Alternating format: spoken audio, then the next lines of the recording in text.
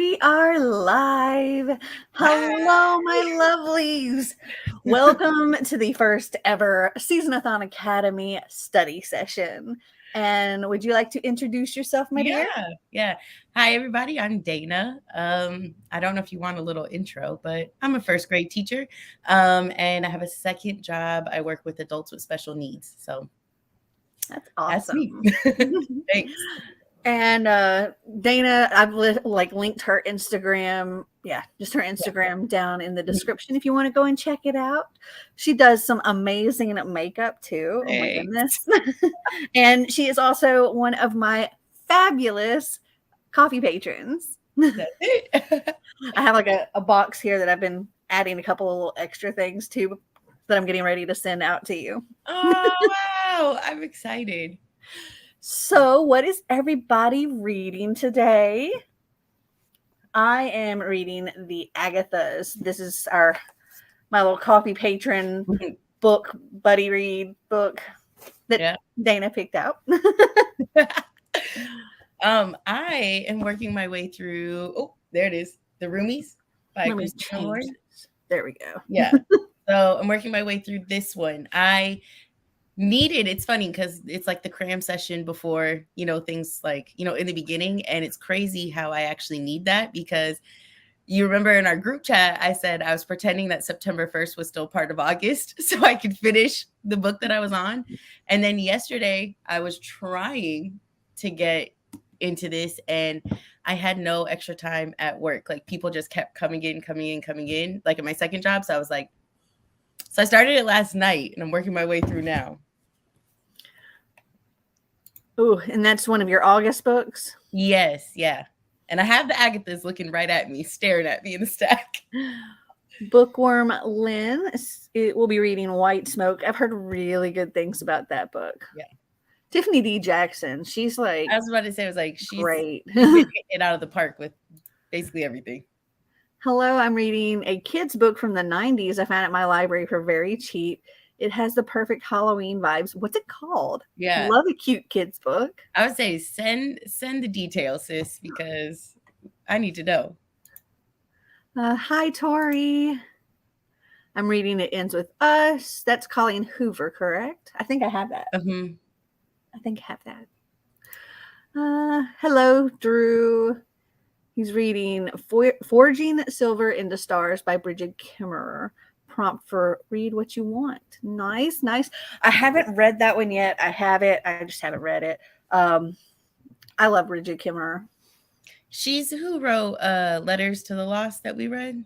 Yes. Who did? Yes. Yeah. Okay. So those two books in that duology, those are the only books I've read from her, but those were both 5 stars to me. So I want to dive into more of like her other publications because those were hit it out of the park. Yeah. I don't know what I even expected when we read those, but it exceeded every expectation I had. I was like, whoa, this was good. I was like crying and laughing. I read Cursed, Dark, and Lonely. I read that whole series by her. Mm-hmm. And the first book, I gave 5 stars, and I was like, this book's amazing. The second book, I was like, can I give it 6 stars? It's even better. The third book, I think I gave 4 stars. I heard some people didn't really love the way that it ended. I don't know personally because I didn't read it, but I saw that a few people are kind of like, I didn't love the way she went with it. But I mean, it's still great series. Yeah. Okay. Gray is my book boyfriend. Okay. I'm not reading it. I'm reading A Court of Wings and Ruin. Yes. Hello. I'm going to be starting The Love Hypothesis. I just finished that a couple of days ago. It's great. I loved it. Oh, Bethany, you're from the coffee chat. Yes. Bethany's one of my lovely coffee patrons. Yes. Hello, I'm reading Game of Thrones. Oh, that's a beast. Yeah. It's called The Horror Number 2, The House on Cherry Street by Rodham Pilbrick and Lynn Harnett. Okay. The Horror Number 2. All right. I know. Hello, Lauren. I'm reading Ruthless Creatures, Queens and Monsters series, book 1 by J.T. Geisinger? I don't think I've heard of that one. Me neither. Wow, we got so many lovely people here today. Okay, so let me get my timer up because I haven't done that. I haven't really prepared. I was telling her I didn't do any makeup or anything. I took a shower. That's good though. That's a lot. I took a shower. Yeah. And I told her, I was like, I only did makeup because I realized the picture that I sent her to add to it had me in like a full face. And then I was like, oh man, let me try and look somewhat close to that. This share the clock. Share. There we go. Do we want to do 30 minutes or do we want to do more? I'm gonna start whatever. This is all I have for today. I'm gonna be reading all day, so awesome. I'm here. I'm going to start Strange and Norrell for History 1011. All right. I have my little papers here. History 1011 is read a book set in the past. Oh. I don't even remember what the Agathos was, which prompt, because I haven't written them down. I need to do that. I told I printed out my copy and I was like, I'm gonna fill it out today. Because I think I've solidified it. Like I worked on my little graphic and I think I'm good now. Hi ladies, I'm reading Where the Crawdads Sing. It's really good so far. I also own that, but haven't read it. I tried to read that and I started it on an audiobook. And I could not get with the narrator, and it just, I don't know, it just took me completely out of it. But I keep telling myself I got to give it another chance. But this is a study session. You don't need to look your best to study. Girl, I'm in my PJs. I'm going to read, okay. I'm going to be reading The Seventh Cadence by Jim Wilborough. I wanted to read it last month, but only got 7% in, so I'm rolling it over to September for SeasonAthon Academy. There you go. And you can totally roll roomies, count roomies as one of your classes. Yeah, I can't remember. I got to see. I think it was a book oplathon one, but I know I can count it for something. I just got to figure out what. You're counting it for the emoji one. Yeah. Because she got like City at Night. Yeah. That was a mission. This book I'm reading is for my first book prom. What? I've never heard of book prom. Like, wow. The read whatever you want. Oh, my first book prom. Yeah, okay. I was like, I want to go to book prom. Me too. It's actually for another book club I have on Facebook. I'm sad it's not actual book prom. I finished class Com 2200 with Mr. Wrong Number by Lynn Painter. Nice. I almost picked that book up in Barnes & Noble the other day. For English 1010, I'm reading Sawkill Girls by Claire LeGrand. I have read that one. I think it was just for me, it was an okay book, but I know a lot of people love it.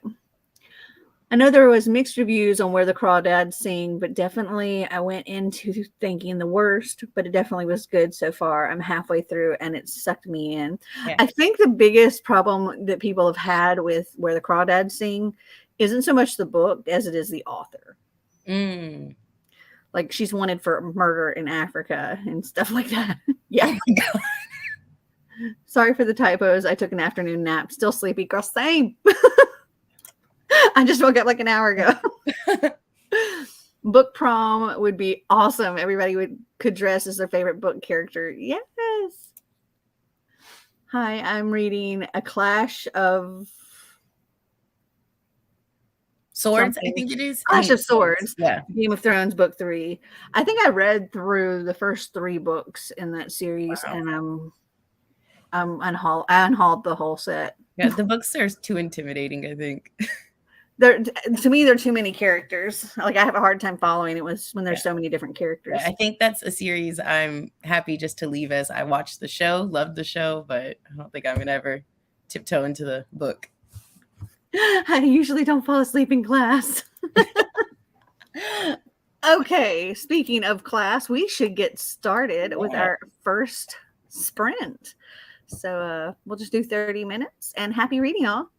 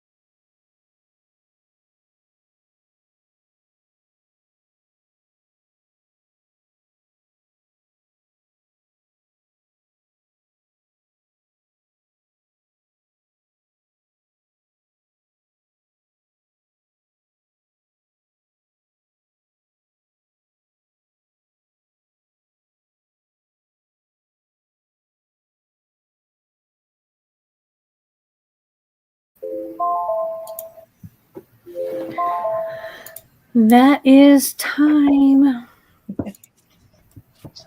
I'm so close to the end of my chapter. I'm like right here.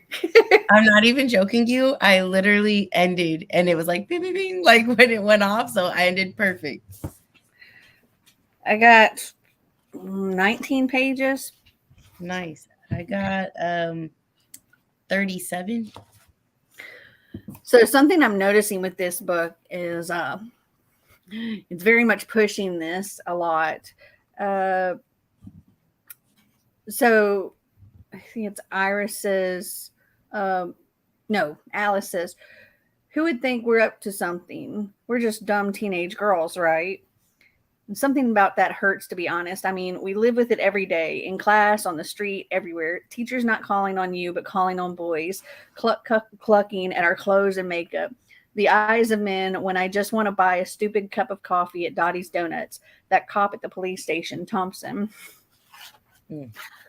There's a lot of, oh, you don't know any better because you're a girl kind of thing. And I'm like, okay, to some extent, yeah, things are like that, but not to the extent that they are in here. Yeah, I feel like they're setting it up to be like, and bam, girl power. We figured it out, you know? Yeah. Oh yeah, definitely. Yeah. So this is my second Christina Lauren book, and like I feel like I'm like cheesing. Like just like I'm like like it's so cute. Have you read this one? You read this one, right? No. Okay. The only Christina Lauren book I've read so far has been autobiography because we did that as one of our SeasonAthon books. I've read The Unhoneymooners, which is like I love that book. I think that book has a piece of my heart forever. Mm-hmm. And Josh and Hazel's Guide to Not Dating. Mm-hmm. But Roomies is like has one of my favorite tropes, fake dating. And it's just like it's so cute. It's so cute. I'm obsessed. Love Hypothesis, fake dating. See, I gotta read that. It's sitting on my shelf. I've got to do it. Oh damn! I did not know that. Oh, that was about the Where the Crawdads Sing author. Oh yeah, you hit us with the bombshell. I also feel I jumped in on the right time. I'm on lunch at work. Yay! Hello, Karina. I finally started watching Heartstopper, so I'm finishing episode 5 during this sprint before jumping back into A Destiny of Dragons by T.J. Klune. I freaking love that show.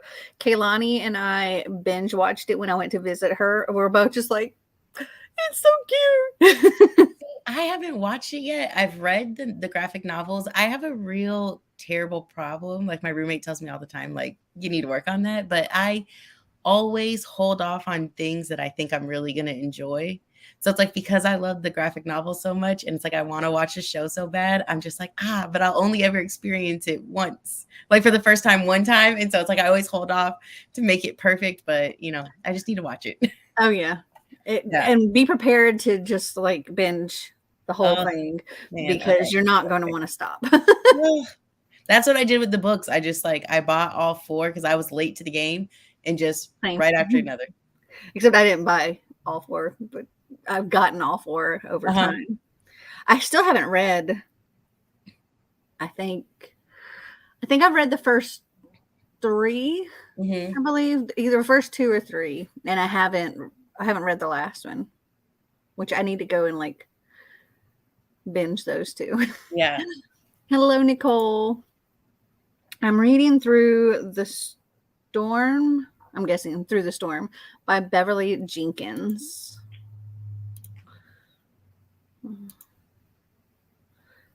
And Lauren has special needs.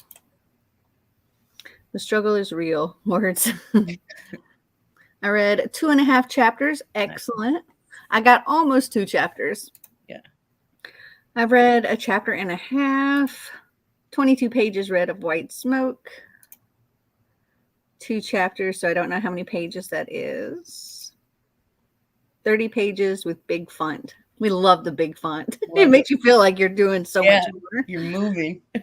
Definitely got distracted a couple of times. 60 pages in so far. Nice.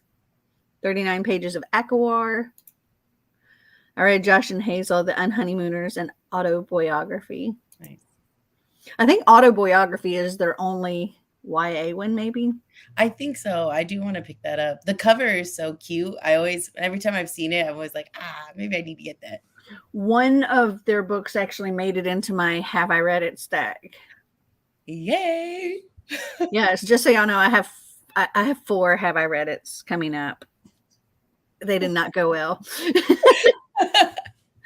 Read 23 pages of The Love Hypothesis. Loving it so far. Feeling a potential 5-star. Yes. 10 pages. Got distracted by my bird feeders. On one of them was empty, and the little birds were staring into my window with accusing peepers. Feed me. Heartstopper is the most precious thing ever. I'm sure I will be finishing the show this weekend. I gotta watch it. I don't know how you didn't just binge the whole thing all at once. First 3 mail because that one got soda damage at Y'all West. Oh no. Oh man. The Heartstopper show is very binge worthy. Mm-hmm. I've got the second Heartstopper book on my TBR for the month. Yay. Came in late, but we'll start in on These Violent Delights by Micah I can't say that. I'm savoring every single second of it. Yeah, I could totally go back and rewatch that whole thing. It was fine. Every once in a while I'll find something that I'm like, this is cute, and then I'll literally have to binge watch it because I can't not. Like the other day I finished watching Boo Bitch. Have you seen that? It's cute. It's like you got these two like bookworm girls that are. I love that already. Yeah, they're like super studious, and it's their senior year, and they're trying to like, we're gonna leave an impression. We're gonna, go out and we're gonna go to these parties and all this stuff. And but then that night, one of them dies. I saw the trailer for that a few weeks ago. What is it on? Netflix. Okay, I'm gonna have to watch it. I saw it. I don't know if it popped up on my Instagram, like just scrolling, and I saw it and I was like, wow. But once you started talking about it, I was like, no wait, I've seen that. And then you said somebody died, and I was like, I saw that trailer. I gotta watch it though. A moose fell on them. And that happens in the first episode. And so I love that. Then there's one of them is a ghost the whole time. Yeah. It's cute. It was a super cute show. I particularly liked the Asian girl's parents because they're like, we're going to go to a party. This is in the first episode. We're going to go to a party. And they're expecting the parents to be like, wait a minute. Because, you're like the going to be valedictorian kind of kid, Mm-hmm. And then they're like, oh my God, finally. You want a pregame and trying to give out me? I love that. We'll drive you so that you can drink. Okay. Parents, we love that.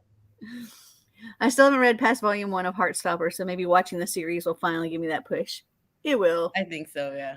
Because at least the series, it goes past book 1. It's like book 1 and part of book 2, I think. Or maybe book 1 and 2 and part of book 3, if I remember correctly. Heartstopper is a warm hug that makes me want to watch it all the time. It's really cute. I've cried multiple times at the cuteness of it all. Yeah, Kaylani is making me feel like I have to watch it. Yeah, Kaylani and I were both just like, it's so cute, like over and over and over and over again. And they do like these cute little graphics and stuff that match the graphic novel. So you like see little clouds and hearts and stuff pop up that are like drawn, and it's cute. I love that. Boo Bitch was so good. I put these 2 on a list. I gotta watch. Another one that I've binge watched is Never Have I Ever. I'm not even joking with you. When I felt it in my soul. I was like, she's gonna say never have I ever. I love that show. It's so cute. Yeah. Hello, it's a tongue twister. Yeah. What show is this? We were talking about Boo Bitch. It's very cute. Hello, we'll be back in 5 minutes. Okay. Yes, I love the little leaves and sparks and oh, so cute. That's with a Heartstopper. Heartstopper. The little illustrations. Mm-hmm. Oh, I love having so many people in here to chat. It's great. Yeah. All right, shall we do another sprint? For sure. I think this time I'm going to work on editing my video because I was hoping to finish it before we got started, but then I didn't because I took a nap. Okay, adding Never Have I Ever to my watch list. Yes. You'll like it, I think. Yeah. Angelica So also agrees. Never Have I Ever is also so good. Yeah. All right, let's add this back. And happy reading, all.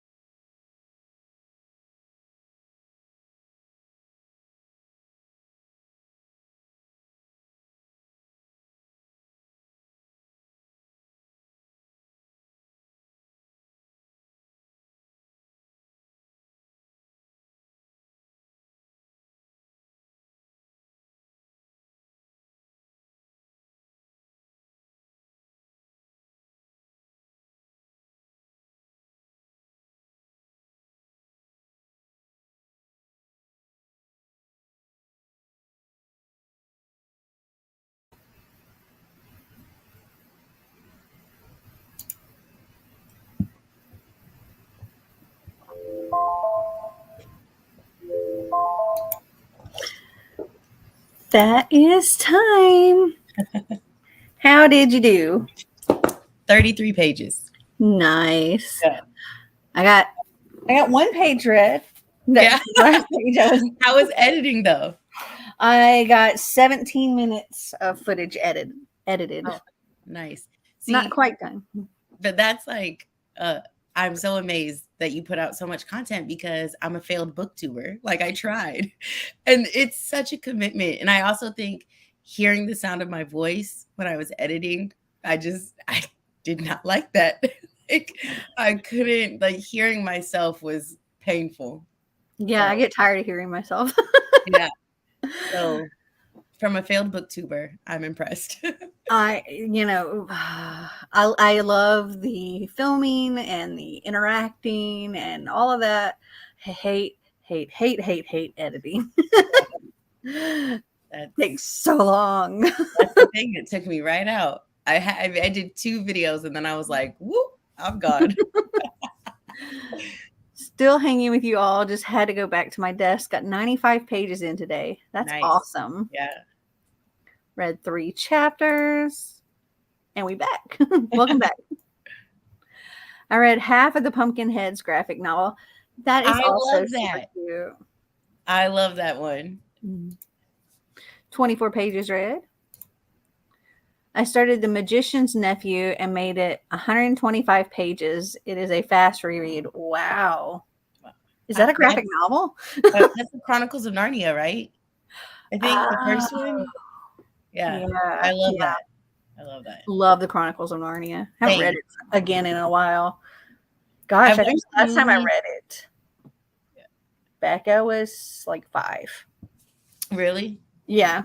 I watched the movies and like fell in love with them, and then I tried to get my dad to read them with me. So I've been waiting on him. So I've read The Magician's Nephew twice, but I think I'm just gonna move on without him because he's not reading them. Because I have the whole box set, like the illustrated versions, and I've been dying to read them. Like I'm looking at them right now, and so I think I'm just gonna read them without him. Yeah, let's see. So she was like, I want to say she was like 5. It was before the first movie came out. Mm-hmm. And I was like, okay, well, we're gonna read it before, and so we did. Aww. But she's 22 now, so that just tells you how long it's been since I've read them. maybe we should read those. Maybe. Yeah. Another 27 pages read. Might just binge the entire book tonight. I love that. Nice. What time is it for you, Bethany? I'm just so curious. I think she's like 6 hours later. Oh shoot. So it's like 10:30 at night, I think. Okay.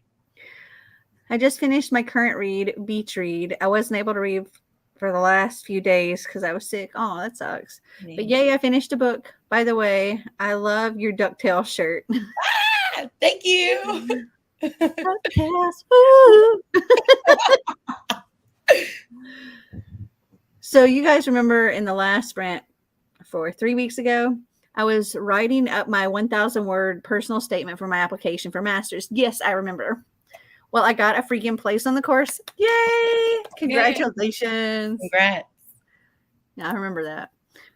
1.5 chapters, 45 pages of lore and lust, The Vanishing. Is that the first book or is that a different one in the series? Because I know Lore and Lust, at least just that title, is the first book because I gifted it to Clint for his birthday, and it's like queer vampires. Okay. It's 9:25. Okay. Well, I was off by an hour. I read the Chronicles of Narnia again about 5 years ago. Congratulations, Asma. 13 pages of the 7th cadence. Only a little distraction. Watching feathered visitors is just so relaxing. Oh, thanks to your sprint.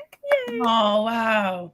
I mean, I'm sure it had something to do with your brain too. The second, it's a trilogy. Okay. Congrats, Ozma. Okay, so I thought about this at the beginning of this last sprint that I wanted to ask everybody. Okay, so you know that I loved Heartstopper. I loved Never Have I Ever. I loved Boo Bitch. what else, like something like that. What's another show I need to binge? I need recommendations, because I just, I'll look at something that is on the like recommended from Netflix, and I'll try to pick something from there when I do watch something. But oh, and another show I love is The Circle. I have not watched that. Do I need to add it to the list? Add it to the list. It's kind of a reality show, but it's okay. so much fun. I'll watch it. Have you seen the trailers or anything for it? Do you know what it's about? No. Okay. Tell me. Enlighten me. So it's a competition for like $50,000, and it's kind of based on social media in a way. Okay. So, but it's instead of like Instagram or whatever, it's The Circle. And you have these people, they're all in these apartments, but they're completely closed off from each other. So they're completely isolated, and the only interaction they have is like through texts and like through chat, through the Circle chat and stuff. And then they can put their pictures on their profile and write stuff about themselves, and they can be their actual self, or they can catfish. And yeah, so and then people get voted off and stuff because they're like, oh, that person, they're so a catfish and blah blah blah blah blah. And okay, I'm gonna watch. The most recent season of all the things. The most recent season, 2 of the Spice Girls were on, and it was Baby Spice and Scary Spice. So Mel B and I forget what the other one's name is, but they were teamed up together and they were catfishing as somebody. And then if the group figured out that they were catfishes or whatever, that the prize pot went up. Okay. It was okay. I'm gonna watch that. It's a fun show. I'm gonna watch that. Just got home from running errands with my daughter. How long are you guys going for? I don't know. A couple hours, I guess. Yeah, I was gonna say, it's like I'm free all day, so whatever. Thank you, Karina and Bookworm. Selling Sunset. Oh, that's a show? Yes, I fell down that rabbit hole. So it's on Netflix, and it's about like real estate. And so it's like this huge real estate company brokerage group in and I'll be honest with you, I get wrapped up in the drama that sometimes I forget that they are even realtors, but they sell huge homes, like multi-million-dollar homes. But the drama, A1. Like, it's, if you need something to lose yourself in, without a doubt, go down that rabbit hole. My roommate and friend, like, they forced me to watch it, and it was a great decision. Like, okay, they just won, I think they were nominated for like a VMA or something like that. They were nominated for something that just happened in like, all the little award circuits. But it's good. It's good. Have you tried Paper Girls on Amazon Prime? No. Isn't there a graphic novel that's like Paper Girls? It's based off of that. Yeah. I've got to watch that. Actually, one of my friends works on the show. So wow.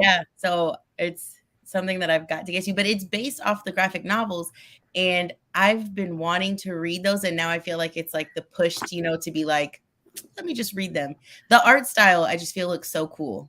I think I have Paper Girl. Maybe I'm thinking of something else, but I feel like I have that graphic novel, at least the first one. Yeah, maybe. I think I'm gonna snatch them. Love The Circle. It's a bit cringe, but addictive. Absolutely. All the best things are, right? Yes, it is. It is. It's like one of those guilty pleasure kind of shows. That's like me with like sometimes with the Kardashians. I can't help it, but I'm just like, what do y'all pick up? I had a goal of 84 pages and read more, so I really got past where I wanted to be. Nice. Excellent. The Circle is so addictive. I've watched them all. Yes. I'm like, as soon as it comes on, I'm like, yes, give it to me. And then I hate when I have to, like, I finish it and I'm like, what do I do now? Yeah, that's wait for another season. Come on. That's me with like Love is Blind. Did you watch Love is Blind? I think I may have watched no, I'm thinking of something else. I watched an episode of The ultimatum? No, it was like they were, maybe it was Love is Blind. They were all like at this, I don't think it was, they were at this like resort type place, Mm-hmm.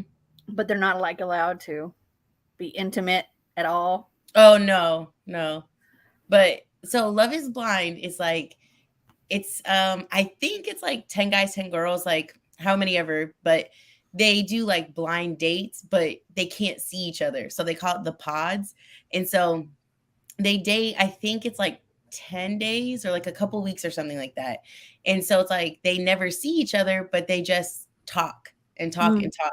And so, essentially like all the girls stay together, all the guys stay together. And so they're all essentially dating each other's people that they're dating, right? And so you get out of the pod and make it to the next like stage if one of you propose to each other. Like sight unseen, just conversations. And then they take you from the pods. Then all the couples that are engaged now then go to a resort. Yeah. And then you're like living together kind of like in this like honeymoon phase, right? And then they take you from there back to they all live in the same city. So then they take you back to your city, but you don't live in your home. You live in like the apartment that they provide. So you have to get used to living with each other. And then it ends with, are you really going to get married? Nick and Vanessa Lachey, they're like the hosts of it. Wow. And the first season happened during like the height of like lockdown during the pandemic. And that's when it aired. And so people just lost their mind from it. And then it took like over a year, like I think like 2 years for season 2 to come out. Oh gosh. And it was still entertaining, but it was not as good as the first season. Like the first season, I don't know if it's just because we were all collectively stuck at home, like losing our minds about it, or was it really that good? I don't know. Sex Education is one I enjoyed, and a new season I think is coming soon. What is Sex Education about? I don't know. I've heard people talk about it and say it's good. I need a different piece of paper. The other one I'm writing on is way too small. Not for all the shows. Here we go. Let's see. Sex ed. And what is Sex Education on? I think I've heard it's on Netflix, I think. Because I have Netflix, I have Amazon Prime, I have HBO Max. I think that's it. No, I have Disney Plus or whatever. Let me see. I'm rewriting everything down here. Yeah. I know. I put Heartstoppers, Boobage, The Circle, Sex Ed. Good Girls is so good on Netflix. I love that show. I've seen, I think it was like the first season of that show. It is pretty good. Have you ever heard of it? Mm-mm. Okay, so it's like these 3 moms that need to make money, and so they basically start like taking dirty money and cleaning it for this like little like criminal ring.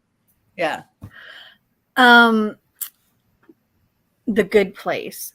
That is another really good show. Yes, I love that one. Mel, have you watched Schitt's Creek yet? If not, please do. I haven't watched all of it, but I have watched it. Love that show. Fun. I'm obsessed. My husband and I mostly binge watch TV shows on Disney Plus like Gargoyles, but I definitely want to binge watch DuckTales 2017 again. In the UK, Married at First Sight is one I don't skip if it comes on. Great to watch when cleaning, ironing, folding laundry. There was another one that's like, it's a baking show. Mm-hmm. But they were like making things with Baking Impossible. That's what it was. Baking Impossible. And they're like, they had to make an outfit that was completely out of edible things, or they had to make a bridge that a vehicle could go across out of food, things like that. Yeah. There's a lot of really cool things that they had to make a boat that could actually float and go, like a remote control boat. And it takes like each team is a baker and an engineer. I was about to say, And there's they got to come, be somebody with the science brain. yeah, they work together, the baker and the engineer, to do baconeering is what they call it. Okay. I'm gonna have to I thought watch it that. was so interesting. Yeah, I'm gonna have to put it on the list. OMG, yes, Love is Blind and The Ultimatum is top tier for reality That's TV show it. junkies. Okay, I'm gonna write Love is Blind. That sounds, to me, it sounds stupid, but Yes. sometimes stupid is great. Oh, Yeah. speaking of stupid, Snowflake Mountain. I need to watch that. Yeah, Okay. it's it's a bunch of like 20 somethings that are like things like still living at home. They're like super spoiled, rich kid, kind of like the snowflakes. Mm-hmm. And then they're brought to this mountain in the middle of nowhere, and very rustic accommodations, and all of their luggage with their Prada bags and things like blown up.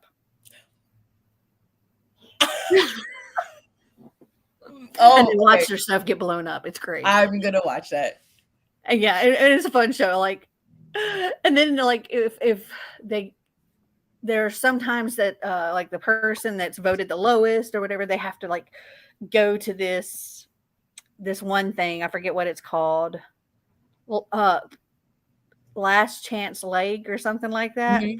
And so instead of having a cabin, which the cabins are not like fabulous, but instead of having a cabin, they have to go to Last Chance Lake, where they've got literally just like a tent, not a regular tent, but just like a tarp. Oh my god. They're on the ground. It's super like they got nothing. I wouldn't survive. And they have to stay the night there. Oh my god. And they're like, there's bugs and there's scorpions and Oh god. See, I don't think I could make it. I don't too know if I'd hot make to it. handle. I've Oh, I heard think that's that. the one that I was talking about. Too hot to handle. Too hot to handle. Okay. Love Island is also a fun and very addicting show that's completely bingeable. My roommate was just telling me about that. Oh, Netflix. Sex Education is on Netflix. Got it. Okay. Let's see. Lots of awkward teens discovering themselves. Oh, dear. Oh, God. Baking Impossible was really good. Sugar Rush as well is an amazing baking show. Oh, Cooking with Cannabis. That's also a really cool show. Okay, I have not seen that, but it made me think of there's this girl on YouTube that she takes edibles and then does makeup looks, and it is the funniest thing I've ever seen. I'm gonna send you. I'll send you a link. All right. Send you a link. Zumbo's Just Desserts is a great baking show as well. Yes, Zumbo's Just Desserts as well. Otis is a teen who lives with his mom who is a sex therapist. I'm going to suck at selling it. There's nothing I love more than a good baking show. Yeah, Cooking with Cannabis is freaking funny because like they get a panel of judges to like taste all these things, and they have like they're cooking like a 3-course meal or thing or certain things, and they, besides having to like meet certain like challenges, they're also having like different kinds of cannabis in this, and then you have like this panel of judges that taste everything, and they're all getting high and stupid, and it's great. I'm gonna have to watch that. I like the show. Nailed it. I'm not a fantastical baker, but some of the results they tried to copy the cake were hilarious. So funny. Oh, and Bookworm wants to know what YouTube channel that is. I'm gonna look it up right now. I'm gonna look it up. Okay, well, while you look that up, let's do another sprint because we've been chatting for a while now. Perfect. All right. Happy reading, all.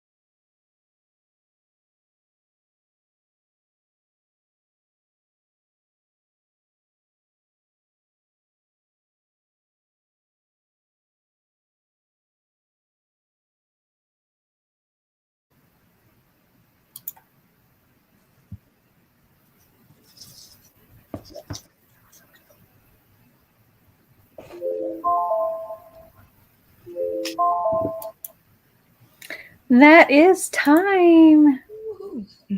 How'd you do? 35 pages. Excellent. I read 2, Yeah. but I One also more finished than last editing my time. video.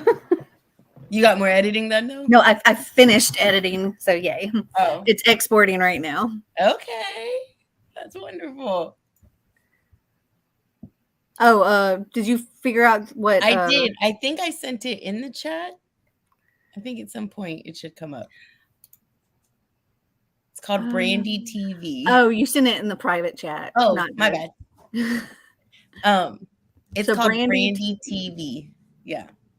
Please watch the old lady tutorial, LOL. When you go to her channel, you have to scroll a bit because it's from 3 years ago, but so worth it. Yeah. She's like super high and then using just all these things to try and make her look like an old lady. And it's superb. Like, well worth it. I just watched the season 1 preview of Sex Education. Trust me, you'll love Otis's best friend, Eric. I know I do. Karina says she'd love to be a judge on that show, LOL. Cooking with cannabis. Oh, Sugar Rush on Netflix is fun to watch. They make some interesting, yummy treats. No edibles, though. 21 pages down. Read 2 chapters, 3 hours and 59 minutes left. Awesome. Nice. Read 23 pages. I'm reorganizing my closet because I need space and to let go of stuff. And I literally spent the past 30 minutes trying things on and looking in the mirror. Yeah, I've been doing that, having to do that with my books, except for the trying on part. Yeah. Me and my roommate, seriously, right before this, we were just talking about how we're like, we have so many things, but then we wear like the same, like 3 shirts, you know? And so I was like, why? Like, we're just like, we got to get rid of some of this stuff that's like, why are we just keeping so many things that we literally never take out the closet? You know? We're getting rid of a lot of Yeah. stuff. Moving's the perfect reason to go through. And well, the house we lived in before this house was ridiculously huge. It was massive. Like, okay, so when we very first moved to Tennessee, the house we bought was like 1,800 square feet. Mm-hmm. And, for here, that's like an average size, I guess. But it was a really old house, and we decided we wanted something better. Yeah. And we went stupid. And we bought a 5,000 square foot McMansion. Yeah. And then it was time for Becca to move out, and we're like, we have this massive house and there's just 3 of us. Yeah. We don't need this much house. And so now we have this house. Mm-hmm. But we filled up. When we went from the 1,800 square feet to the 5,000 square feet, it echoed throughout the house because we didn't have enough stuff to fill it. So we bought stuff to fill that house. Mm-hmm. And then we moved to this house, which is like 3,000 square feet. But we still have the 5,000 square feet of stuff. Yeah. And now the house we're moving to, and we have a huge basement here, which is full of crap too. But the house we're moving to is like 2,400 square feet and no basement. So, and we still have like 5,000 square feet. Yeah. Stuff. So yeah, man, we're crowded and cluttered in this house, and it's going to be so much worse in the other one if we don't get rid of a ton of stuff. Yeah. Are you still going to have like a library in the new house? No, not until Xander moves out anyway. Okay. When he moves out, then I can take over his room as a library. But for now, there's just not a room that'll work for it. Finished Magician's Nephew. I'm 2 prompts down for SeasonAthon with the last 2 Narnia books. Yay! I love that for you.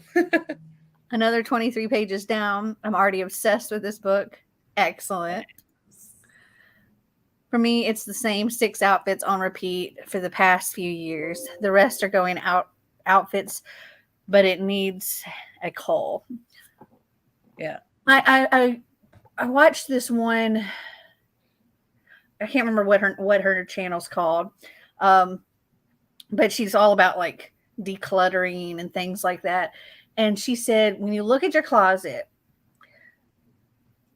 think about how your time is spent. Like, is it 50% where you're, just everyday life, and like 25% where you're working out, and like 10% where you're going out on dates, and 15% work, or something like, what is your that, and then your clothes should match that.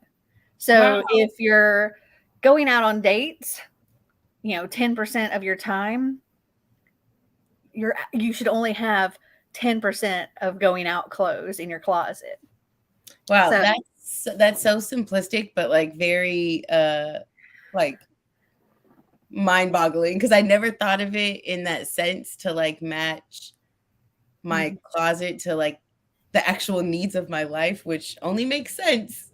Never thought of it. And she made a good point about if you have too many options, it can feel like you don't have anything to wear, even though That's you've got a me. ton of stuff. That's me. So if you have just you have what you need, like if you pretty much live 90% of your time in comfy at home wear, 90% of your closet should be these comfy at home wear clothes.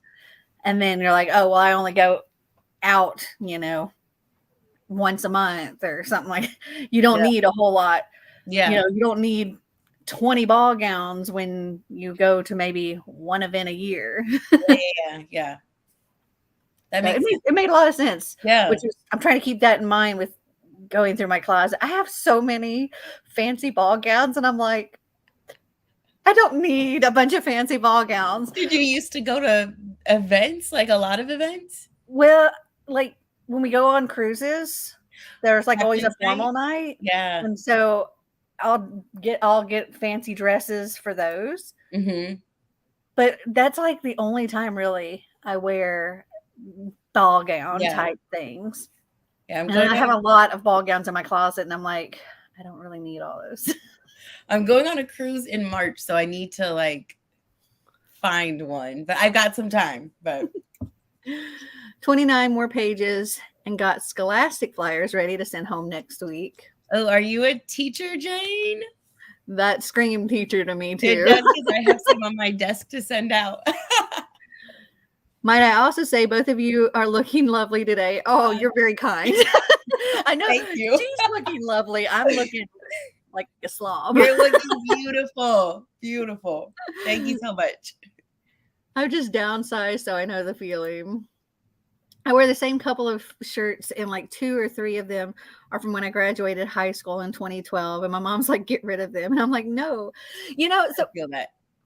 I found that there are certain things, certain items that I hold on to for, sentimental reasons. Like it's a concert t-shirt that, I love this concert, or, reminds me of, I went with my best friend to this concert. But I don't gravitate to wearing, except for like, if nobody's going to see me because it's like old and whatever. And so I've decided, those kind of things I'm going to keep, but then I'm not putting them in my drawers and things like that. They're going to go into something else. And I know people, like my mom does this kind of thing. She'll make blankets, or she'll even do stuffed animals and stuff out of things like that. Yeah. So I thought it would be cool to do like cutting the, whatever out of the t-shirt or whatever that has like the picture or whatever, and making a quilt. That would be so cool. And I've seen people do that. It's you awesome. have like this nice thing with all these memories all over it.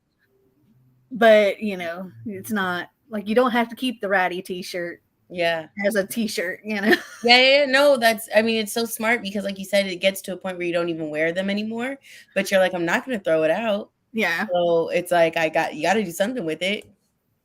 Like I have an Alanis Morissette t-shirt that I never wear anymore. But I went to see Alanis Morissette when I was like 15 or 16 with my best friend. And like I that's a special shirt to me. Like, absolutely. It was the Jagged Little Pill tour and all that. It was awesome. But so I have that. My very first concert was one that my mom took me to. We saw Ted Nugent and Bad Company. I think I was also like 15, 16. And I have a shirt from that. I And love that. I would never wear it now, but It's a memory though. I'm a very like nostalgic and like sentimental person. So for me, I'm just like, I can't throw that out. Those are my things, my treasures. Like I can't get rid of it. I have a Rainbow Bright t-shirt that I've worn way too long. But I'm like, I finally said, nope, this has got to go in the memories thing. I should not wear it anymore. It's out of here. 21 pages of my book. I'm really liking it so far. Only 594 pages to go. There's a dragon on the cover. 5-star prediction. Dragons always, I think, just take it up a notch. I'm a preschool special education teacher. Nice, nice, nice. I've been going through 30 years of greeting cards and working on recycling crafts. Wow. Throw away the 30 years of greeting cards. Just throw them away. Let it go. That's too much. Just throw it away. That's, I would say that's about 3 decades too much. Just 30 years.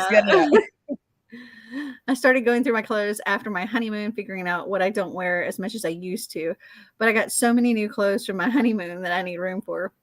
Well, that's exciting. And our styles change over time. Yeah. There's things that are in my closet I don't even know why I'm keeping because I was like, I wouldn't wear that again. Like another thing I heard, this was like a long time ago. I heard this one that when you hang, like take all your clothes, like all of them, and hang your hangers with the like where it curves towards you, and then when you take the outfit out to wear, and you put it back, put the hanger facing the other way. Okay. And then after a year, anything that's still facing towards you goes out of your closet. That's smart. Because that means in a year you have not worn that. Yeah. So get rid of it. There you go. I've got some things I'll do that when we get into the next house because I'm going to get rid of a ton of clothes. Yeah. Before we go, but I think I'm also going to do that. Yeah. So that I've got some things to try. I'll report back in a year. My cousin made a quilt with all the summer camp shirts. It's something I would love to do for Dad. Yeah, I think that's a great idea. I swear my husband has tees that are over 15 years and still wears them. I just want them burned. What you should do is you could just take them and have somebody make a quilt out of them or something and be like, here, I made this special gift for you, honey. He might cry. I was like, he might be so mad if he still actively wears them.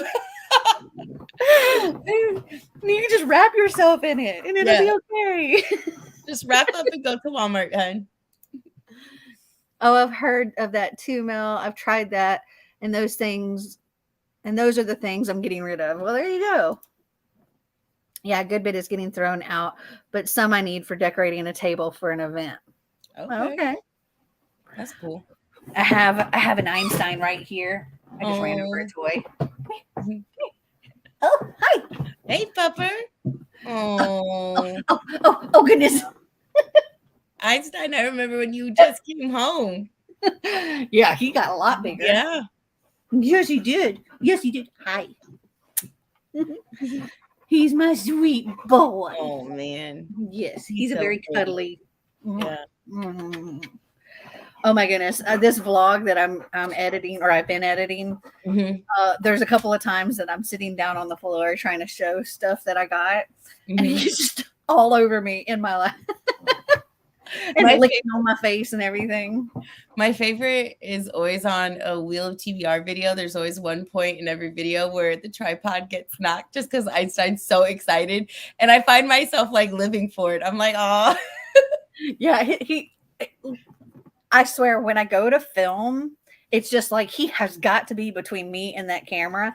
And when he wags his tail, like he wags his whole butt, and like his butt bumps into the tripod, and I'm just like, come on.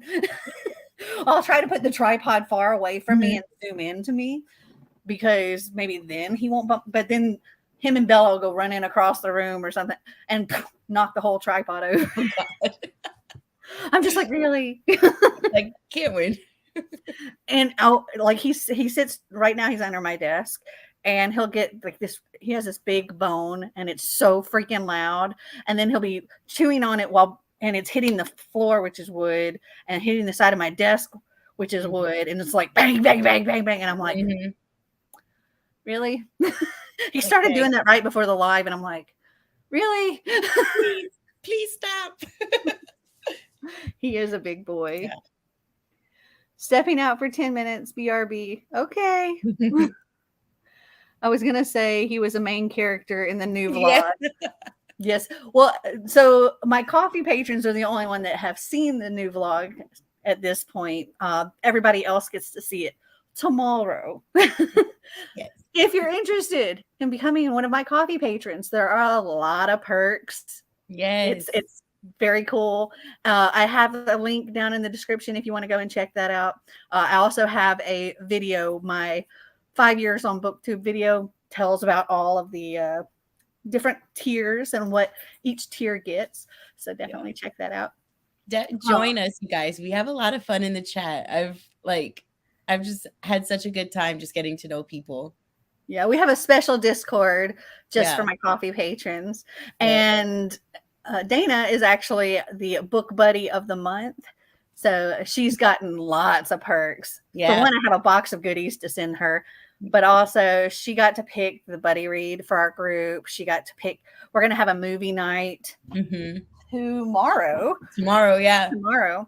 And she got to pick the movie and just all kinds of stuff. Yeah. And it's been fun. It's been a lot of fun. Yeah.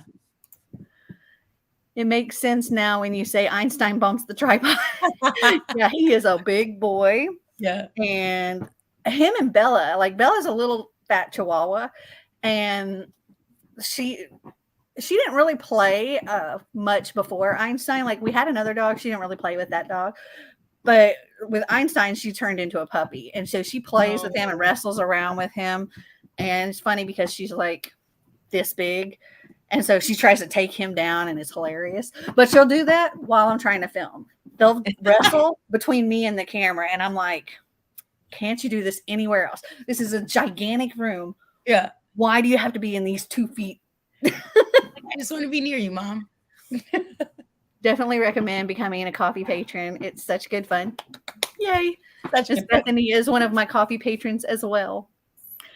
All right, let's get another sprint up. This time I actually get to read the whole time. Yay. So I'm happy. I'm gonna like tilt my camera up because I just had McDonald's delivered and I'm about to stuff my face. Oh, I was stuffing my face with a crumble cookie. Yeah. I was like, I'm not sure. I was like, I'm not sure if I want like my face on the internet with a Big Mac, like so. Everybody will be looking at their books. True, very true as well. All right, happy reading all.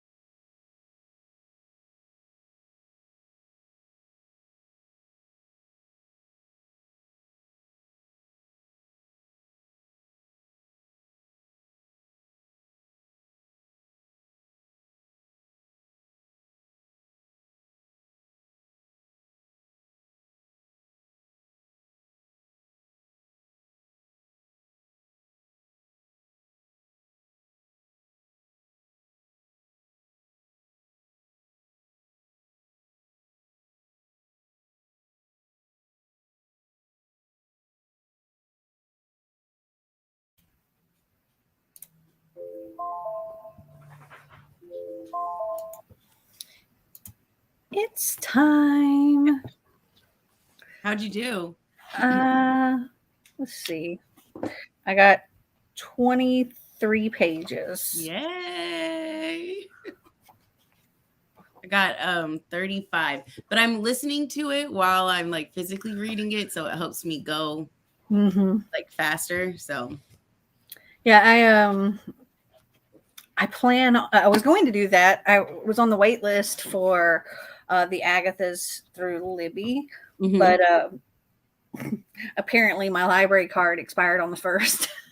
Oh, so I have to go and renew it, and I haven't had a chance yet. Dang. Are you liking it though? Yes. Yeah. Yeah, it's definitely not going to be like a 5-star. I'm thinking at this point it's like a 3.5. I'm thinking. Okay. Yeah. It's a little cheesy, a little cringe, but not bad. Okay. Yeah. It's fun.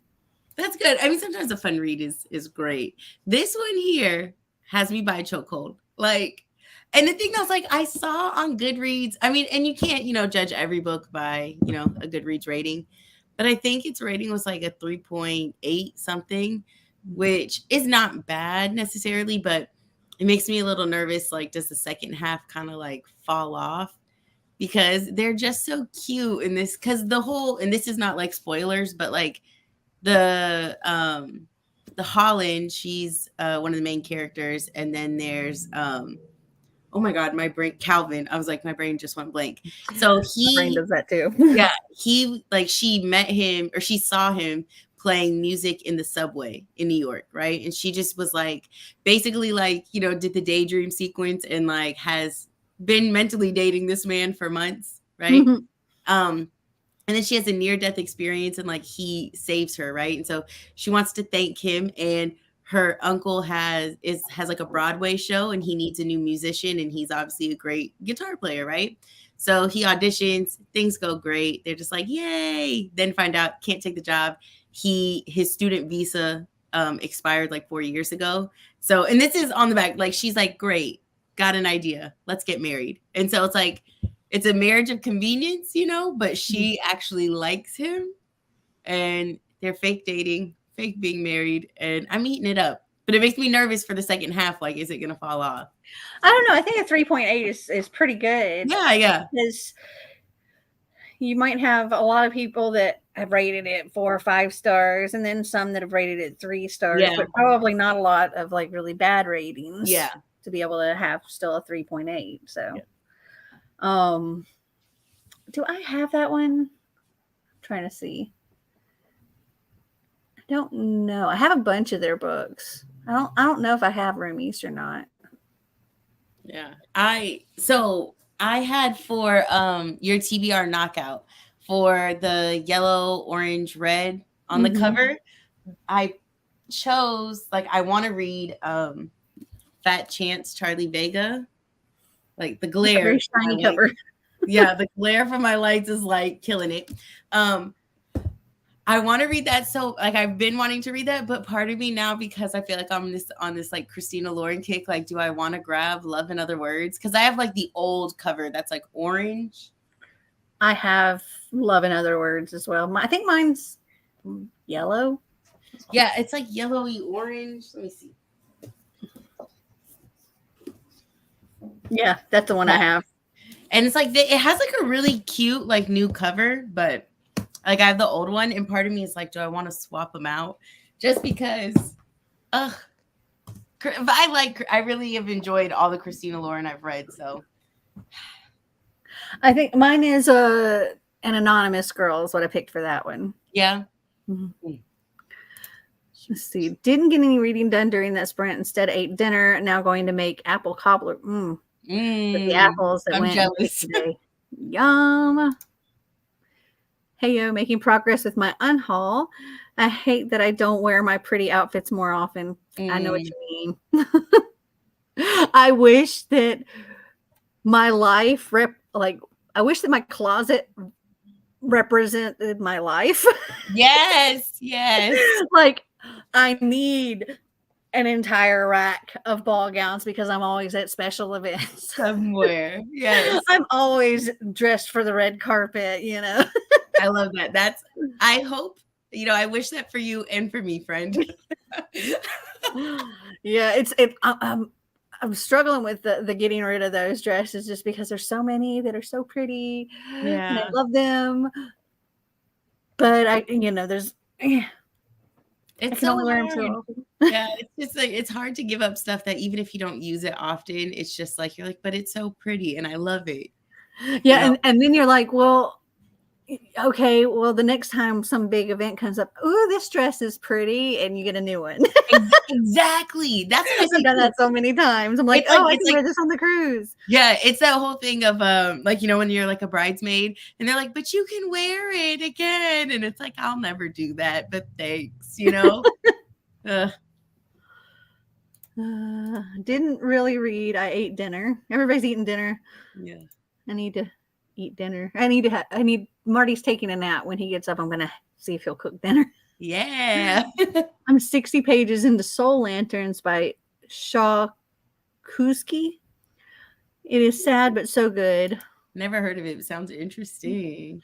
On page 110, yeah, I agree. The Agathas is 3.5 stars for me. I'm sorry, guys. I picked it. It's okay. I mean, it's not bad. Yeah. There's I feel like the writing's a little weak. Mm-hmm. There's a lot of here, I'm laying everything out for you. Yeah. And they're like kind of making it like blaringly obvious. This is the thing. Pay attention to this. Yeah. We've repeated this many, many, many times.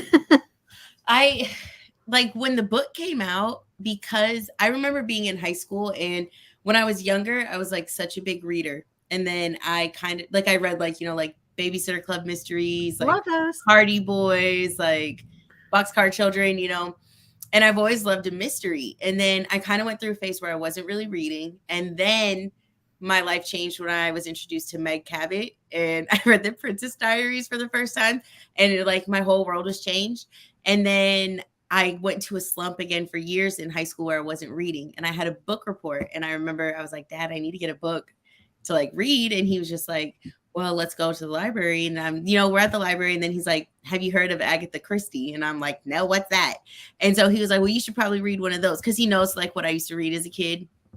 And so I read Murder on the Orient Express, which is the classic, all of her books, I guess, are classics, but that changed my world. And then I've read a few since then of her other books. So when I saw it and it was the Agathas, I was like, stop, this is great. I have to get this. And then because Barnes and Noble did the pink cover, because it's normally has blue. Yeah. It normally had where the pink is, the original cover has blue. So Barnes and Noble had a special edition. And then I was like, we got to do this. And so hopeful. Fingers crossed. Yeah, I mean, I think I've definitely read a lot of other mysteries that are significantly better, but it is fun. Did you ever read Sadie by Courtney Summers? That one really just blew my mind. I loved the podcast element to it, because I listened to it on audio, and that was incredible to me.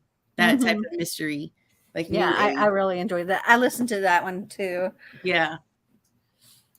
The only Christina Lauren book I've read was Twice in a Blue Moon, which I felt could have been great, but just felt a bit flat for me. Read The Unhoneymooners. It'll change your mind. Hi, Einstein.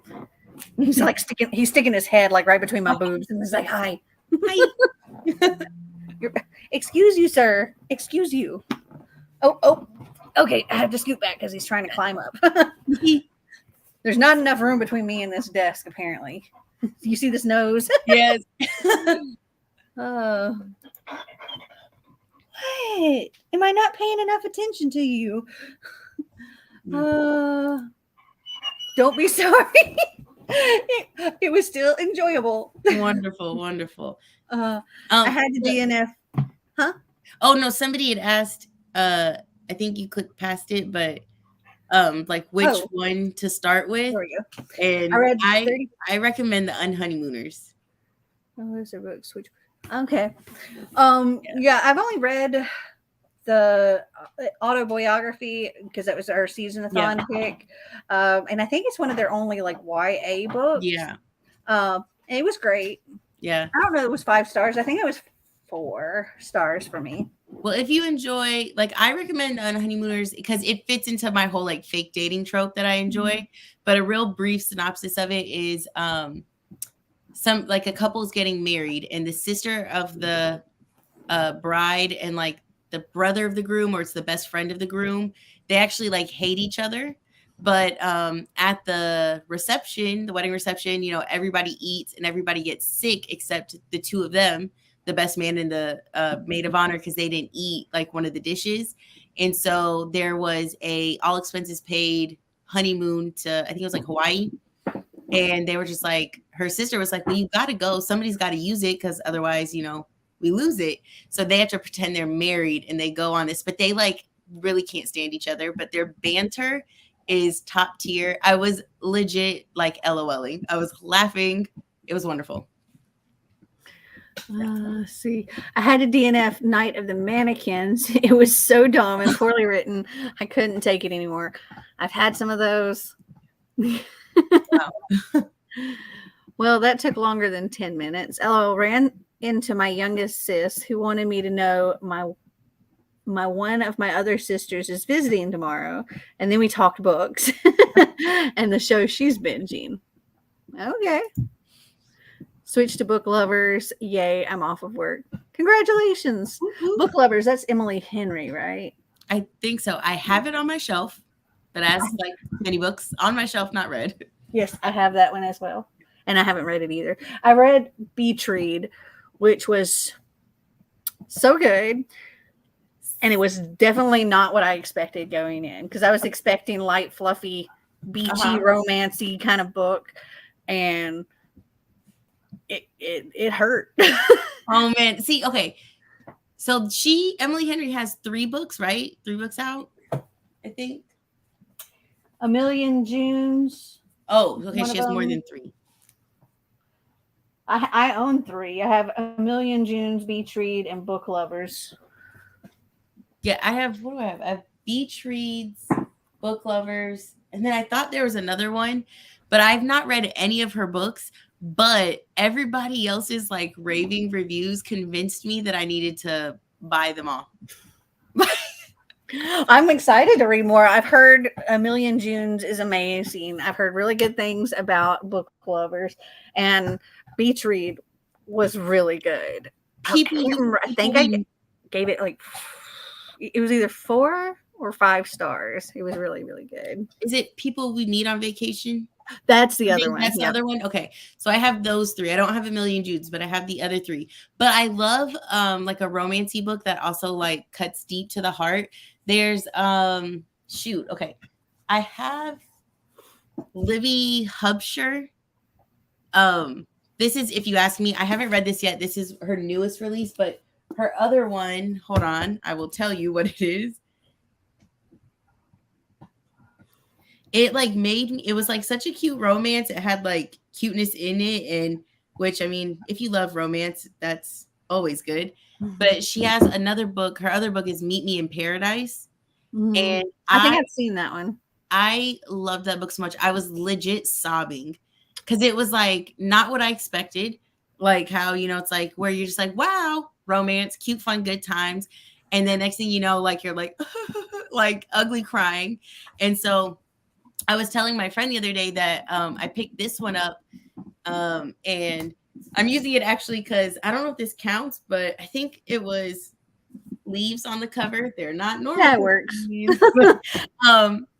I'm pretty sure that's what I picked up for it. I can't remember. But anyways, I told my friend, I said, if this one ends up being like Meet Me in Paradise, where it's like a cute romance, but really just like got my emotions, she might become like an auto buy where it's like, I don't care what it is. I'll snatch it and read it. I own 2 copies of the Unhoneymooners. Yes. I agree. The Unhoneymooners was such a great time. Pick it up, especially if you need some laughs. I have Yeah. that one. I think Kaylani sent it to me. Soul Lanterns is a middle grade historical fiction about the Hiroshima bombing. Okay. Don't make me add another book to my September TBR, Dana. I'm already reading After because of you. I'm cracking up because I just love that you're willing to go down that rabbit hole of After with me, because what a ride. What a ride. But, just add all the books. If you liked Beach Read, I think you'll also really enjoy The Roughest Draft, which that's Emily Wibberley and Austin Segman Broca. Mm-hmm. That was, I think, their first adult one that they wrote, because they were writing other YA ones. Okay. And I have, I think, all of their YA, but I haven't gotten the most recent books. This one, and I think they've come out with another one. But they were also SeasonAthon authors. Oh, nice. Yeah, that was really cool. They're fun. That's so cool. 1 Million Junes is in my top 10 favorite reads of all time. In my opinion, it gives you all the feels. Ooh, it's got a lot to live up to now. Beach read, book lovers, people we meet on vacation. And 1 Million Junes. In 1 Million Junes. All right. I think we're ready for another sprint. Yeah. It's pretty much like when I get caught up on the chat stuff, then I'm like, okay, now we can sprint. Perfect. All right. Happy reading all.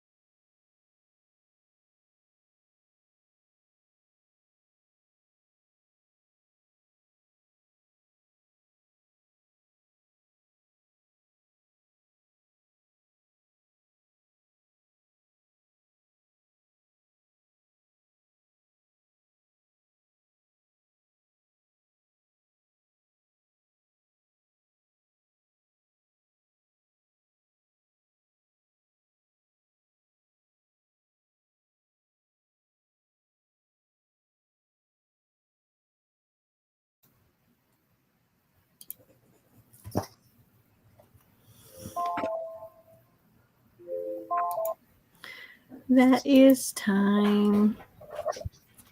My eyelids got very heavy during that one. Oh no. Like, oh, I had to reread a couple of sentences a few times because I was Oh like, man.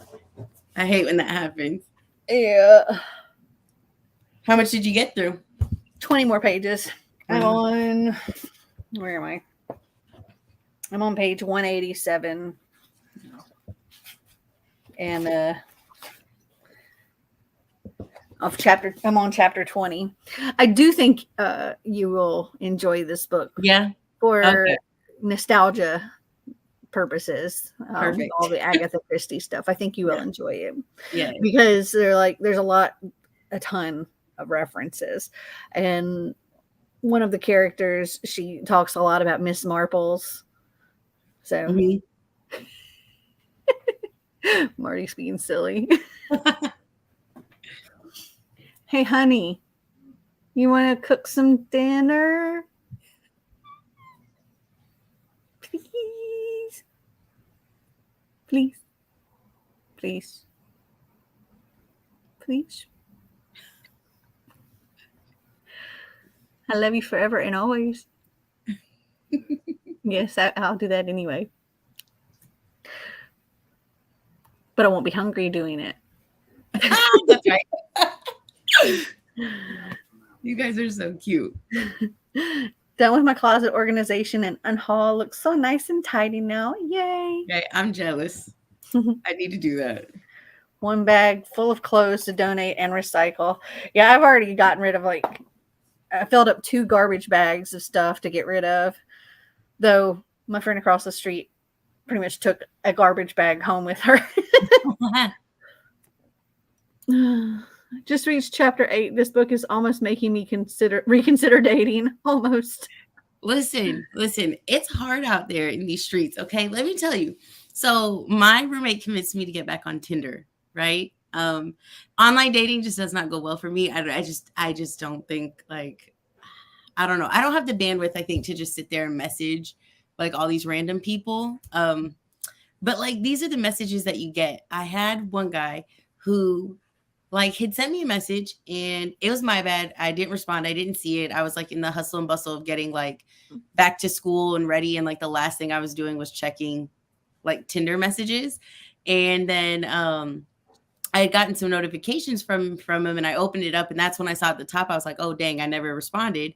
And then, you know, it was like a couple weeks after that, it was 9:02, right? And he was like, he asked a question. He said, if like you could only have one of these things for 10 years, it was a car or your phone, what would you have? And I was like, okay, cool. Like I was about to answer it. Then I read the message that came in 24 minutes after that. And it said, he's like, you're so close. I really want to clap those cheeks. And I was like, report. Like I reported it because I was like, what is this? Like, what is this? And then one guy was like, what do you want to be doing in where do you see yourself in 10 years? And I was like, well, in 10 years, hopefully somebody's wife and somebody's mom. And I was like, how about you? And he goes, dead or in jail. And I was like, well, we all have goals. And I was like, so needless to say, I should be dating and I don't even think I want to. You know, okay. So when I first started my channel, it was actually, I didn't have it called Completely Melanie. It was called Subscription Obsession. Mm-hmm. And it was like just unboxings. And I created like all of my platforms to say Subscription Obsession. Or some version of it. I have since changed everything except for my Snapchat because mm-hmm. I don't think I can change it. And I'm not sure if I can change it or not. But so my Snapchat name is Sub-Obsessed. For Subscription Obsession, okay? But I get a lot of messages because of that name. I bet you do.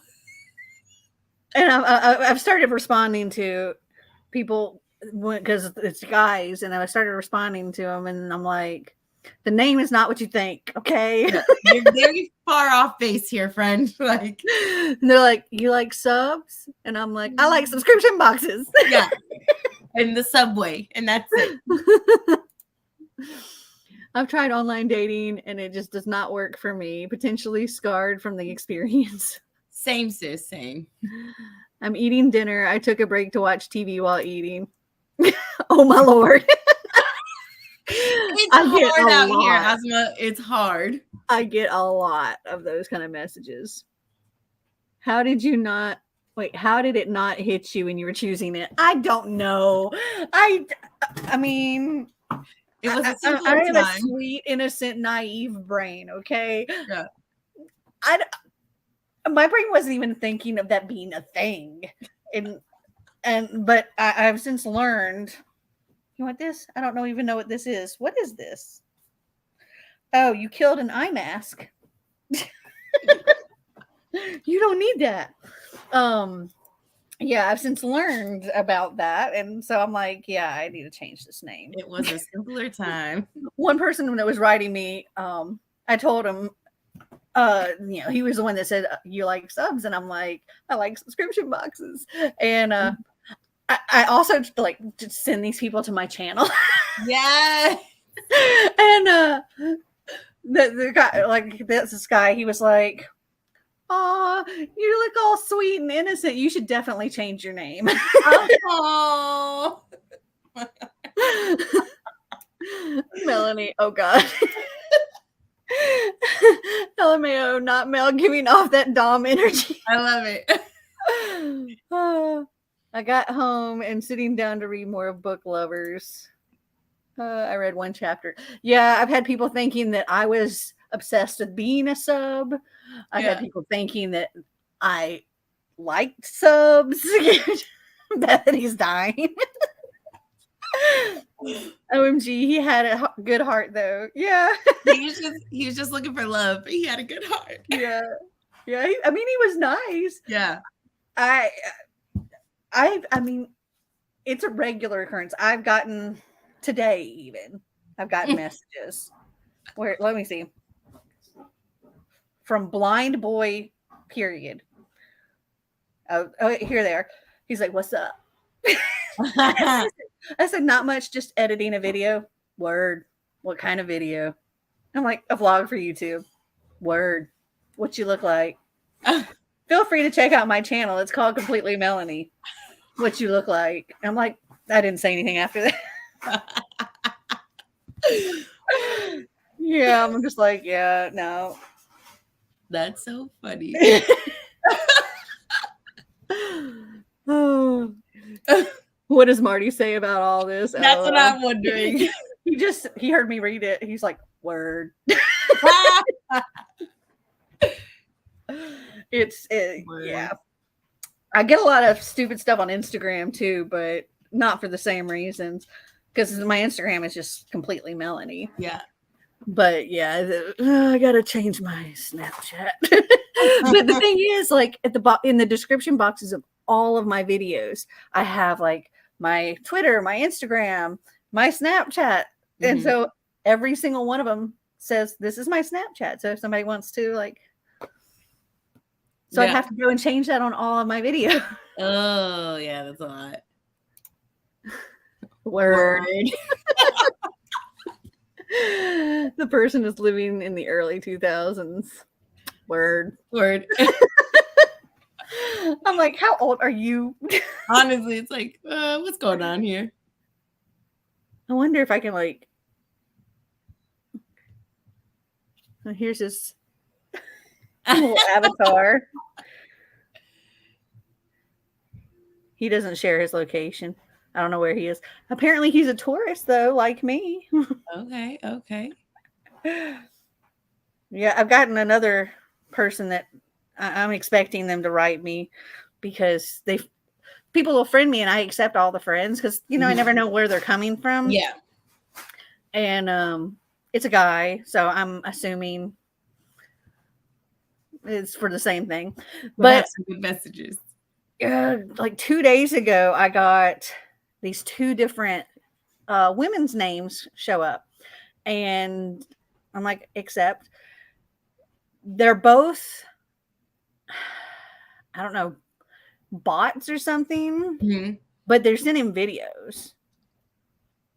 And so they're sending videos of like, hey, baby, and like dancing around and taking things off. And I'm like, I mean, and then it's like, if I don't really chat on here much. So if you want to chat,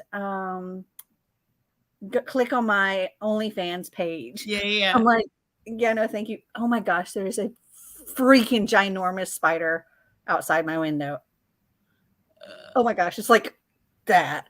Look, you've got the spiders watching you. Somebody else had the birds watching them. I mean, I'd much rather have the birds. Absolutely. Like, this thing is massive.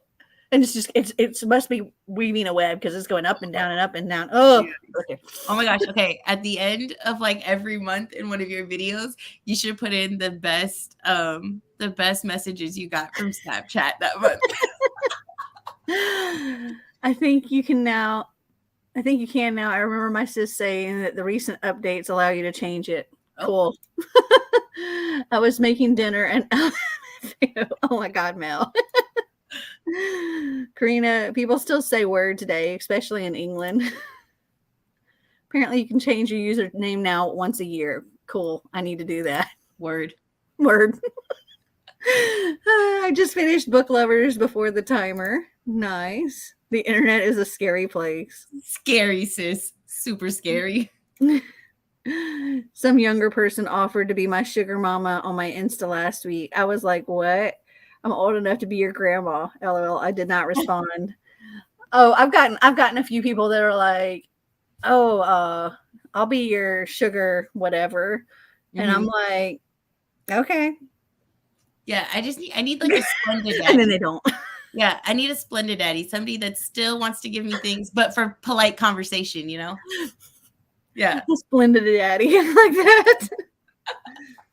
I used to be scared of spiders, but since my son, I'm not phased at all. Well, I think you'd have a problem with this beast.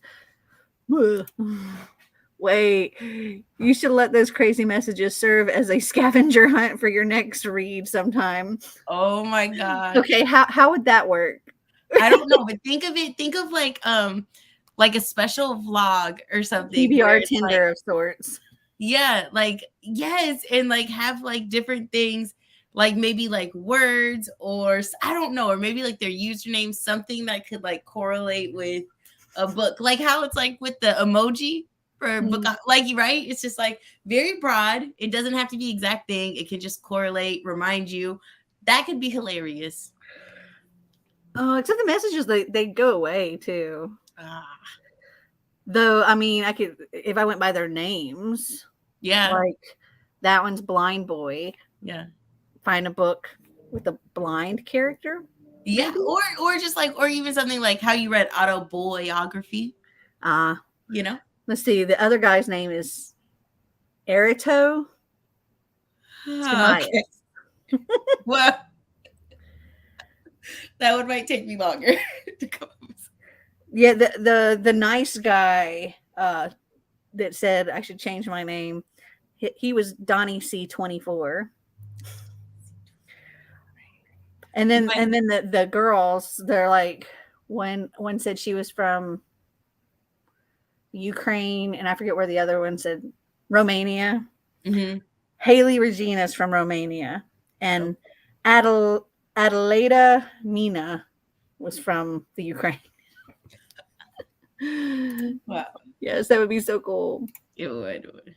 There is a booktuber who does TBR Tinder every month, which is quite fun. Oh my God, who?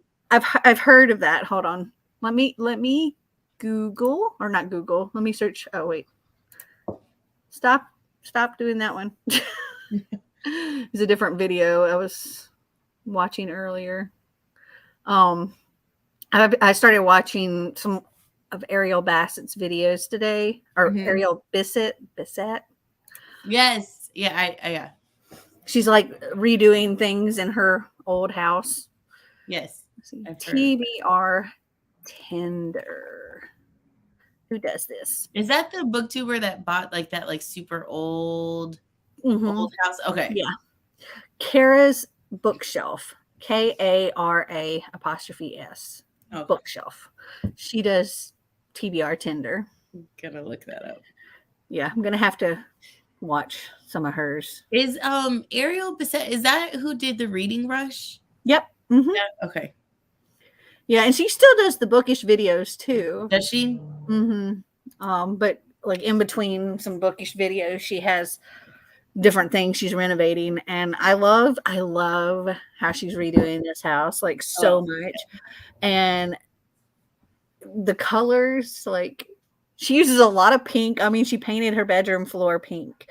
I love it. Oh yes. She's done yeah, I like seeing her color combination. Like certain things she like the video I just watched was she was redoing her living room and she paints it like yellow, and then all of the trim, and she did the ceiling, I think the ceiling and the floor and all of the trim and the mantle and stuff, she painted those all pink.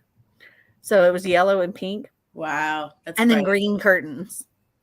Did it look good though? It did. It looked so good. And then she had this, like, she got this green couch, and I'm just like, I love it so much. I'm gonna have to watch. I love, like, my little HGTV heart is like pitter pattering here. Yeah, she's like, she's constantly like, well, I figured out a lot of things. I learned a lot of things. Okay. Because it's just her, like her and her family are doing this. She's doing most of the work herself, but she is getting help from her family and stuff. Okay. And so, yeah, it's very interesting to watch. And she like one of the things, and she'll tell you, yeah, I learned this from watching a YouTube video. Like she had these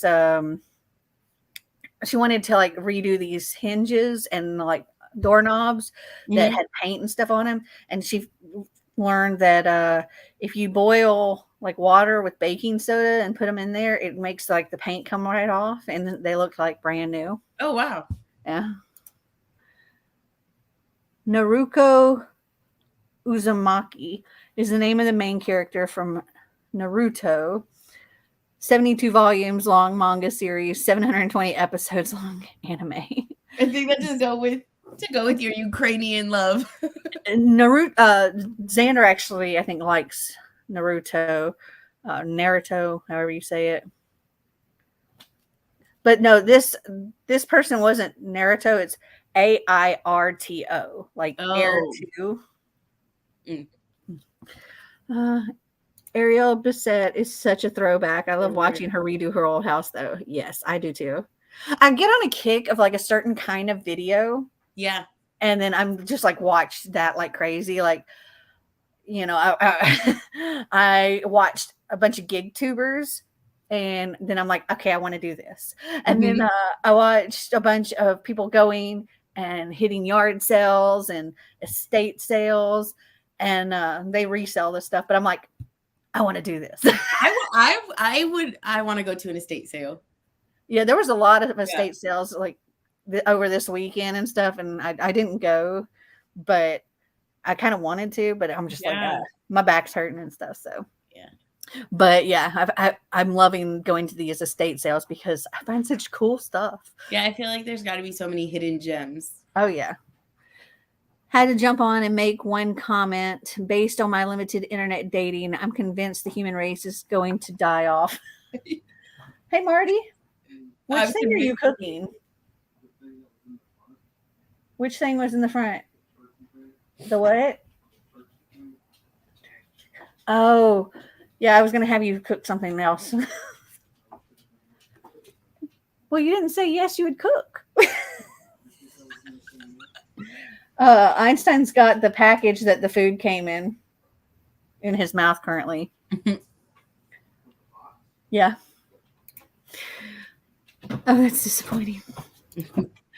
I wish I could do house stuff for myself. My entire family doesn't even let me attempt things. It would be disastrous. I tried building bedside tables as baby steps and built them wrong. You know, sometimes you just gotta do it and see how it goes. Like with my kitchen, I took all of the, did all the cabinets, like sanded everything, painted them. I'm probably going to have to redo that again, because I don't think people are going to like the color that I painted them.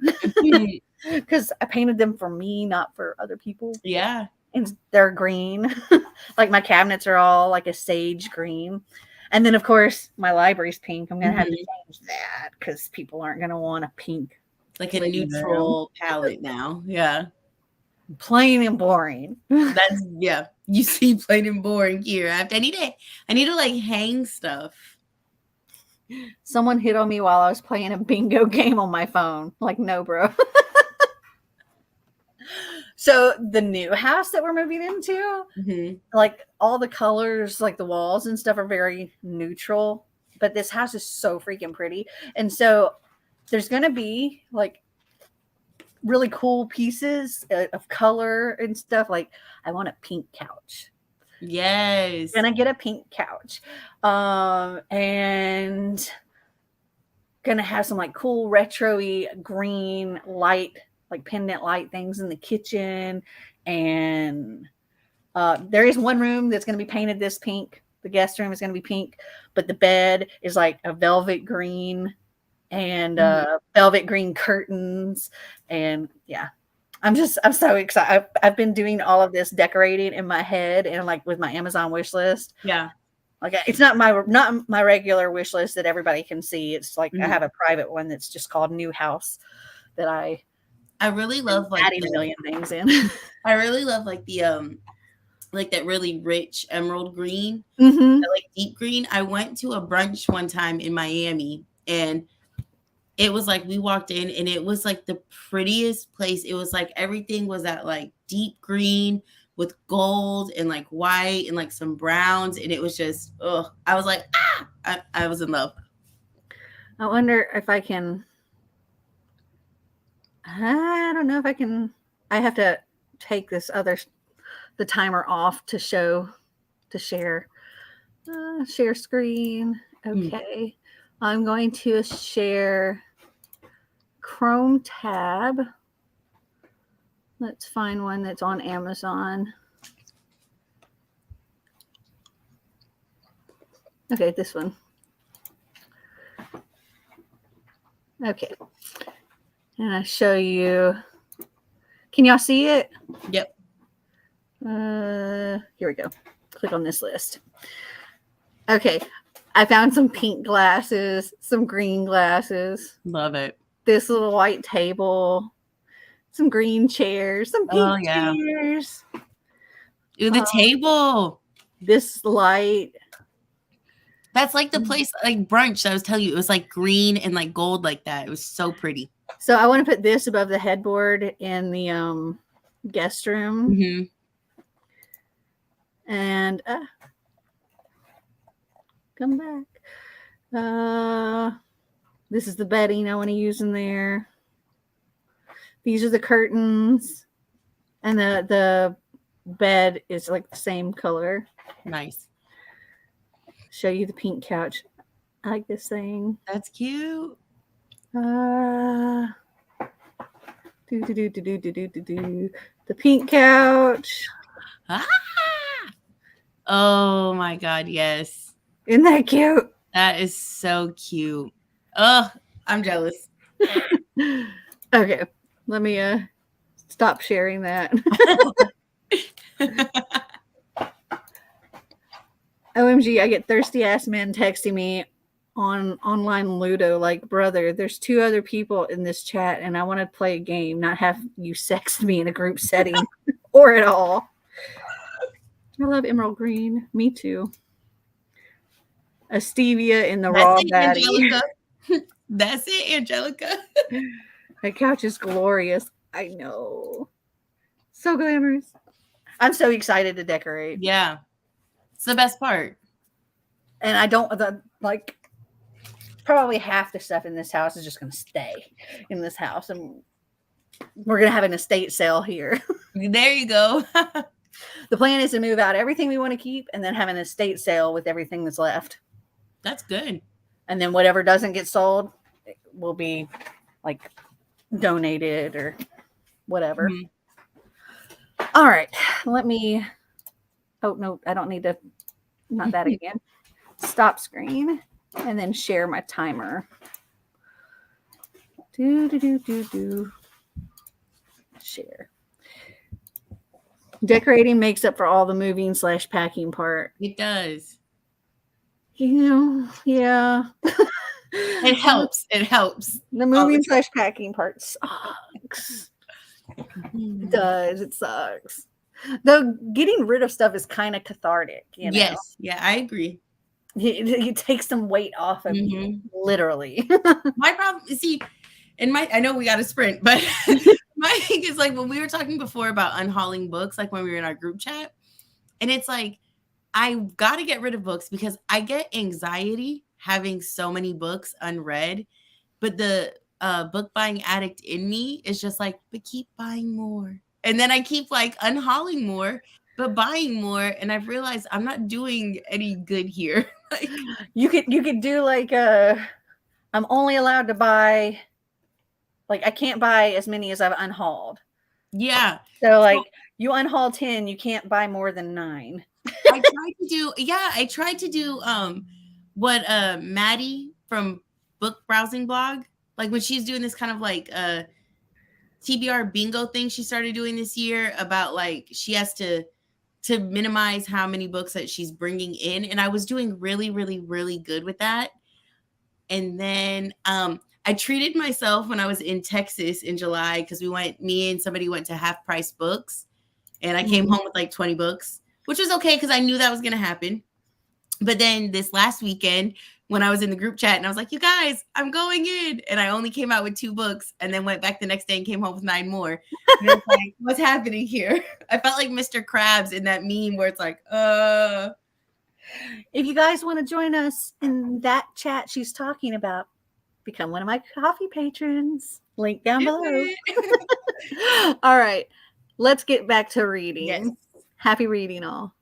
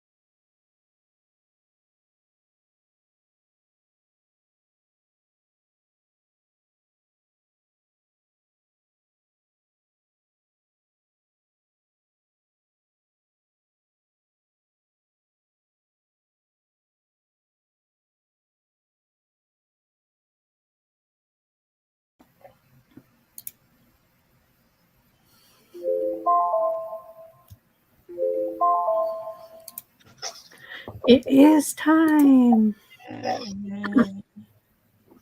How much did you get? 8 pages. Were you editing? I was Oh, eating. yay! What do you end up making? A burrito bowl. Oh, I love that. That's nice. I It's got a 39 more pages in. So I'm under, I got less than 100 left. nice. Yeah. Yeah. While I was eating, I was watching another Ariel video, and I was watching her redo her like front room, the stairs and stuff. And when she says, "I'm painting this whole room green," she is not kidding. The ceiling's green, the walls are green, the stairs are green, the floor is green, everything Oh my is God. green. I have to watch these videos. It makes me think of, have you ever seen Mr. Kate on YouTube? Mm-hmm. Yeah. So you can do what Emma from Drinking by My Shelf does, which is balancing the books every month. If you don't read as much as you buy in a month, you have to unhaul books to make it balance. Maybe I should do that. I mean, this month I hauled, I can't remember. I think it was like 35 in my regular video and like 6 or 7 from Book Outlet. But I've also unhauled like 300 books, and then I have probably another 300 here ready to go. Nice. Yeah, Yeah, when I first started trying to unhaul books, I had over 500, and then I got it down to in the 200s, and then now since I've like bought some, I log them all on Goodreads because like in an at-home TBR, because I started buying the same book over like twice, because of the book buying addiction. And I was like, okay, like this has got to stop. That's why all of mine are on Goodreads as well. Yeah. And then so I didn't tell you guys this in the group, but Friday and Saturday, you remember when I went to Barnes and Noble last weekend, right? Mm-hmm. But then on Sunday, I found myself at Books A Million. I love Books A Million. Hold on, let me see how many I got that day. Mel, I have to catch up on your videos. I feel like you just moved. LOL. I've actually lived here for 3.5 years. It kind of feels like I just moved, but yeah, I've lived here for 3.5 years now. I actually had to look back to see when I did my my new house tour from when we moved in, and that was March of 2019. So I got 7 books when I went to Book Outlet. So I'm at 277. Huh? You mean Books A Million? Books A Million. Sorry, yeah. Like they had like Nicholas Sparks books on like their bargain cart or whatever. Love the bargain table. Yes, and I just can't resist it. Like Nicholas Sparks feels to me like when I was cashing out, the guy at the register was like, somebody likes Nicholas Sparks, and I was like, yeah, it's like a Hallmark movie in a book. But then I haven't even read Killing November, but they had Hunting November, and I said in November, one must read November, right? Yeah, so Killing November was the first SeasonAthon book we did where we had the author join us. Oh, okay. I'm going to have to go back and watch. After I read it, I'm going to watch that author chat. Because Clint is actually friends with Adriana Mather. Really? And her husband, yeah. Hey, no way. Yeah. And then I got recommended for you. I don't even remember what this is about. But it felt like a cute one. And then I got this. It's like a quick little read, but I thought it would be good for October. It's like an assassin's game or something. I don't know. But I was like, that'll be good for October. But I really went just to go pick up the Ashley Flowers book, All Good People Here. Have you ever heard of Crime Junkie? It's a podcast, like a true crime podcast. And I'm like obsessed with it. And it's the only other place that gets like any like patron type of money from me. It's you and them. And like she wrote a book and it just came out. And so I was like, well, I got to get it. So Mel, if you ever write a book, I'll be buying it. So if you like the true crime kind of stuff, Yeah. do you watch Jacqueline? Mm-mm. I'll have to send you her link. Okay. She's a booktuber. She does a lot. She reads a lot of true crime kind of things. Does she wear glasses? Is that weird? I think so. Maybe I have. Send me the link anyways later. Okay. Yeah. That pink couch makes me want to buff man, feed me grapes, and hold my book. Yes. Hold my book as I read. I know that's right. Got to page 170. Ariel Bissett is a whole mood. This is where we input that reading and book collecting is two completely different things, and we do not have a problem. Exactly. When you were talking about the number, I'm like, I have almost 3,000. I know. And I feel like I would have a panic attack. I love that you have that many books because when I first started buying books, that's what I was like. I just want like walls and walls of books. And it used to be great. And then one day I was like, wow, what's this tightness in my chest? And the anxiety was just, I don't know where it came from because I used to just love even looking at all the shelves, just being like, you know, whenever I do want to read it, it's right there. And then one day I was just like, oh God, like, I don't know.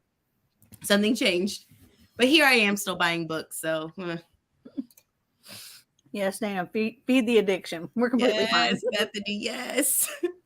I went to BAM last weekend and scored A Strange and Stubborn Endurance, Woman Eating, and The Very Secret Society of Irregular Witches.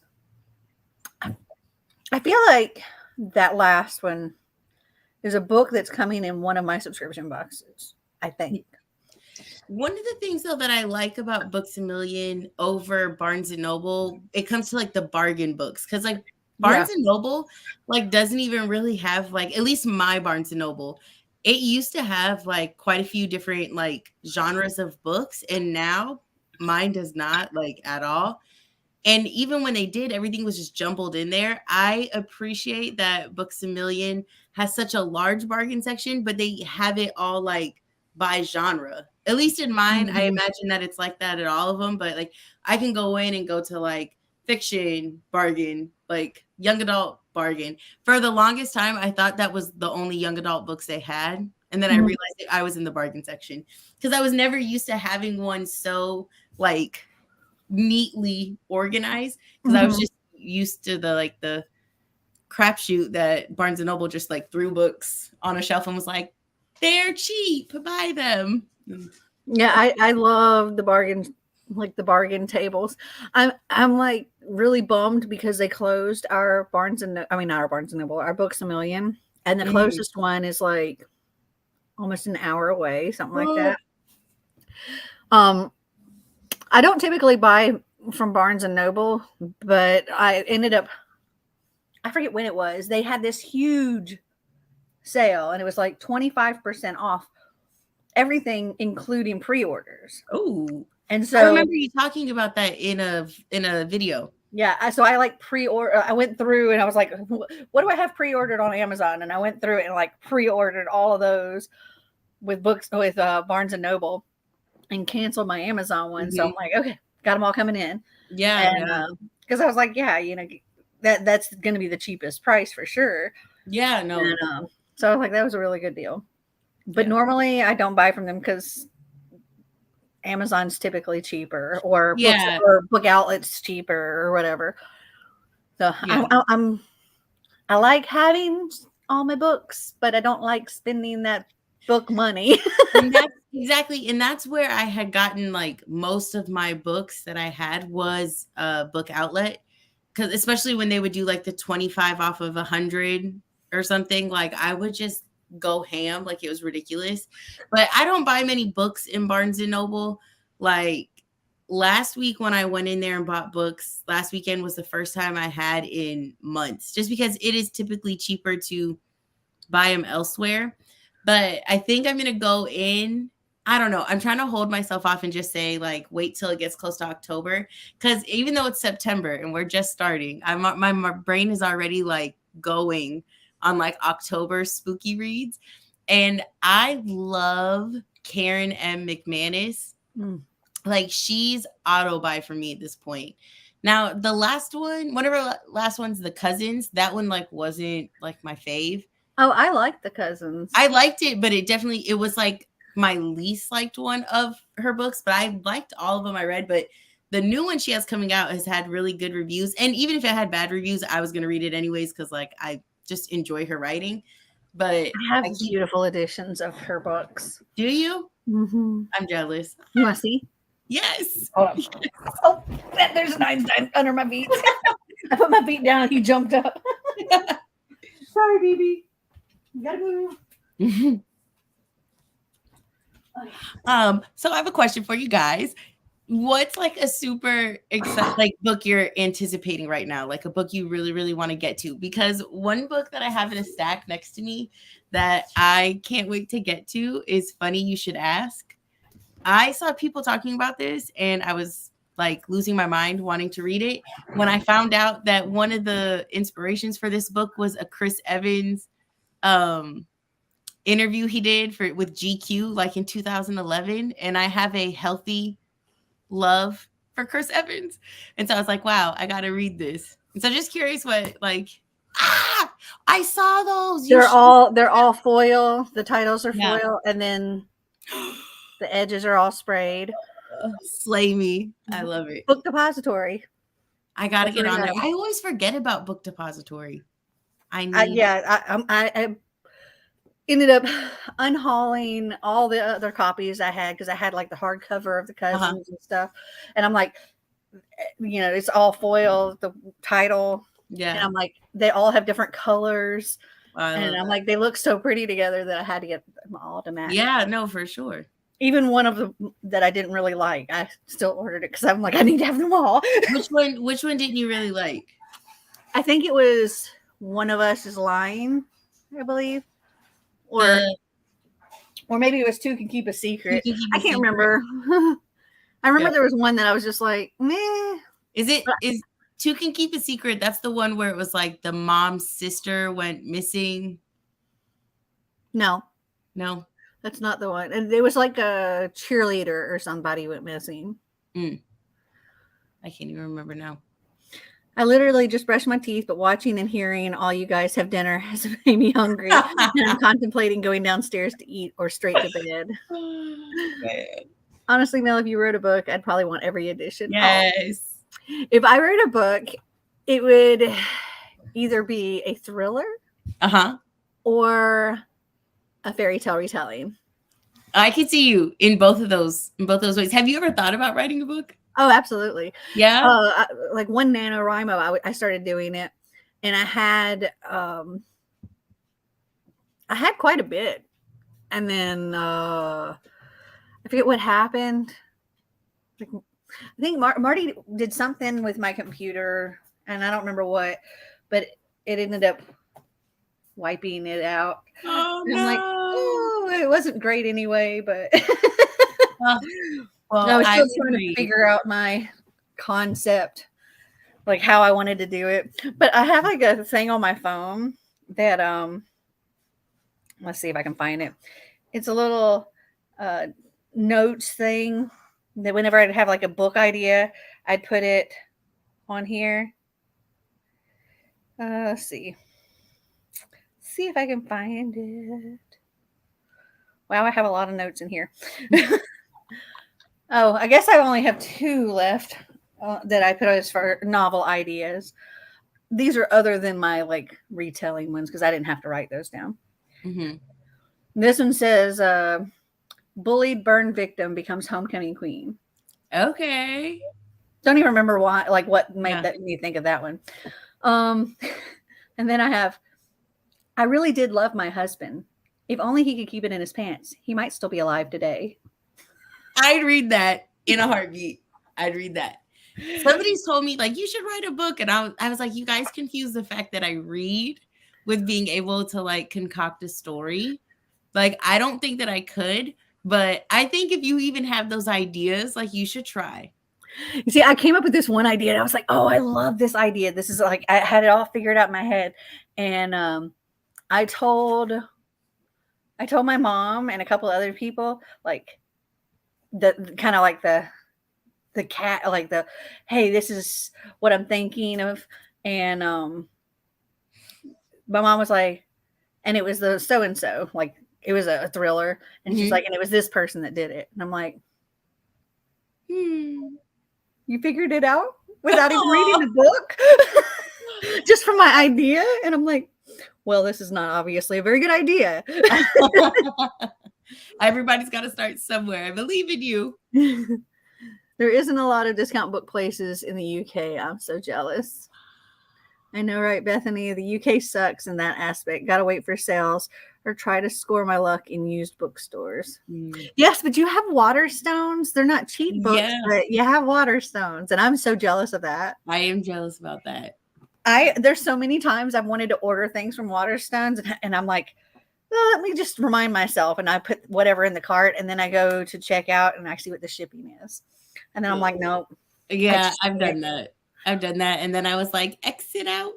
Yeah, I'm like, I can't justify buying this. Yeah, it's a $20 book, but shipping's going to be $36, and I can't justify paying $56 for one book, even if it's a beautiful book.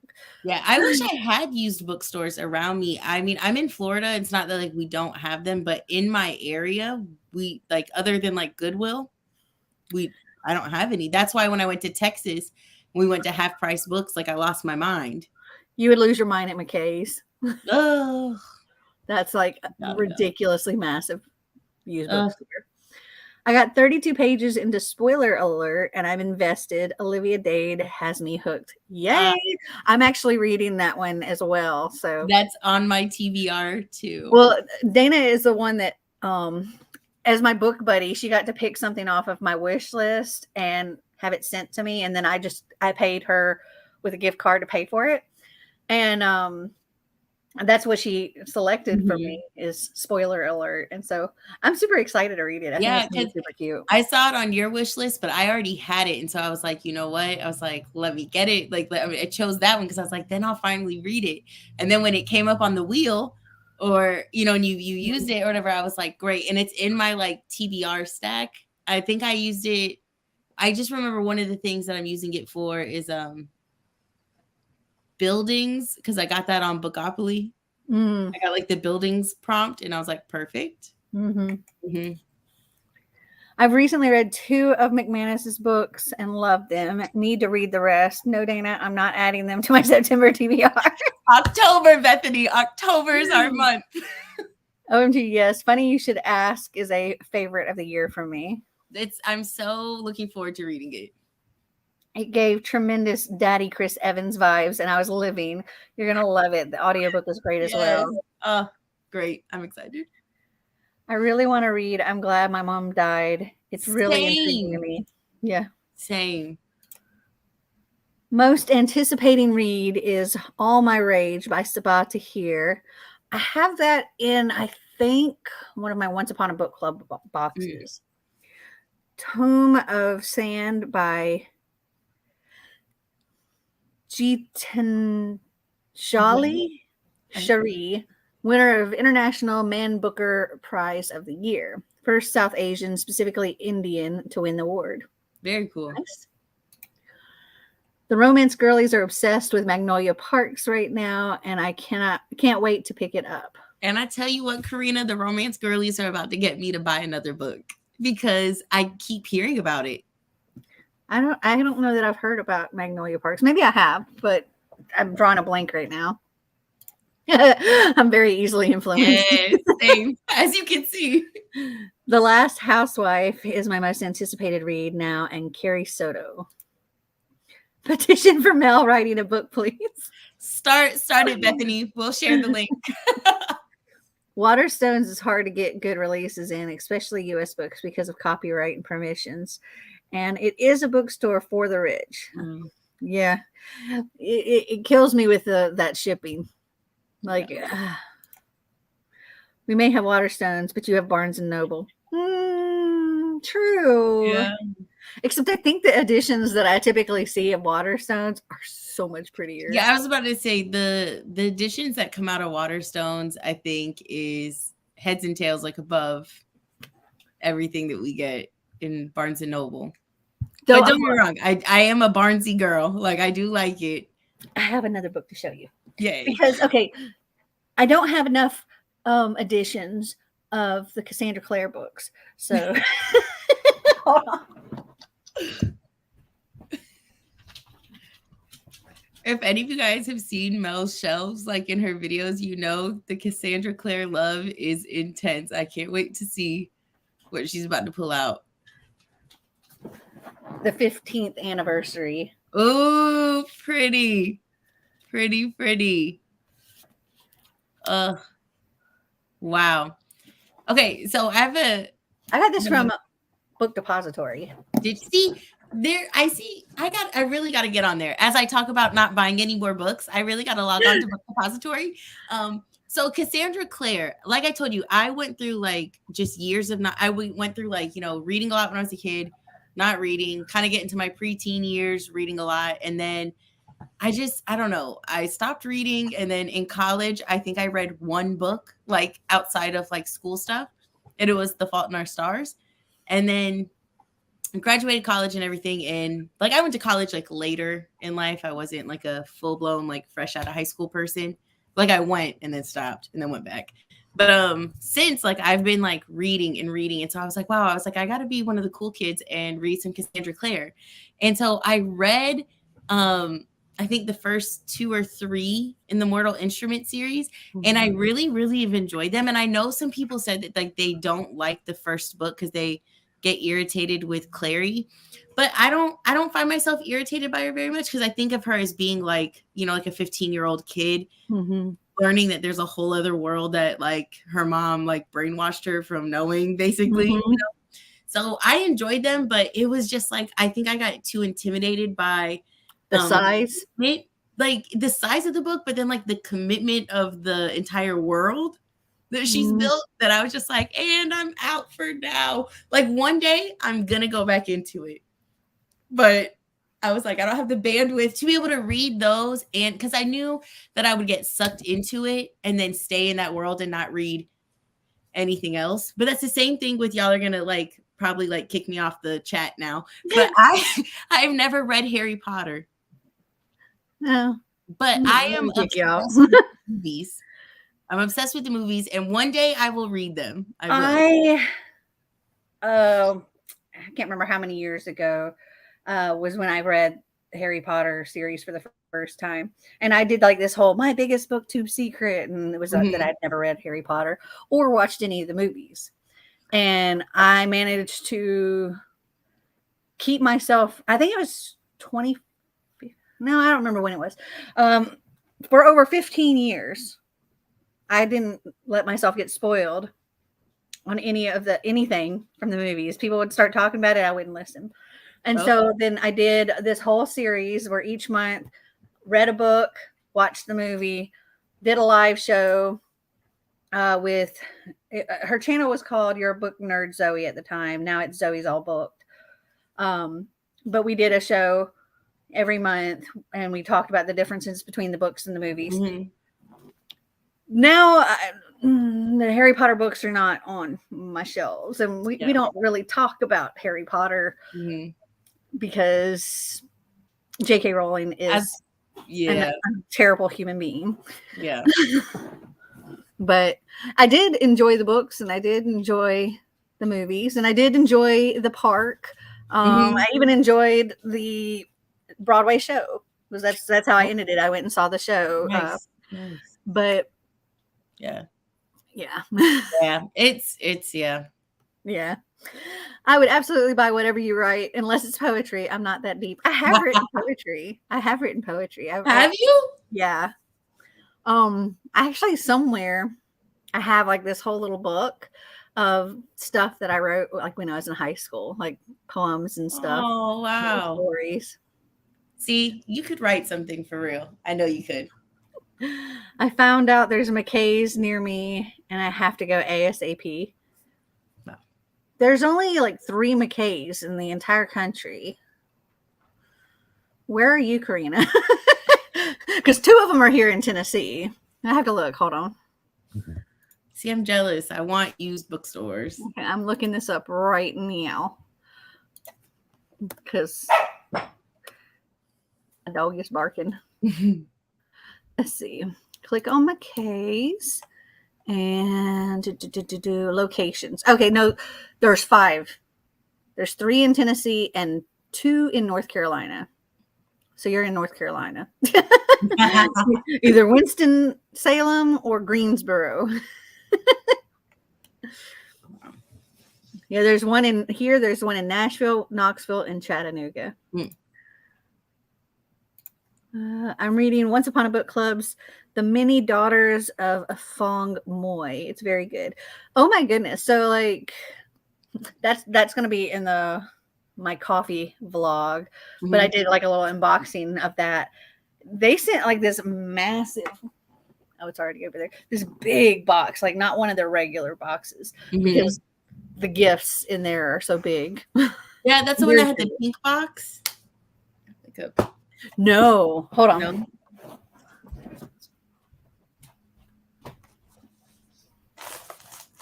Oh, it's heavy, dude.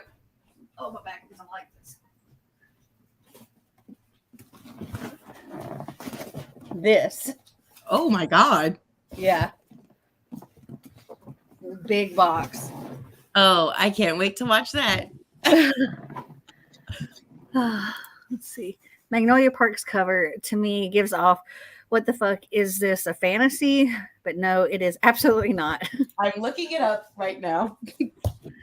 Spoiler alert, I'm so excited. I anticipated this, even though it's a little old, plus the character is plus size, and the cover made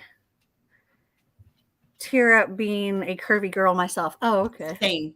Same. I was raised on Harry Potter reading and watching the movies, considering making my children watch just one a year to understand what I went through. I don't condone J.K. Rowling though. Yeah, I've seen a lot of people say that like they've just kind of like separated like her as a human, like, and from like her works, because it really is a shame, not to get into all the particulars, but just she has such a great platform that she could use for so much good. Karina says, LOL, just kidding. It's a second in Charles. We have one of those here too, which is pretty cool. I personally think McKay's is better, but second in Charles is neat because they do actually have like new release books as well, though you pay the new release price. Once Upon a Book Club boxes seem so amazing. I wish I could get them. Yeah, unfortunately, that's like one of the few places they don't ship. I'm really intrigued by Magnolia Parks. They're saying it's like gossip, but in the UK. Say, it definitely gives off fantasy vibes.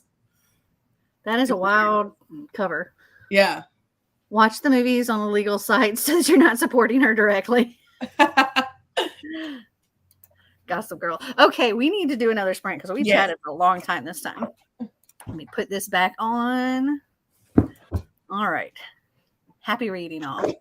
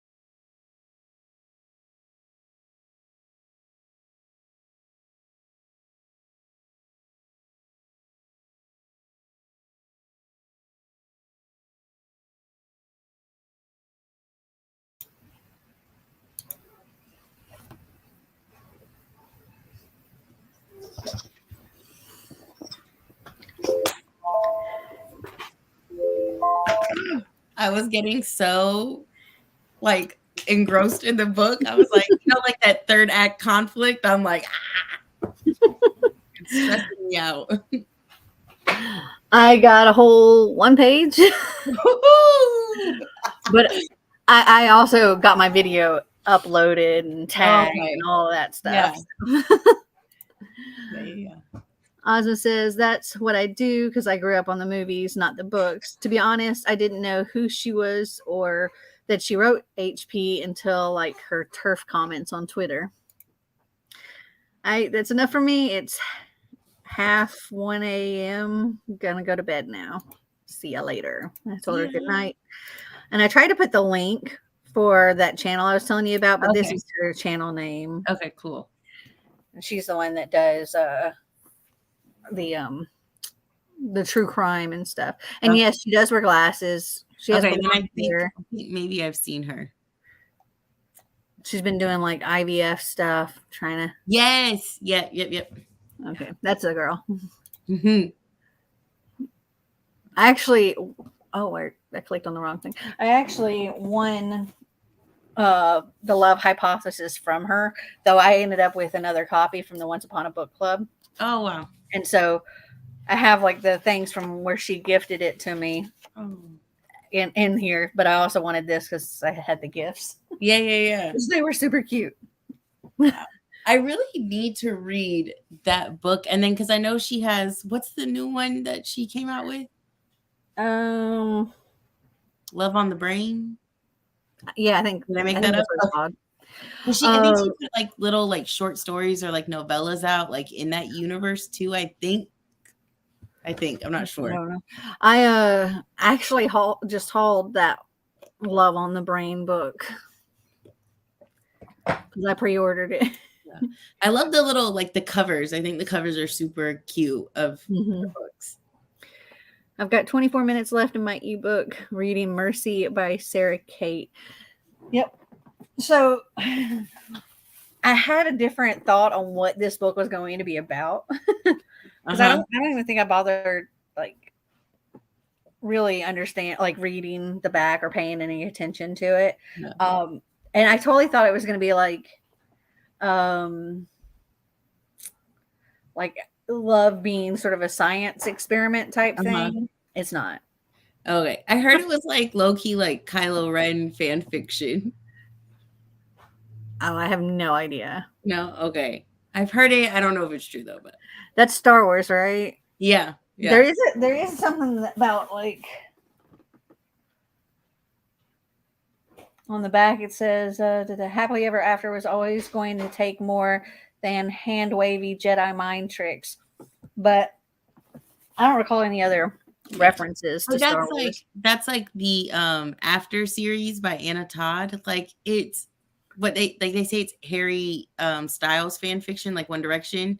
And the only thing that's the same is just like he's British and has tattoos and his name starts with H. But like other than that, it's like they all say it's like Harry Styles fan fiction, but there's no like I thought it was before One Direction. No, I do think it is because it's one of the other guys in it is like you have Harry, and so the main guy is Harden. Then you have like this other guy, Zed, for Zayn Malik. Like they have like beginning letter type things, but there's nothing that makes it like One Direction, like, so it's like, I feel like sometimes people say it's like fan fiction of things, but it's like so loosely. Like maybe they just use the names. Yeah. Inspired by the names. On page 198 now of the Love Hypothesis. So good. Glad I pre-ordered Live on the Brain. Love on the Brain. Love on the Brain. Yeah. Mm-hmm. Oh yeah, that was it is Harry Styles fan fiction, no major connections. Yeah, it's like no connections, but inspired by. Yeah. That's kind of like how ACOTAR is. People say it's a Beauty and the Beast retelling. Mm-hmm. I say it was inspired by Beauty and the Beast because it is very much not. Not a retelling, but I can see some inspiration for the beginning of the series, but definitely not Not a retelling for sure. So, what is the book that you haven't read yet this month, but is the one that you're most excited to read? Okay, that's the one that we were talking about when I said funny you should ask. I think of like the stack that I'm looking at. I think this is the one that I'm just like I want to get to, but I just don't know if I want to read it next. You know what I'm saying? It's like, but I know that like it's my anticipation so high just because, like I said, I'm such a Chris Evans girly. Like I'm just, but funny enough, like in Marvel movies, I'm definitely like Team Iron Man over Team Captain America. But like in real life, like if I could, follow Chris Evans around, like I would do it. My dogs are being dumb. And then I heard that it was like based. I heard that it was like the book was inspired by like his 2011 GQ interview. Guys, there's nobody here. There was somebody else's door. They heard somebody's like car door close, and now they're my brother's dogs do that. Like they have 4 Great Danes, so anytime they hear anything, it's like we just call them little horses. And this little one who didn't bother to get up off of her little bean bag, is sitting here growling and making noise, which is just she what's the word I'm looking for? Antagonizes. Yeah, she's the one that like keeps it going. Mm-hmm. She's like, I'm not getting up. Grr. Go yeah, like I'm not getting up, but I stand with you in solidarity. Grr. She's like, go get him. Go get him. Yeah. Let's see. I think the one I'm most anticipating reading. That's tough. I'm really excited about Spoiler Alert. Same. An Anonymous Girl. I've heard good things about that, so I'm like interested. Oh, The Girl in 6E, also very interested. Mm-hmm. And then of course the Aiden Thomas books that have Cemetery Boys and the Sunbearer Trial. Yeah. So the funny you should ask, like I said, it was Chris Evans, but I think it was also, they said, I read an article after like everybody started talking about it, and they said Chris Evans, and then somebody else did an interview with Tom Hiddleston and I think Channing Tatum, and they kind of just like drew inspiration from like how those interviews went and then made, the book. But I'm also really excited for how a few of us said we wanted to get into the Lux series, because like I've never read any JLA. I have started Shadows. Have you? Shadows is on my script. Yeah. Shadows is on script, so I want to like get to that. But I bought I bought Obsidian, so I am very excited for this. And I definitely like these colors a whole heck of a lot more than the original covers. Mm-hmm. But I couldn't find Shadows like in paperback. And I think when I looked on Amazon, it was like an obscene amount of money for just like, I'm going to look again, but it was. Okay, hold on, I'm going to look too. Yes. Yes. Got my couch pulled up here. Let me take that away. Because I'll buy it right now if it's not. Shadows. Jennifer L. Armentrout. There we go. Ooh, that's pretty. The paperback says it's new 1702 for Shadows. I'm gonna order it right now. And it looks like used. Hold on. You can get used acceptable copy for $2.94. I don't like getting an acceptable though. Me either. But I also wonder though if it's the old cover. I don't know.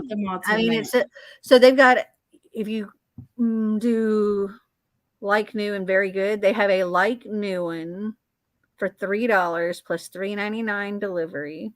Okay. And it says never used. It's an overstock copy.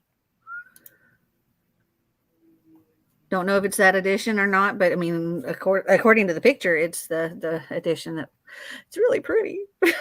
I know. I really love the covers of these.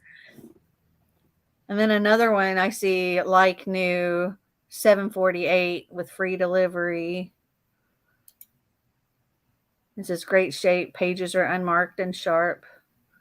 Has a remainder mark. So like the little dot on the side, like the pages, Mhm. like the edge or Like something. on like Book Outlet and stuff. Mhm. Yeah, so there's some that are not too bad. Yeah. They have all those pretty copies. I might need to get them. Yeah. See, it's like, I don't know what it was, but when we were all in the chat last week talking about like I was asking for the book recommendations and everybody was saying something from JLA and I was just like, okay, well, I got to dive into the world. And then you guys were all talking about Lux and I was like, well, I guess this is a sign. That's where I start. And Yeah, like, that's when looking on Jennifer L. Armentrout's website, she actually has an order for like her YA books. She has an order for her adult books.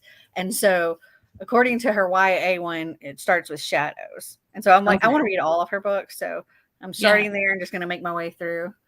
Okay, well, good. I also want to because I have a friend that's read like some of her other series, I guess that are adult series, right? It's like From Blood and Ash and stuff. That's adult, I think. Sorry, I muted myself. Marty was talking to me.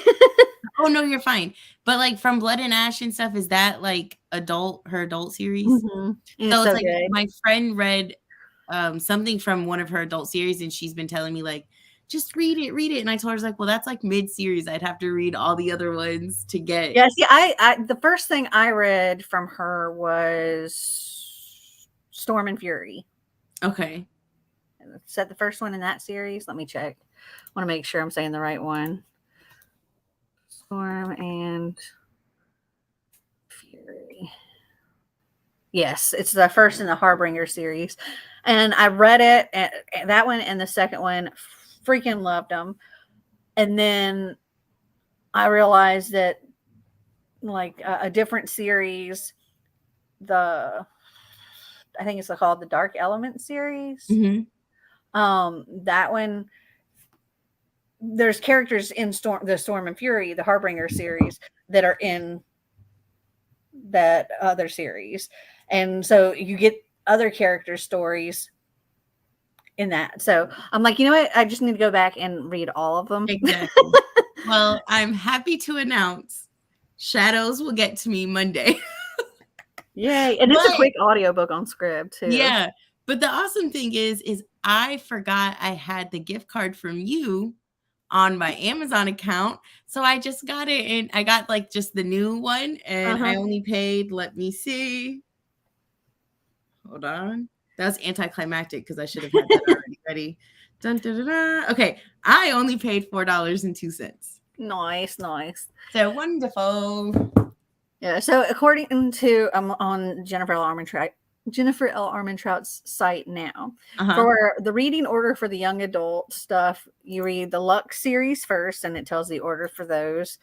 Then the Origin series, in the order for those. Then the Covenant series, which Half-Blood is the first book in the Covenant series. And then there's the Dark Element series, and then the Harbinger series. So I started at the end, and I was like, oh, I got to read all of them. Yeah. And then for her adults, it starts with the Titan series, then goes to the Wicked series, then the Blood and Ash series, and then the Flesh and Fire series. Got it. Okay. And then she also has a new adult. So there's a Wait For You series, the Gamble Brothers series, and the Da Vinci Brothers series. And then she also has standalone young adult and new adult. What I'm adult. hearing is we're about to go down the JLA rabbit hole. Wonderful. Exactly. Wonderful.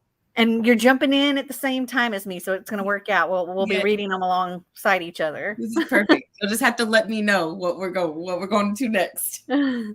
So yeah, we got Shadows and then Obsidian. Okay. That's the next one. And I've lost my tab where you are. There we go. Let's see. Oops, I popped my headphones off to do something, picked up my book, and got lost in the story. My husband just said my side table was squeaking. LOL. Hi, T. Hello. Hello. Didn't he say Shadow was included in the last Lux book? I don't know. I mean, I guess it depends too on like which edition you have. True. But I'm just going based off of JLA's website, like her own website, and this is the order that she said. And so she says Shadows first. I'm reading Shadows first. There we go. Yeah. I had a special edition. Oh, don't know if that's always included. 49 pages into spoiler alert. Are you enjoying it? Yes. Yes. All right, ladies and gentlemen, I'm off to eat dinner and binge more of Heartstopper. If you're still on afterwards, I'll be back. LOL. And if not, good night. Thank you for the sprints and chats. Thank you for joining, Karina. Thank you. Thank you. I still have to finish Origin series. JLA wrote like 40 books. I don't know how she does it. Yeah, it blows me away. Like, so Storm and Fury was the first thing I read by her. And when I read a book and I love the book, a lot of times I'll read like the acknowledgments or like author's note or whatever at the end. And she was talking about, so the main character in Storm and Fury is like, has this medical condition that is like a degenerative condition where she's losing her eyesight. And then in the author's note at the end, she talks about how she's dealing with that herself. She's losing her eyesight. Oh, like she has that condition. And I was just like, oh, my heart. And I'm just imagining being a writer and not being able to see. To write. That is heartbreaking. How much harder that's got to be for her too. I'm just like, wow. So I'm guessing like she dictates or something, maybe. Yeah. 40 books. That's still so intense. Hi, I'm back. Stepped away to go bake some homemade fresh apple cobbler. Yum. Now I'm back to continue reading if we're doing another sprint. I'm down. I'm down. How's the cobbler though? Because I was jealous when you said you were making it earlier with the fresh picked apples. Oh my gosh. I think it was yesterday. I ordered some food from like DoorDash and this restaurant. And in the desserts, they had like, the basic desserts, but then they also had apple pie egg rolls. Oh, they were so good. Like I was like, I'm gonna get these because I've never had something like that. And so so good. Yeah, so I've got my like cold apple pie from McDonald's I can eat. Yeah, if you like that, you definitely like these egg rolls because they were like stuffed. They were more like burritos. I love that. Apple pie burritos. Yay. My first one was spoiler alert. My second anticipated is Wicked Beauty by Katie Robert. A lot of people are reading that one this month. Yeah, I need to dive into the Katie Roberts world. Oof. I love the smut. I need to get into it. Oh, it's so good. And I was this close to buying one in Barnes and Noble. I picked it up and then I think I got distracted, like ADHD in the house, and like I set it down and went somewhere else. I've read almost all of her Desperate Measures. I think I've read all of them except for the last one. Okay. And then I still haven't read the Olympus ones, like the Neon Gods and Electric Idol, and then Wicked Beauty. Yeah. But yeah, they're so good. So good. Love Katie Robert. She does smut very, very well. See, look, y'all gonna make me buy another book. Dude, like the very first one, I think it is, Desperate Measures, is like Aladdin retelling. And I'm like that series, it's all like Disney retellings. It's pretty much like Disney After Dark. And I'm such a Disney fanatic, and I feel like I need to. Okay, so it's Jasmine and Jafar are a couple, okay? And it makes you like Jafar. Okay, see, she used to be on book 2, but she stopped making videos. Her name was Chelsea Darling Reads. Yeah. I don't know if you ever watched her yet. Oh yeah, I used to watch her all the time. Yeah, I remember her talking about that book, and I was like, dang, do I need to read it? It's called Desperate Measures. Yep, that's the first book in that series. Let me see. There's one that's like I forget. Get down. I forget what the different titles are, but I know there's one that's like Beast, Gaston, and Belle. Ooh. There's also a Tink and Hook. Okay. I'm with that. Okay. Yeah. Oh, and there's Hades, Hercules, and Meg. Woo. Yeah. All right. Well, I've They're got a lot of Desperate in fun. my I highly Amazon cart. recommend them. Huh? I said they're a lot of fun. I highly recommend them. Okay. Well, all right. Y'all convinced Have me. a fan. Yeah. Have a fan Okay. ready. Wonderful. Y'all convinced me. Another book. Okay. Place the order. It'll be here Monday. Storm and Fury main character inspired me for my new D&D character. I made her half blind, and I'm using the fear of being completely blind in my backstory. Okay. Made it to page 157 of 696 of the 7th cadence. Thank you for hosting the study group. It's time for me to go now. Good night from Maine. I almost said Miami. Right. The opposite end. Yeah, that's down by me.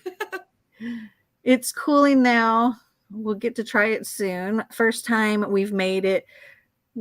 We're also cooking homemade apple butter in the crock pot. Man, I bet your house smells good. Gotta be. And tomorrow we're going to make apple cinnamon bread. Ooh. I just ate and you're making me hungry all over again. Yeah, it's like, I'm like, dang, do I need to order dessert? She said, I think all the books make you like the villains. Yeah. Well, Yeah. In I'm one way down. or another. They're so much fun. Oh, and there's also one that's Ariel, though her name's not Ariel, it's something else, but Ariel, Eric, and Ursula. Okay, yeah. All right. Now y'all are gonna send me down the rabbit hole. And then there's one that's I think Maleficent and Sleeping Beauty. Ooh, spicy. Okay. Well, see now And it fits very appropriately with my Snapchat.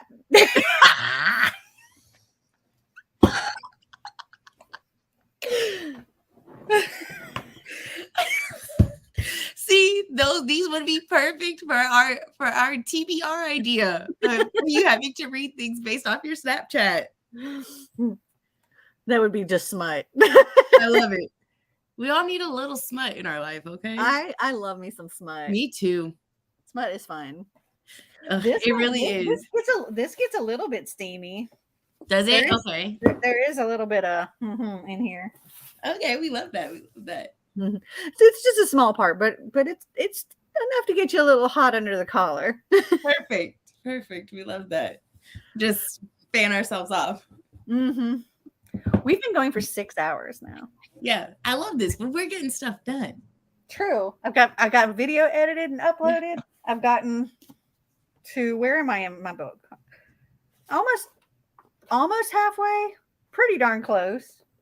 There See? I was like, where's my camera? Progress. I'm hoping to finish this between today and tomorrow. Yeah. The only thing I have to do tomorrow is our movie watch for my coffee patrons.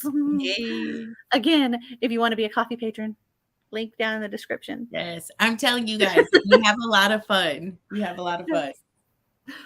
Yeah, there's all kinds of cool perks that you can go and see what the perks are for each category. There's the tea tier, the coffee tier, and then the wine tier. I feel like I need to get a glass of wine right now. We could do that. Oh. I have wine. I have some wine. You want to get some wine? Yeah. Yes, we should definitely get some wine. Okay, I'm going to start the next sprint, and we're going to get some wine. Yes. Okay. Wait, I got to add this to this. I was waiting for my peace sign. Happy reading all. Okay.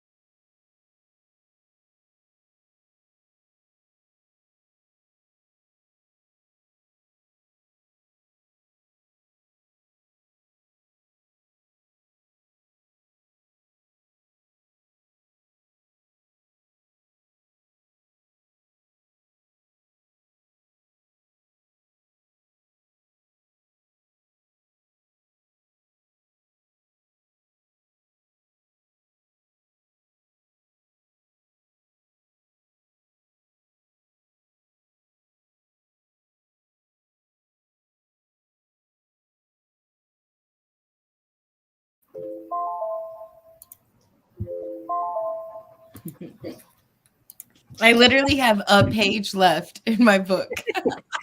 Oh, wow. Just one page in your book. Yeah. Let's see. I managed to get 24 pages. Okay. Well, if you need to, like, mute for a second so you can finish your last page, go for it. Okay, I'm going to. Hold on. Okay, here. I can mute you. There you go. Okay, Katie Robert Wicked Villain series is next for me. I think you're gonna love it. Definitely. Yay, T. That's awesome. I don't know. I'm reading slow. I'm not sure why.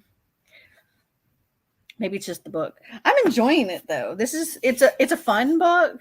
It is cheesy. It's a bit unrealistic. Like the person that is the suspect that's been arrested in this murder, his lawyer is talking to a bunch of teenagers, like giving them inside information and getting inside information from these teenagers, and that also just would not happen. So you have to suspend your beliefs with this book. Read 22-ish pages. Excellent. I'm also drinking some really yummy peach Moscato out of this cute little cup, and it says "Stop and smell the rosé." It's a little silicone wine cup. It's fun. I'm just like funnel it directly into my mouth. Okay, I'm done. Wait, wine. Cheers. Cheers. I was just showing them that my cup here says "Stop and smell the rosé." Oh, I love that. Mine says we made them. It says Galentine Gang. Oh wait, here you go, Galentine Gang, and then it has my name on the back. We did like a little Galentine Day thing. Fun. In February. Yeah. I have another one that says "You had me at Merlot." Ooh, that's cute. Well, what do you rate it? I feel like this is like 4.5, 5 stars. I'd probably give 5 stars. I enjoyed the journey so much because they were just so cute together. And it's such like a marriage of convenience, like, but just some of the things that pop up, you kind of just wonder, like, would I ever be able to get over that in real life? But probably, because it's like if you randomly marry somebody, they have a whole history of like a whole life that you didn't know about before, but I enjoyed this very much. But I was hoping you guys could help me pick my next one. Okay. Hold on. Let me pull out the 2 options.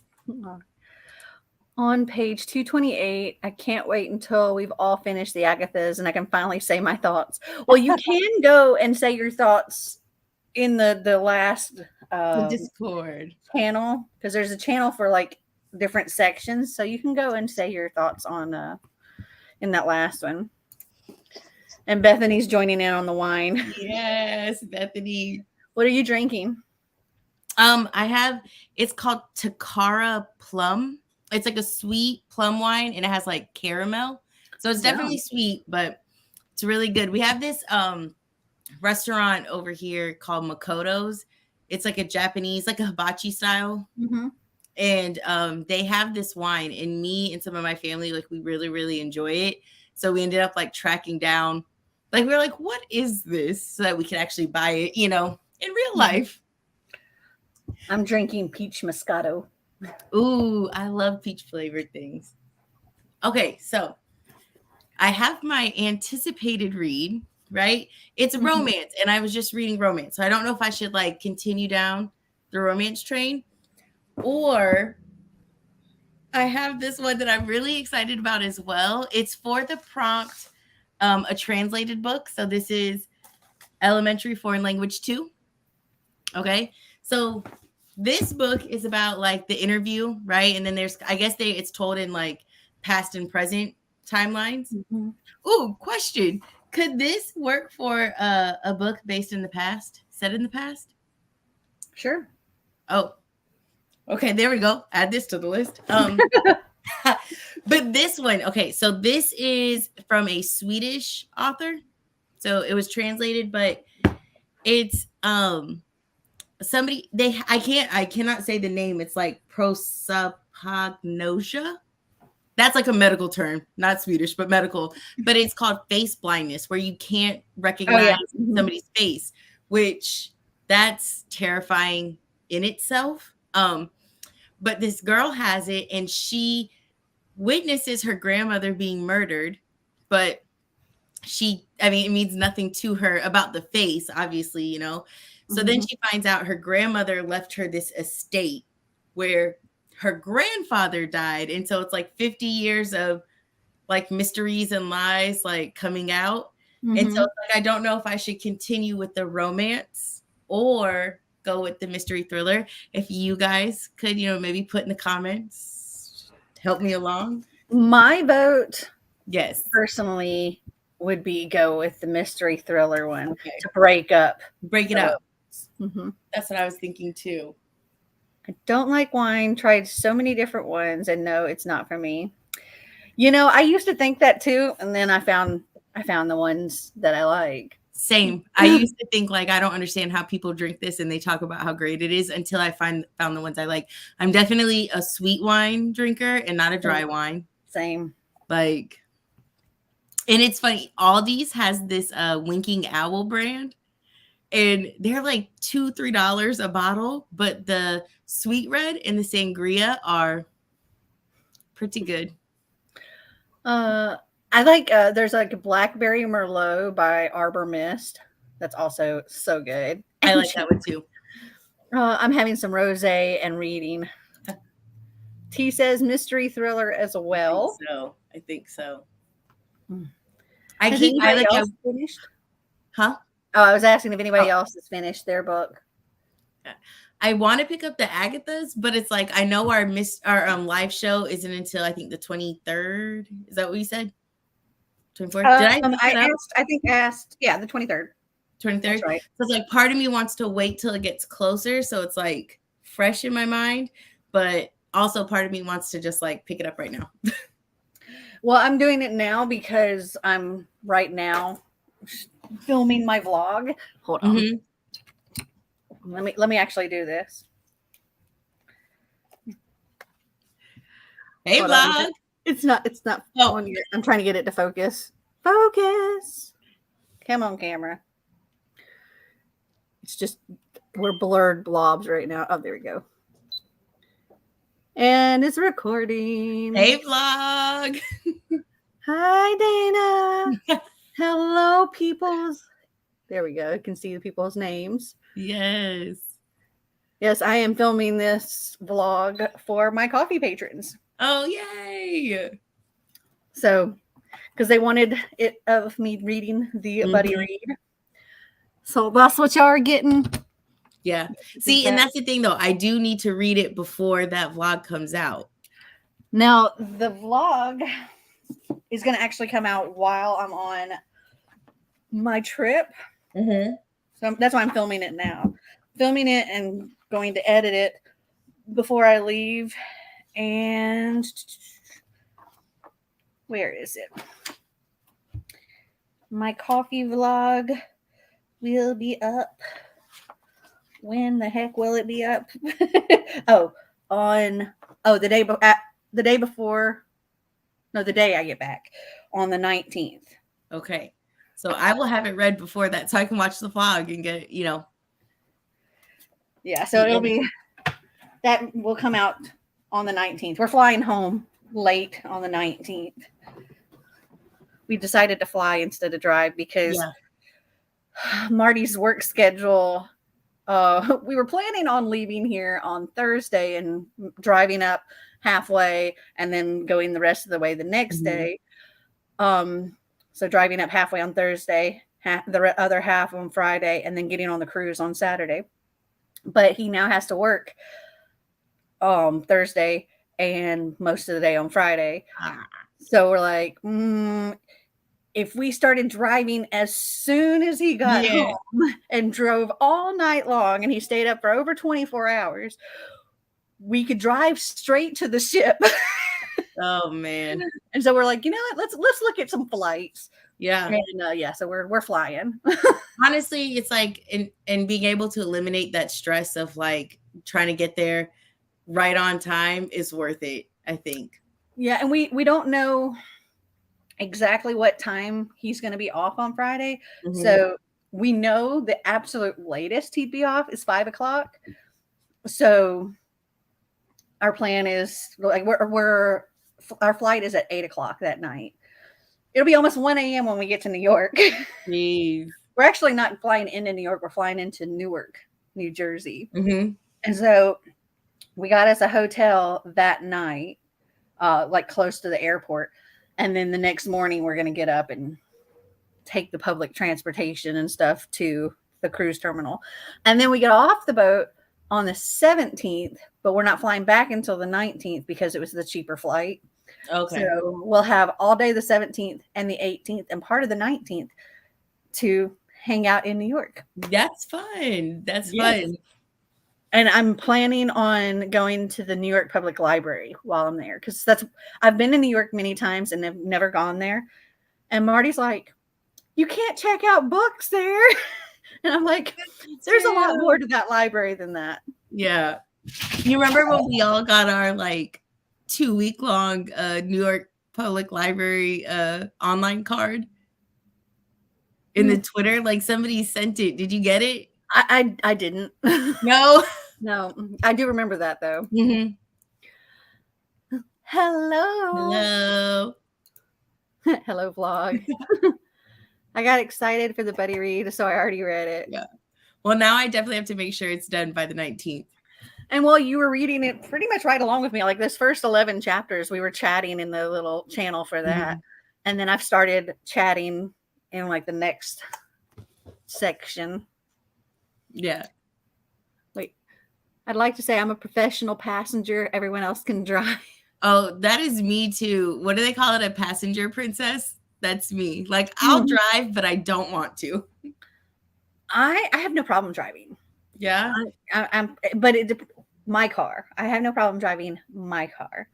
And so I told Marty, like when we were thinking we're going to be driving straight there, and I was like, I'm not going to have you staying up over 24 hours to do that. And I was like, so we'll have to take my car because I won't drive his car. And he's like, why? And I'm like, it's too big. He drives when in the vlog, like it looked like he has a big truck. Oh, no. That's his parents. Marty drives a Dodge Challenger. Okay. It's a bigger car. Yeah. Compared to like my Miata.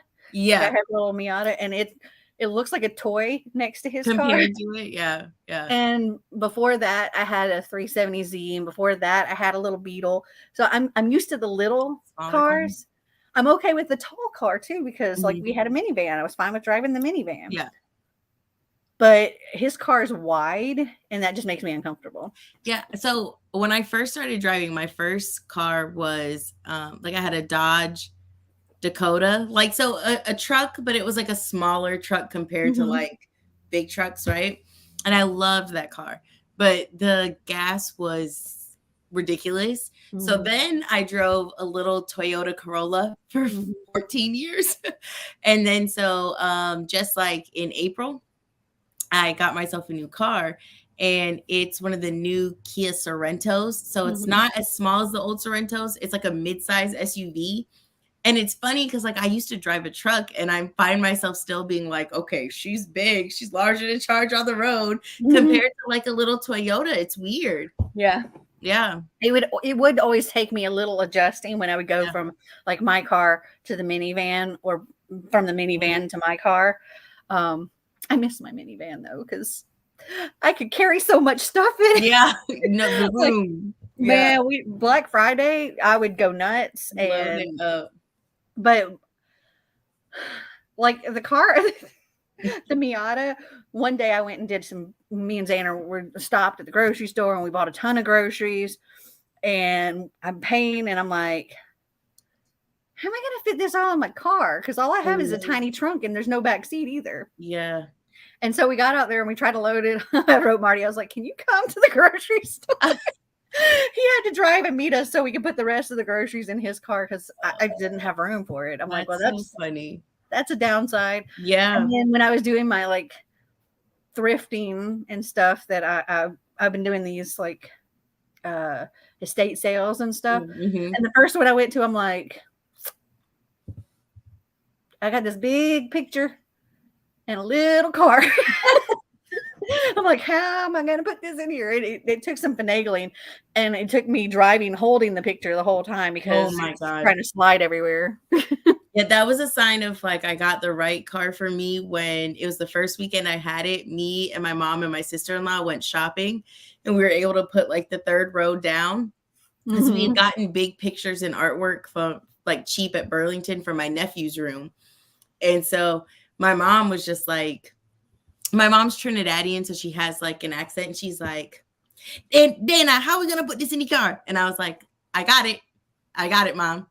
Third row goes down, and she's like, okay, that's it. In the minivan, the third row would go down and the middle row would go down. Mm-hmm. Oh yeah. And so you could have just the front seats, or you could do like the middle were actually bucket seats, so you could put one of them down and have one of them up. So if there was like 3 people in the car, you could still have. That's how mine is. The bucket seats, and they're great. But one day my mom was like, she wanted to buy my van for my baby sister. Uh-huh. And I was like, well, I wasn't really planning on selling it. Not anytime soon. Mom. But I sold it to her. And then ever since then, I'm like, how am I going to carry stuff? Yeah. Finished another chapter. Yay. 73 pages into spoiler alert. That's awesome. Exciting. 2 hours and 58 minutes left in your book. You're getting there, Tori. Hi, I had no idea you did this, Dana. Quinice just told me about it. Hi, Amanda. My roommate is named Quinice, and she told somebody we work with about it. Well, hello. Welcome. Amanda. She's a book lover as well. Oh, well, if you haven't already clicked that subscribe button, do that. Do it, Amanda. Do it. It's fun times here. It is. Super fun times. Hello, Melissa. Break for the wine. Exactly. Perfect. Okay, just one more. Wait, it's empty. I was like, I'll fill her back up. Yay! Yay! Welcome. Yes, Amanda, you'll love it here. Yes, we have a good time. I play games. Yes. And you'll see me with makeup on. Yeah. You make me want to do a glitter. You make me want to do a glitter lip so bad. When you could do like the red glitter lips. I love when I do those. Like I call them my ruby slipper lips because they always make me think of the ruby slippers from Wizard of Oz because they're just they are that sparkly. That's what I think. I'm gonna do it one day. Let me look at my glitter. Hold on. I use the NYX glitter. Yep. And I take glitter primer. So I typically will put like a base, like a liquid matte lipstick or something. And then I'll dab on the glitter primer, and then I'll put the glitter on top of it. And man, it stays. Okay, I've got even with eating and everything. I've got some. I'm gonna do it. Yay. Are you gonna do it right now? I should. I think on our next sprint, I'm gonna do it while I listen to the book. You drink wine, I drink Fireball. Wonderful. Fireball was my kryptonite in college. I was wondering why Dana was all up in makeup earlier when she came to get her food. So my second job where I work with adults with special needs, it's an apartment complex. And so I actually live on site. And so I went down to get that McDonald's, and I was like all done up. And Amanda was at the desk like, who are you? And I was like, it's me. I was like, she came on here and I'm like, yeah, I'm like here in my pajamas. I got no makeup on. My hair is like a mess. And I'm like, and you're all done up. I'm like, man, I feel like a slob. I had to try to match the picture because I was like, if I come on looking just like I rolled out of bed like I did, I was like, people are going to be like, who is that? Yeah, see, when I do my vlogs, I don't worry with the makeup because it's a daily filming. And when I do my live shows, typically the only one I really worry about doing the makeup and stuff is when we're doing our author live shows. Other than that, you get what you get. That's it. Oh, and I didn't get to have a piece of my apple cobbler and Bronella ice cream, and it was very yummy, but think I had too much crumble on it. Oh, you can't have too much crumble. Never. Probably what I'm going to eat for breakfast. That sounds like an amazing breakfast for sure. Now I can see your shelves. Here, I'll give you a little. So we have one shelf there, two shelves, the makeup vanity, and then another shelf. Okay, hold on.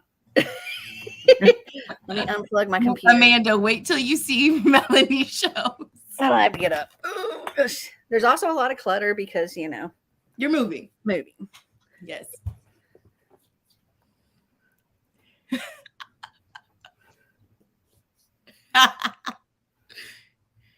My shelves. An absolute dream. There are 12 floor to ceiling bookshelves. I remember when you were building them. I also have the 12 shelves that were originally in here, just in another room. Oh, nice. The two little ones went to Xander's room, but the rest are like just in what we call the old office. Mm-hmm. I don't know what all shelves are making it to the new house and which ones are going to go in the sale. I would like to have them all, but I don't think there's room. Yeah. I am the catfish. Beautiful without makeup too. Oh, thank you. You don't need makeup, Mel. You look great. Oh. You do look great. You do. You are sweet. Thank you. Damn, I wish I had your shelves. I need more space for my books, but I'm out of space for shelves too. I don't have room. All my shelves are full. I don't have room for all my books. She's like, yeah, don't have room either. I don't have room either. Yeah, I'm having to get rid of books, like tons and tons of books that I haven't even read. I'm just like, I'm having to be brutal. Like, you know what? I don't care.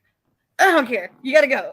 Yeah. I just don't have Amanda, she's moving to a new house and she's having to downsize on what she's bringing. So she has the most impressive collection and she's having to cut down. And it's so hard. Yeah. It's so hard. But I'm thinking, okay, well, I'm also going to split things up a little bit so that, like, there are a couple of built-in bookshelves in this new house too. So I'm going to have like one big area that's my Cassandra Clare stuff. Mm-hmm. I'm going to have one that's like classics, collectibles, like the really, really old antique books. Those are all going to go together, but also like newer ones that are still classics, like my Peter Pan and Alice and things like that. And then I'm going to have another section somewhere that's all of the authors from SeasonAthon, all the books I had of those. Oh, that'd be cool. The only one that's not going to be on my shelves is Janella Angeles because I unhauled her book. I'm kind of regretting unhauling it now because, you know, and that's the shelf I'm going to do. I'm kind of wishing I had kept that book for this reason, but that's Where Dreams Descend, right? And Kaylani loves that book. Yeah, I think I gave it to Clint. I can't remember, but it was fine. It was okay. It just I didn't, it wasn't a 4 or 5 star book for me, so I don't typically keep those.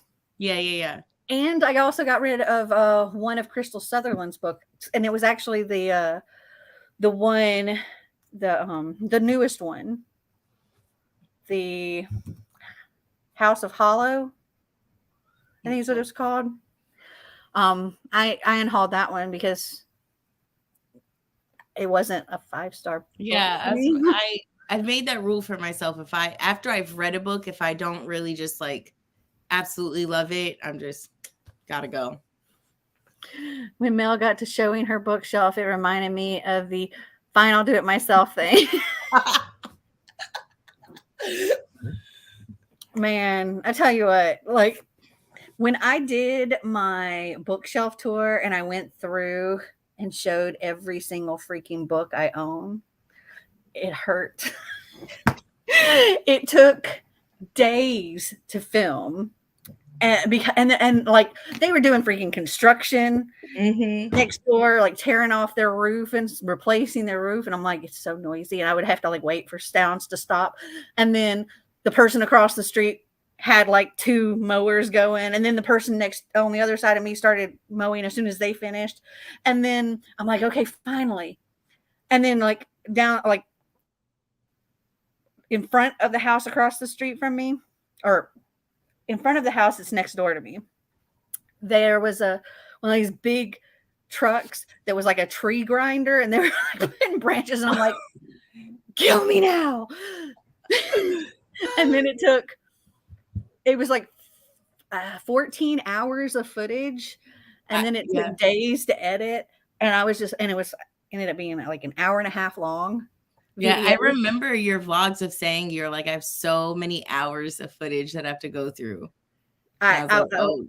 This is why I don't film those often. Yeah, no, that's the last time I filmed one. I had half the bookshelves that I have now. I had 6 bookshelves, and they weren't even full. So now I've got 12 overflowing bookshelves. Yeah, with the extensions on top. Yeah, and so it was painful, which makes it a little easier for me to say goodbye. Yes, that makes sense. I feel that. As Dana knows, I take her books and have no room for those either. Yeah, so when I unhaul, Amanda's one of the people that I'm like, hey, is there anything in this pile that you want? And she's always like, yeah, I have no room, but I will take this. And I was like, I feel it. Yeah, I told Clint, make some room, because I've got so many books that I'm unhauling, and quite a few is going to end up going to him. I'm like, I hope I have room for my bag to like bring clothes when I go to visit. Yeah. Because I'm going to have again, tiny trunk. It's going to be full of books. And I'll have like my suitcase or whatever in the passenger seat next to you, books in the back. Yeah. Well, because I'm going to Clint's for like a week, and so I'm going to bring him a bunch of books. Oh yeah. And I'm going to hang out with him, my homie. That's fun. I wish I could take your books too, Mel. I literally just unhauled like 300 books. I had to do it in separate videos, so like each video was over 100 books. And now I have like, I haven't counted them, but I'm pretty sure there's probably another 300 books there to be unhauled. So I'm gonna have to do more unhaul videos. Yeah, but you ended up seeing these for like months. Yeah, I've got a stack of like 50 books, so Amanda will probably end up getting a few of those. I'm a bookaholic, and I collect constantly. It's what we do. It's what we do. Whew, this wine's got me a little hot. Me too. As I drink more. Yes, I need to refill mine. See, it feels like there's more here, and then I go to try to drink it, and I'm like, it's empty. It's empty. Oh, it's okay. I have a whole bottle. Yay. All right. I think hold on. More comments. I have a friend that has used my books as her personal library since we were 7 years old. I guess you will need to triple up on your Have I Read It? Oh, so this month I'm doing 4 Have I Read It? I've already filmed them. I stayed up until like 4 a.m. filming, and I can tell you they did not go well. None of them went well, and every single one of them I have to read more than one. I can't wait for it. I'm just like, I'm already going to have a massive amount of books just from my Have I Read It. Yeah. And then there's my other TBR games. And I'm just like, oh my goodness. Listen, I told Mel earlier, I was just like, yeah, as a friend, I feel bad for you. As a viewer, I'm quite excited for those Have I Read It videos. Well, the first one, let me see. Because I plan out all of my things here. The first Have I Read It for for this month is going to be on Tuesday. Yay! Tuesday the 6th. And then we'll have another one on Saturday the 10th. And then on Tuesday the 13th. And then on Saturday the 17th. Okay, perfect. So I'm doing these all ahead of time because I'm going to be gone on my trip. Yeah. So that's why I'm working so hard right now, because then the day after we get back from the trip, we're closing on the new house. Wow. Yeah. Wow. That's a It's gonna lot. get crazy. Yeah. Yeah. All right. Let's do some reading. I'm getting wine and I'm doing glitter lips. Okay. I'm listening to my book. It's happening. Happy reading all. Happy reading.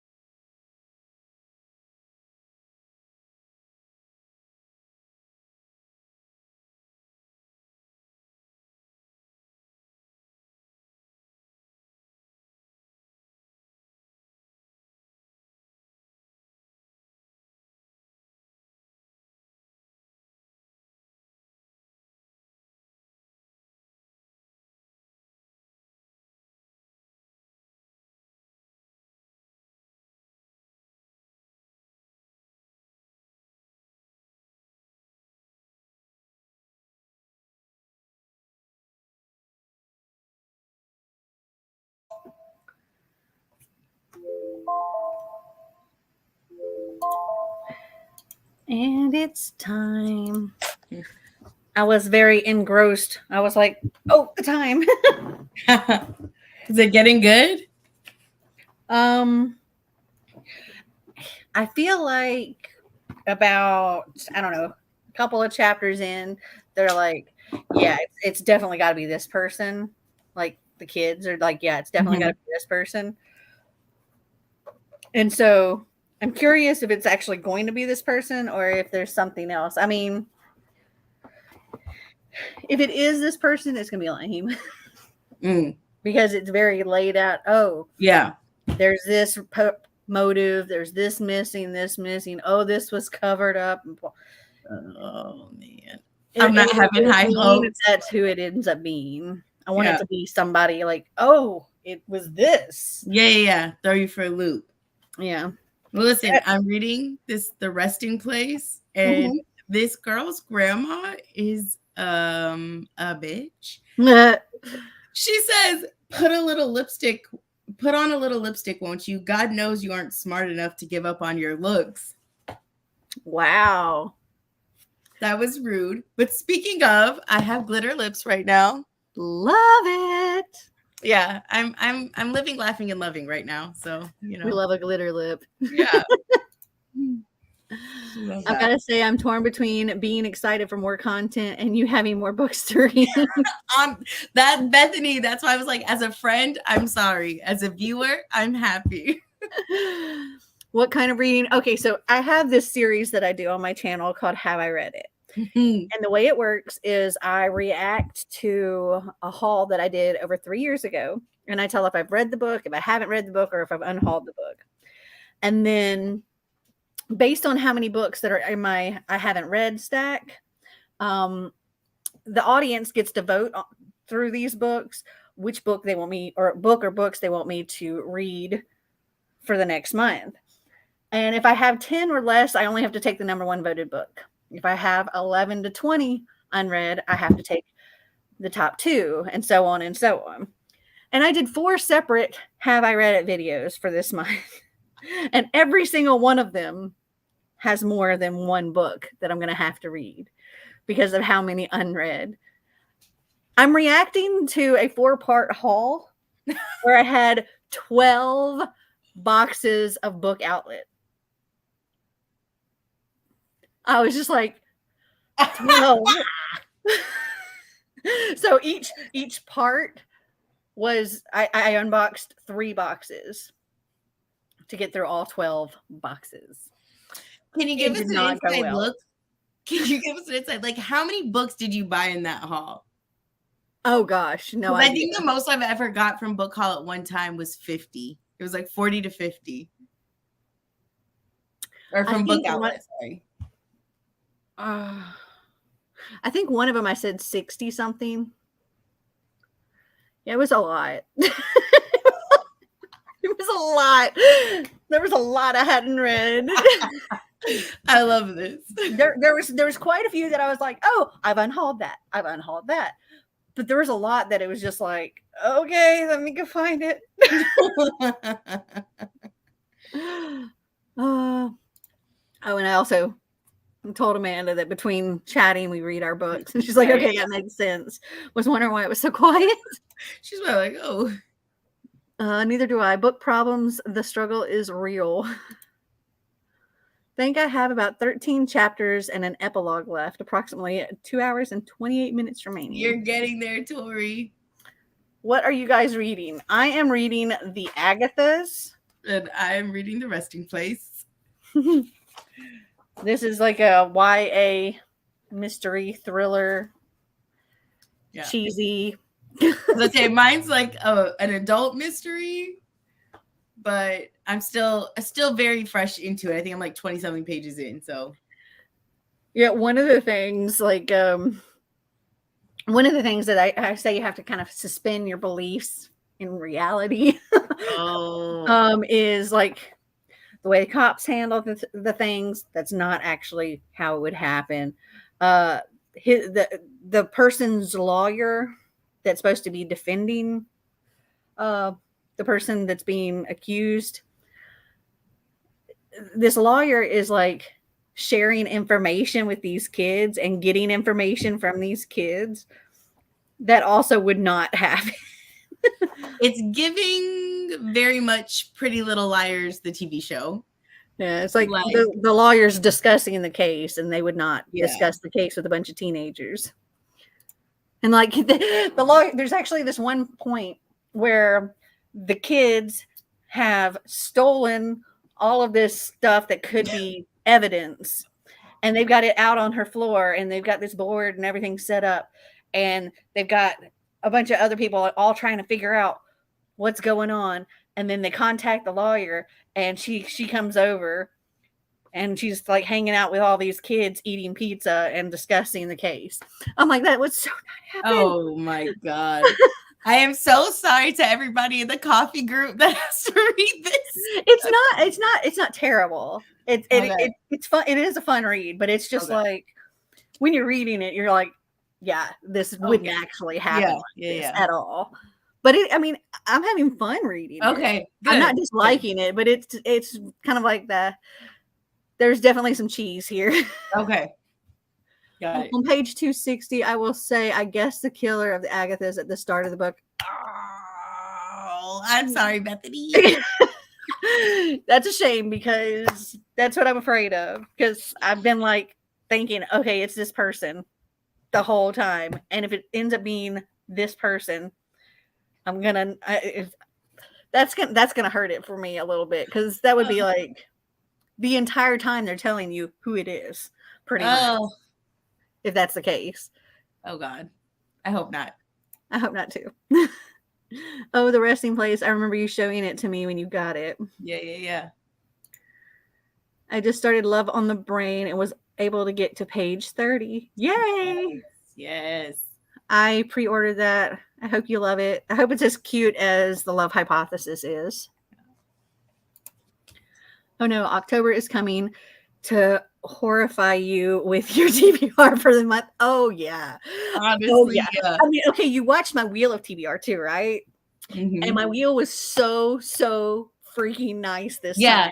October's gonna kick you in the ass. I'm gonna have so many freaking bonus spins. Yeah. And then if I don't finish everything from this month, I'm gonna have those punishments. And I'm like, there's like 4 things on there that already have 4 marks. Yeah.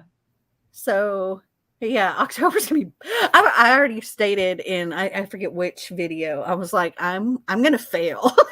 Yeah, you did. You were like, I'm gonna fail. Oh, that was for September. I was saying I'm gonna fail. Yeah, but I'm already certain I'm gonna fail October too. It's not looking good, my friend.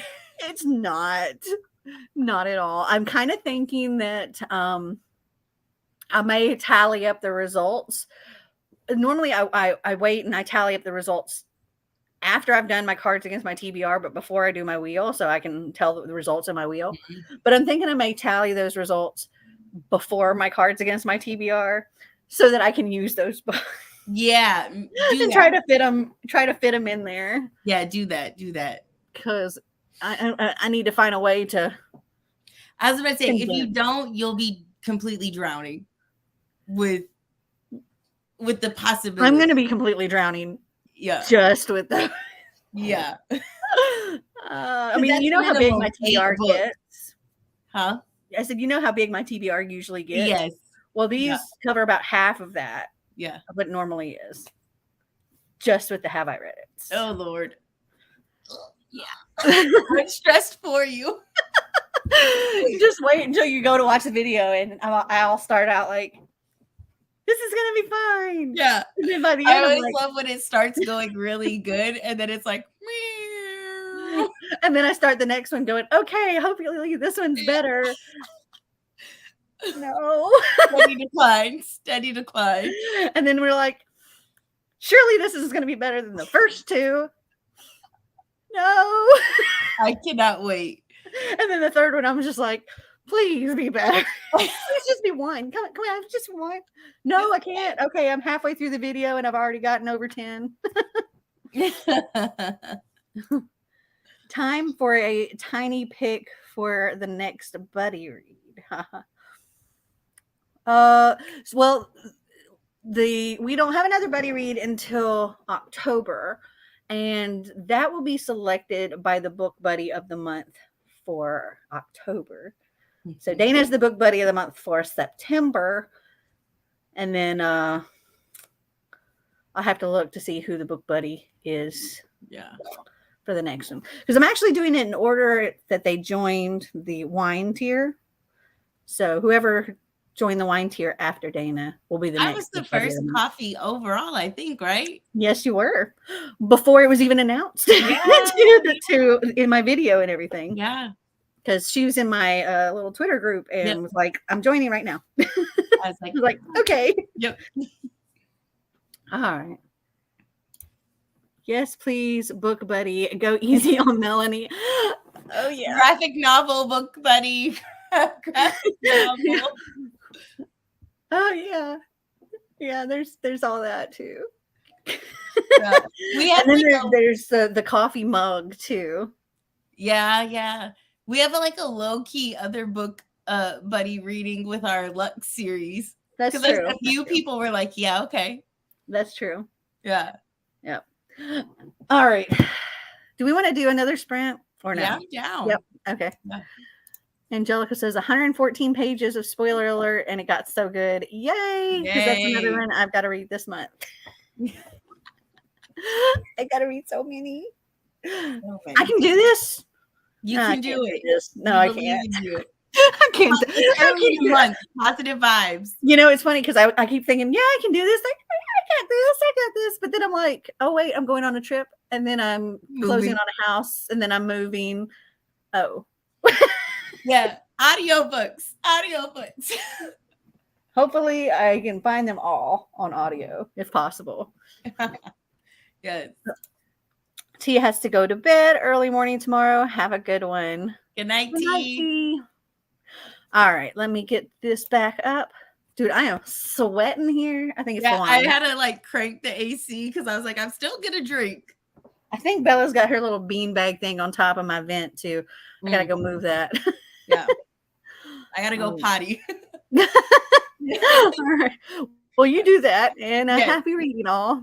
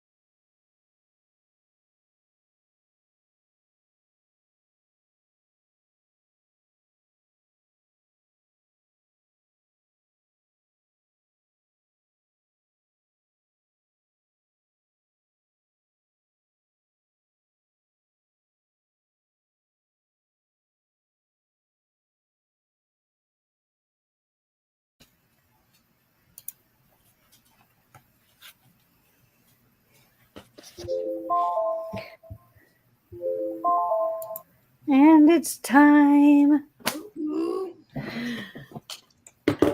Though it's cheesy, I am having a good time. Yay. Yay.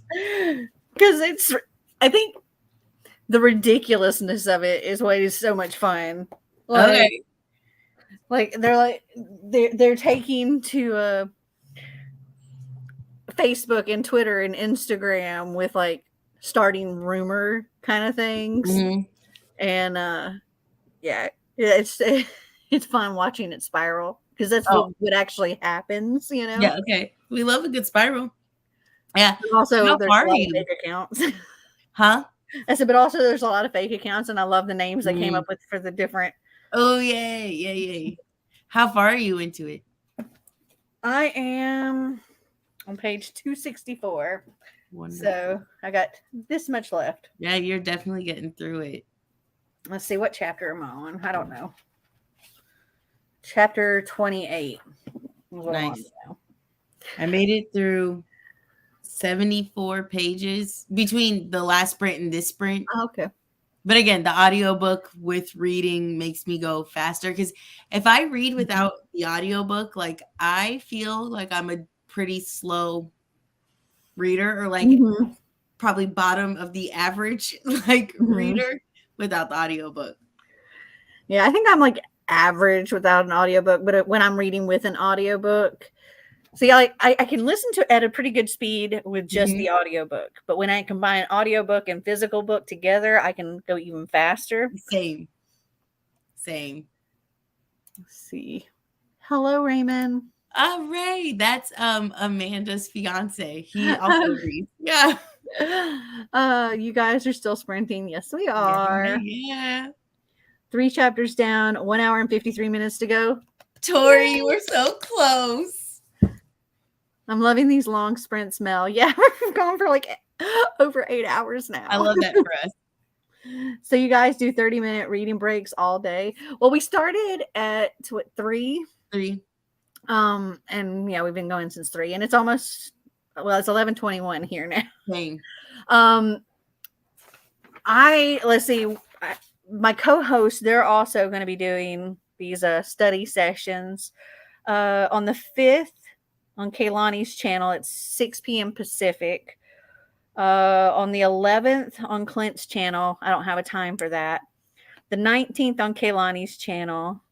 Then on the 24th, we have the live chat with the author of our group book, Aiden Thomas.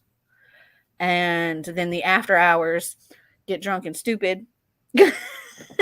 And then the 25th on Clint's channel, don't have a time for that. And then the 28th on my channel.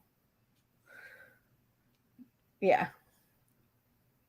And then, Exciting times. Yeah, I think I said the 29th, and I think that's what it was originally on here, but I changed it so that, yeah. I need to make sure it's changed on everything, though, because. Yeah, it's the 28th on the thing. It says the 28th on the thing? On my printout from the doc, yeah. Okay, good. Yes. Mine actually says the 29th, and I wrote the 8th over it. Oh, yeah, no, mine says the 28th. How much longer will you be doing the sprint sport? Probably not too much longer. We might do like some more chatting and do like maybe one more sprint, but then it'll be like around midnight. So I'll probably need to sleep. Plus, I'm going to be doing like a live thing with my coffee patrons tomorrow, where we're going to be watching something together, which will be fun. I can't wait. Join coffee, guys, if you want to join us. Yes, for real. Even the bottom tier, like the T tier, they get to join on the little watch party, so it'll be fun. Yeah. I shared this with Ray, so you have another subscriber now. Yay! Thank you. Welcome. On page 295, definitely going to finish this book tonight. You are killing it. No, honestly, Bethany, you're a champion right now. How many pages is in this book? Let's see. There are Oh wait, she's reading The Love Hypothesis. Is she? I thought so. I thought she was reading the Agathas. No? No, she finished that one. Oh, She's reading never The Love mind. Hypothesis now. Ah, It has 352 pages, so she's Ooh, almost you're read close. the entirety of this. You are 'Cause close. I think she finished the Agathas either at the beginning of these sprints or right before the sprints, and then she started this in the reading sprints. Bethany, she is you're a killing it. champion. Oh, my nose is just. Do you have any cozy mystery recommendations? Joanne Fluke has a something Swanson series. Hold on, let me grab it. I know what you're talking about.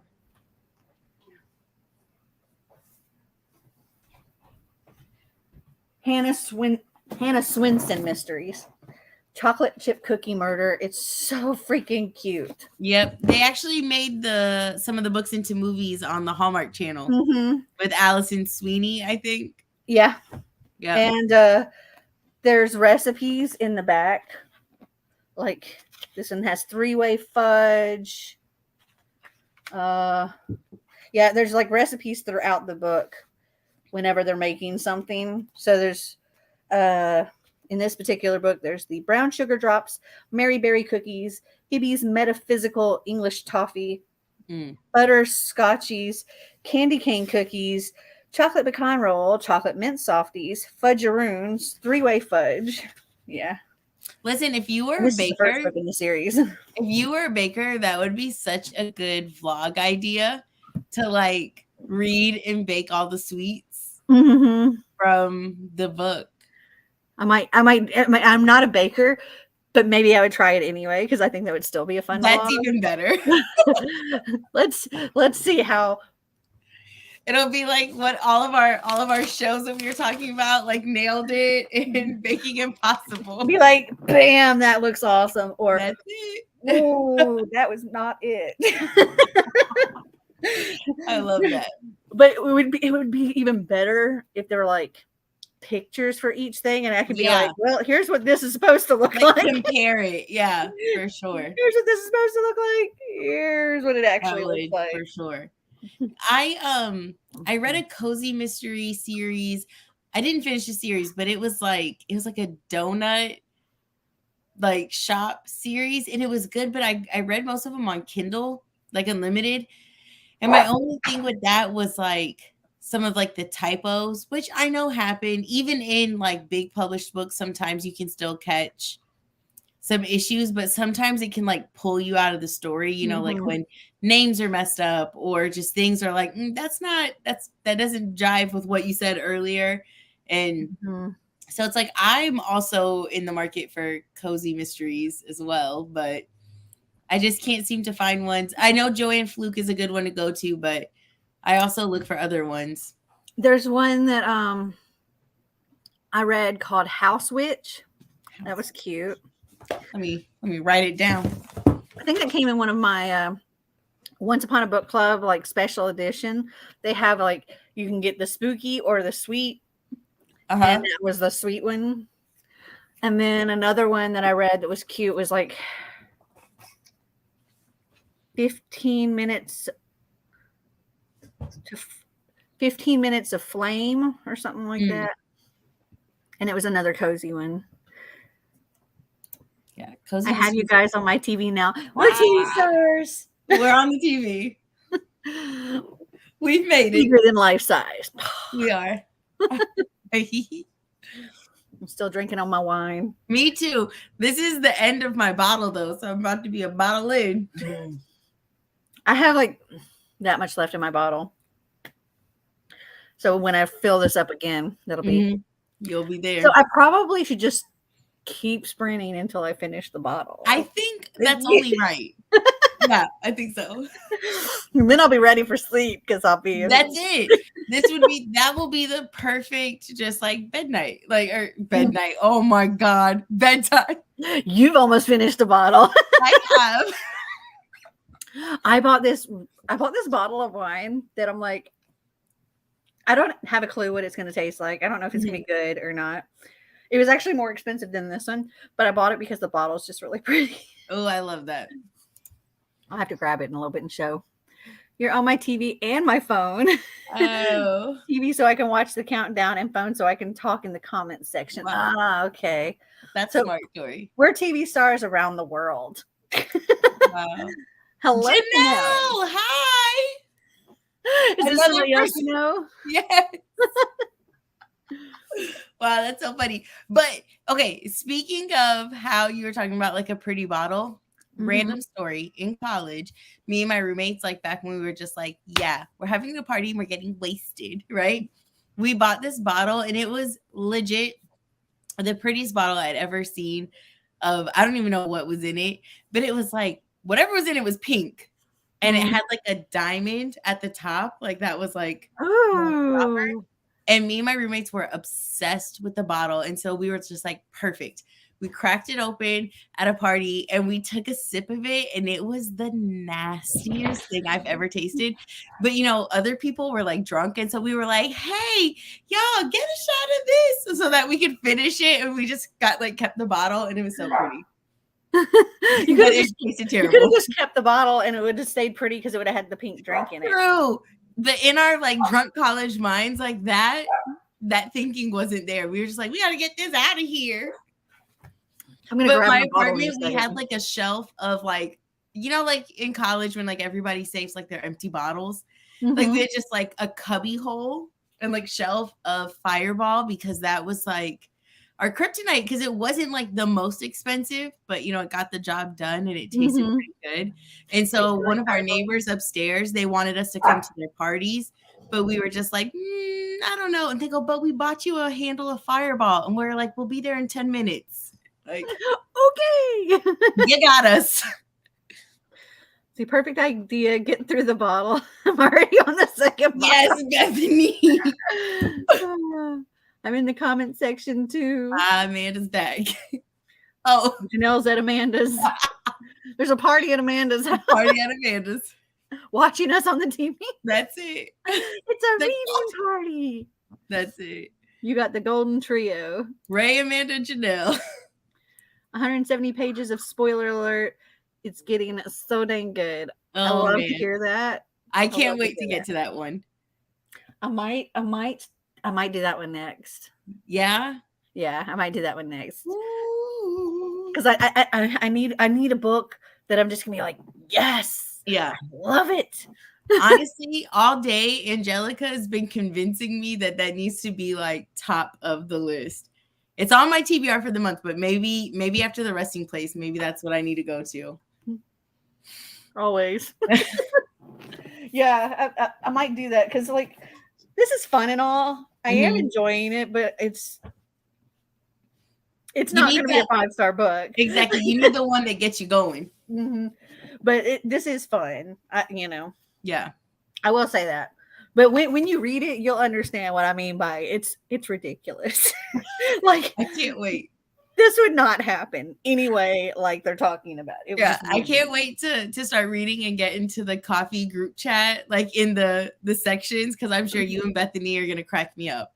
Yeah, we talked a lot for the first 11 chapters and just a little bit on like the next section. And I think I've only done like, what did I comment? Hold on. Yeah, I made a comment in the chapter 22 to 30, and then Bethany commented back, and yeah, not a lot. And that's because we've been talking here. Yeah. But I have been like occasionally typing in there while we're doing the reading sprints. I've been getting the notifications. When I pulled you up on my TV, Janelle said, "What's this?" And I said, "Dana's on the TV." Dana. So I didn't know how to pronounce your name until we got on this live together. Yeah. It's fine. I was saying Dana in my videos. Yeah. And I was like, oh, and then you said Dana. I was like, oh, okay. No, it's totally okay. My entire life, nobody's ever said my first or last name right. So like my last name is Seiler and everybody always says Siller. So I've literally always been Dana Siller when it's Dana Seiler. It doesn't bother me, but I know for some people it does, but I'm just like, yeah, call me whatever. A lot of people just call me D. And I'm like, hey, it worked. Janelle loves your makeup. Thanks, girl. Yeah, I've got glitter lips right now, inspired by Melanie. Trying to yeah. match my eyes. She came in here looking all glam, and I'm like, I am in pajamas. I got no makeup on. I look like a slob next to this girl. I was like, this is my YouTube premiere. I was like, I gotta look better. I'm like, hold my on. natural state. Let's see if I can. Let me see if I can show what one of the like how I do myself up for my actual videos. I was about to say, anybody who's not seen Melanie in makeup, she slays with a makeup brush as well. She really does. I'll show my makeup look. Let me find like a little snapshot I took, like a thumbnail picture.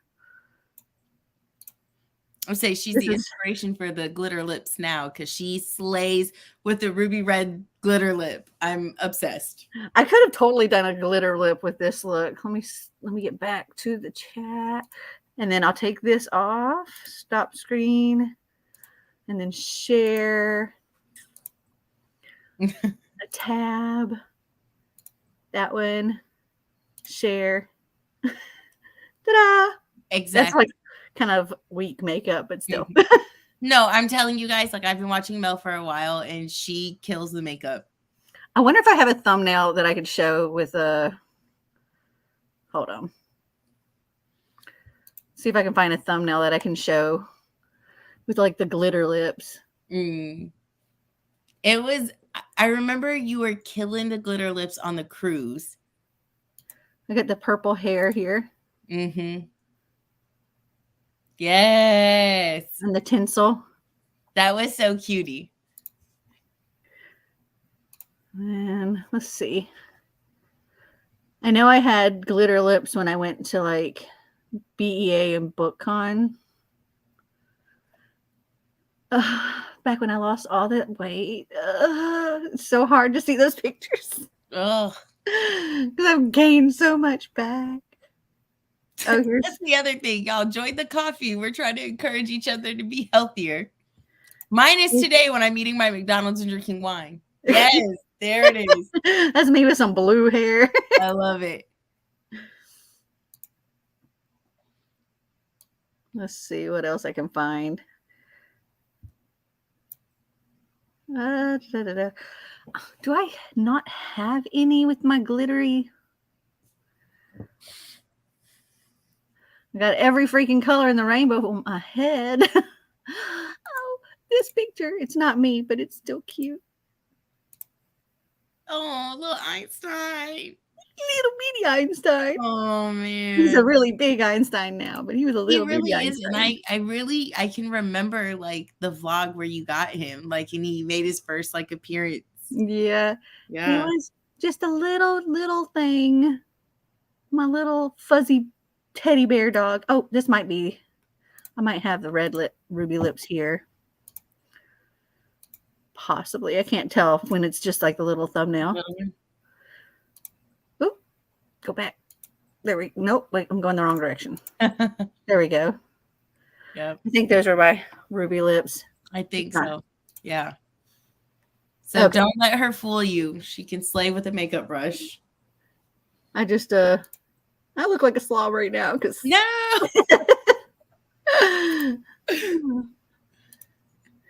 People do that to my last name all the time. Once they spelled it like Moisten. Ew. Moisten. It's Moston. I would have guessed Moston or Moston. Yeah. Mine, like, Melanie has been spelled wrong a million times. My middle name's been spelled wrong a million times. My last name, good Lord, how many different ways they've spelled that. Because I'll say Benson, and then they're like Vincent, all kinds of stuff. God. Just tried a little bit of my apple butter from the crock pot, and it's delicious. We'll be canning it tomorrow. I will definitely post pictures on my Instagram. Yes. You can just send me some, too. I was about to say. Love the glitter lips, too. Thank you. So far, I finished Book Lovers, got 95 pages into Saw Kill Girls, and I'm 170 pages into Spoiler Alert. So this study session is awesome. Angelica, you're crushing it, man. You've done awesome. For real. A+. The Agathas is a ride for sure. A lot of the time I was just there like, huh. A lot of things aren't fully explained. They just happen. Yeah. Oh. No. You're not alone. I've put on so much weight I lost recently. Very few people get it right, but Dana's got it. The last name, yeah. Mm-hmm. Feels hot. I forgot to move the beanbag off the vent. She keeps her place nice and cool, but I get no air when she does that. I have to like pull her off. Move. Yeah, she's cute though. She keeps like she's got a collection of Einstein's Chew toys with her arm laid over him. Aww. And when he would get close, she'd start. She's got these gigantic Chew toys that are almost as big as she is. She's like, brother, I will growl with you, but stay away from the things that I've taken. Yep, okay? They're mine. Yeah, they're mine. She's a little feisty thing. All right, let me get my timer back on here. Yes. Whew. I'm also wearing like the fleecy pajama pants, so that is not helping. I was about to say, I was like, I know it gets hot in Tennessee, and I know in Florida, like we cannot wear those except for like 2 weeks a year. Yeah, it's a little it's not quite there yet. It's still very hot here. I need a recommendation of what to read next. I have so many, I don't know what to do. Dana knows I've been in a book slump lately. Yeah, so do you have like a selection for us to like? I was about to say, Amanda, send us some options to help. Yeah, if you want to like type up a list of ones, you can put it on there, and we can give you our recommendations from that list. Because she was reading, I think it was a Victoria Aveyard. Yeah, it was. It was called Blade Breaker. And I mean, like, because I would see her at work, and Amanda usually like zooms through books, okay? And I kept seeing her day after day, couple of weeks with the same book. And I told her, I was like, friend, I don't think you like that book. And she's like, I don't think I do either. So, but do you like that kind of thing, like fantasy? I haven't read that particular one. But if you like fantasy kind of things, that's what I'm guessing that is. Yeah. I'll have to look and see what exactly that one is. I've read the Red Queen series by her. And I liked it up until the end. By the end, I'm like, I don't care about any of the main characters. I like some of the side characters, but that's it. You know, I have another friend that read that series, or I don't even know if they ever finished it, honestly. But they were like, wow, I love this series. But as it went on, they were like, I'm so much less interested in it now. And I was like, that sucks when you invest that time and then it's not at all what you thought it would be at the end.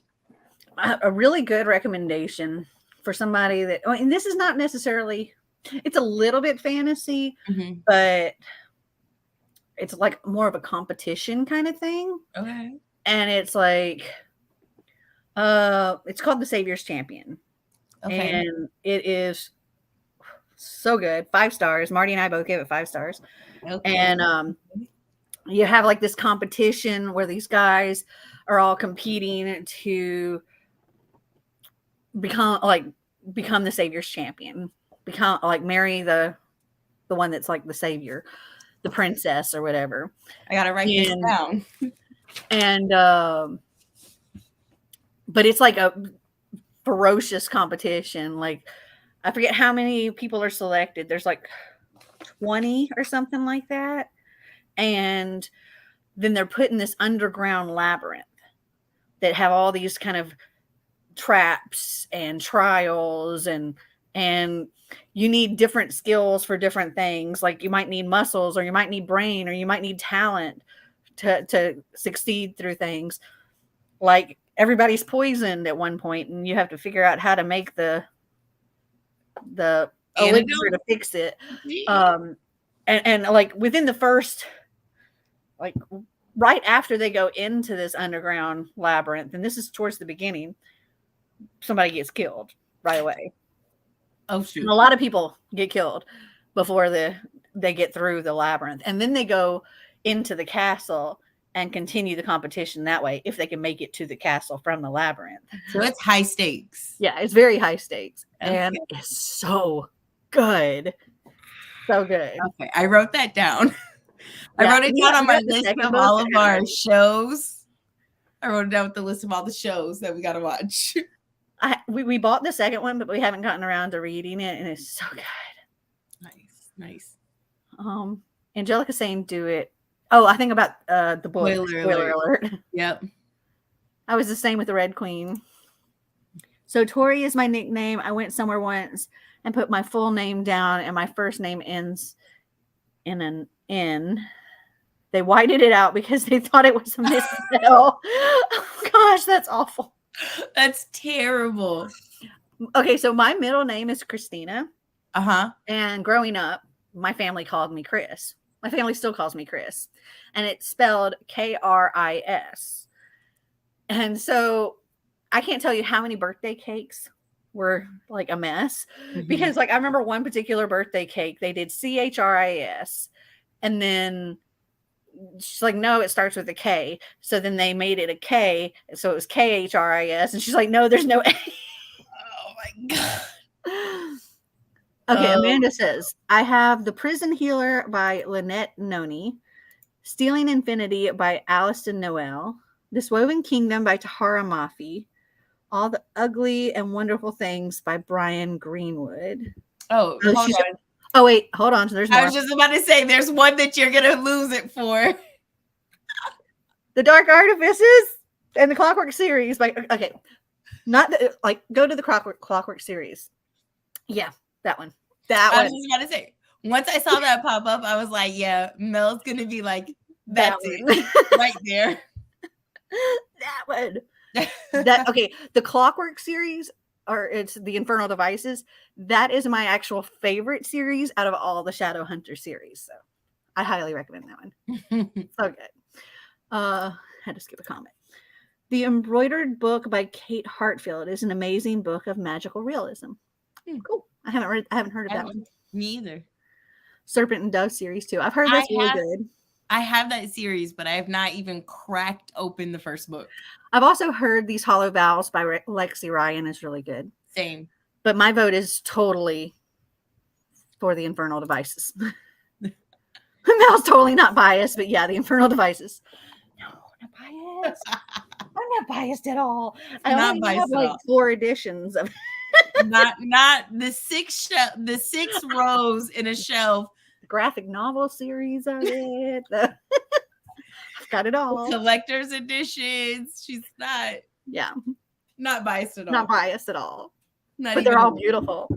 They're fabulous, and I love them so much. They're my other children.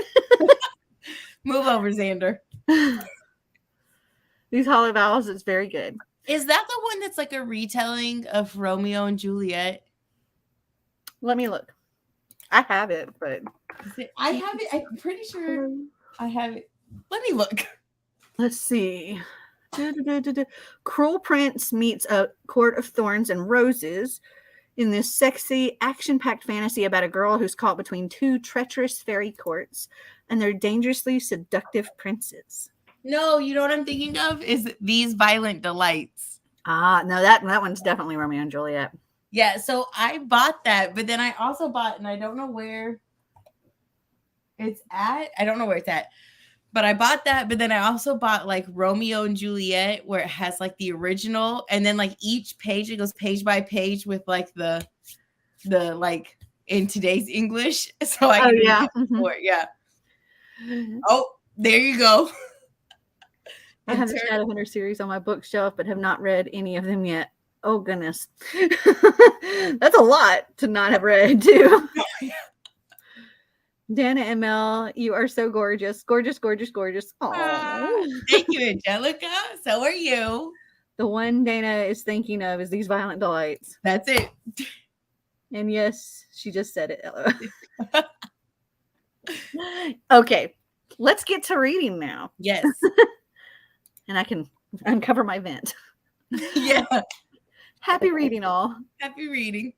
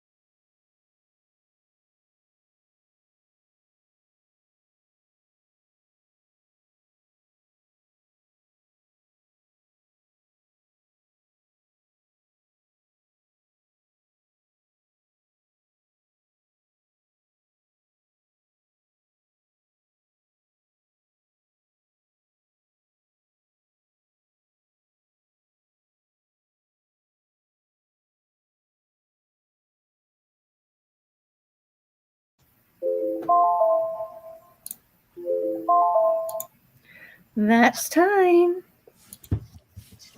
Okay, so I'm like 2 to 3 pages shy of being a third of the way through this book. Mm-hmm. And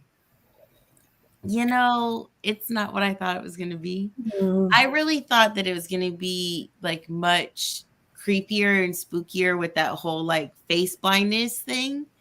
And that's really not, I don't know. It's not what I thought it was going to be. Like, it's definitely setting it up for like a mystery, because it's like it jumps between like past and present. Mm-hmm. And there's obviously something that was a brewing back in the day, but it's not as creepy as I thought it was going to be. It's giving much more of like who done it, Mm-hmm. like that thriller, like creep feel. Mm-hmm. I mean, I'm going to carry on, but not what I thought. I'm still hoping that it's not who I think. Yeah. I'm really, really hoping that there's some big reveal, some big twist. I'm like, though I'm becoming less and less hopeful as we go, because Bethany is like, she said she guessed from the beginning, and I'm like, Now it's like, yeah. And I was cracking up like when I got the notification. I saw you. I was like, I've got to read that. They're trending on Twitter. My do it comment is to start spoiler alert next. Do it. Do it.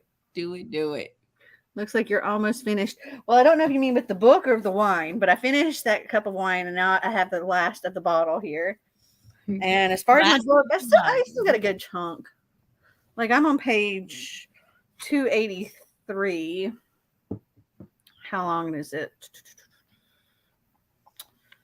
395.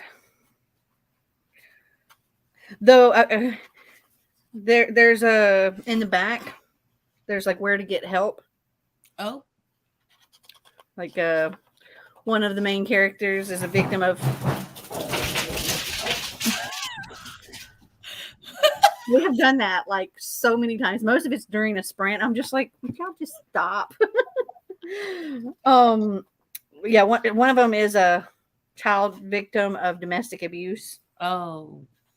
And so there's like the Child Help National Abuse Hotline, Domestic Violence Hotline, Teen Dating Violence Crisis Text Line. I appreciate when books put the effort to make sure that there's like they're writing about something in an entertainment like way, that but add in the fact that like these are real things and problems that people face. I appreciate when they put trigger warnings or like, ways to get help. Yeah, Iris, I don't know if it's her dad or her stepdad, but I think it's her dad. But she refers to him as the Beast. Oh. And or the Beast, or the Thing. She refers to him as the Thing. And but there's like a restraining order that he's supposed to stay away. But he does appear later in the story. And it's revealed pretty early on that like he broke her wrist or her arm or something like that. Yeah. In an altercation where she was trying to get between him and her mom. Mm. And that's like, and it's her goal to get out of this town so he can't find them anymore. Yeah.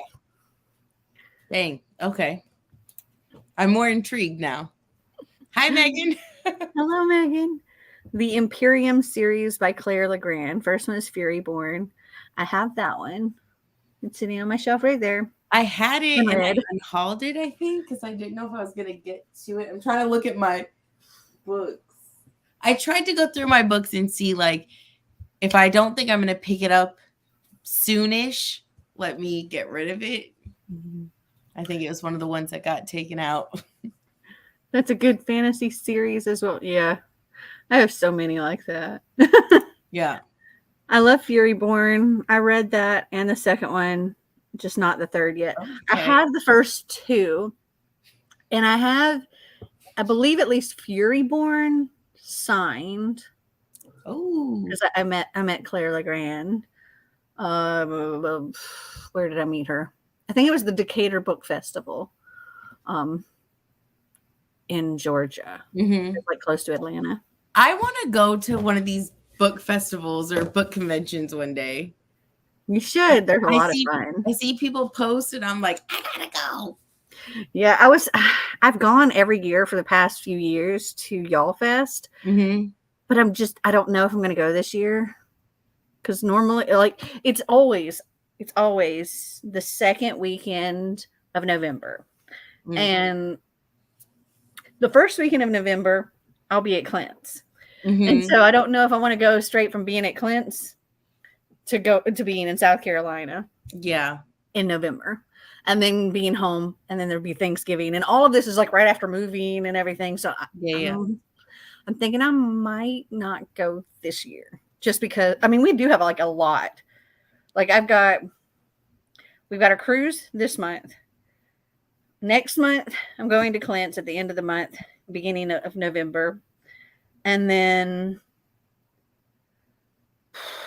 February, me, Marty, and Xander are flying to Sydney, Australia. And we're taking a New Zealand cruise. Exciting. And then September next year, we have another cruise. We're actually doing it's like 17-day cruise going. It's a Arctic crossing cruise going from Amsterdam to somewhere in New Jersey. Wow. And it's stopping in like Iceland and all kinds of stuff. Oh my gosh. And it's going to be during the time when you can see like the northern lights and stuff. Are you going to vlog it? Of course. Of course. Yay. Of course. Well, listen, if you change your mind and decide to go to Y'all Fest in November, let me know. I will do that. Yeah. Yeah, I've tried to do, like, in the past, I've wanted to, like, I tried this the last time I went to arrange, like, a thing where a bunch of, like, bookish friends all get together and rent a big Airbnb together. Yeah. And we do that. But then it was like, everybody bailed. Oh. And so it was just, it ended up, we got a smaller place, and it was just me and Marty. But we didn't need even as big of a place as we got, because we had like a 2-bedroom place. Yeah. But it was still nice. Yeah. But I totally wanted to do that, like have a book buddy or multiple book buddies. You know, we have like a room, like rent a 5-bedroom house or something. Yeah, you never know. Like Clint, Kaylani, like maybe, you know, a few people. Maybe we could all meet up and go. I am so down. Yeah, me too. You let me know. I love Fury Born. I read that. We already read that comment. Yeah. Is this the last of the 30-minute sessions? I don't know. I don't know. I mean, at this point, if we did one more 30-minute session, it would be almost an even 10 hours. Yeah. Yeah. That's a lot. I still got a little wine. I still got this much wine. So. Oh, we gotta go, man. We gotta keep going. 4 chapters down, 5 chapters, and an epilogue to go. Yes. 4 pages short of my daily reading goal. You'll get it in the next. You're gonna get it. See, we have to do another one. Have to. You can get the 4 pages in. Got to. 20 pages. I read 38 pages of Unbirthday by Liz Braswell. Is this like Alice in Wonderland? Okay. I took some of the time to change before starting on Clockwork Angel. And I've only read 8 pages so far. Please tell me it gets better. That's all you. It does.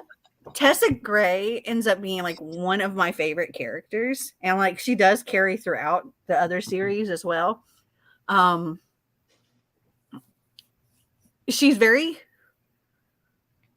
almost childish in the beginning, but she grows and matures, and I love it.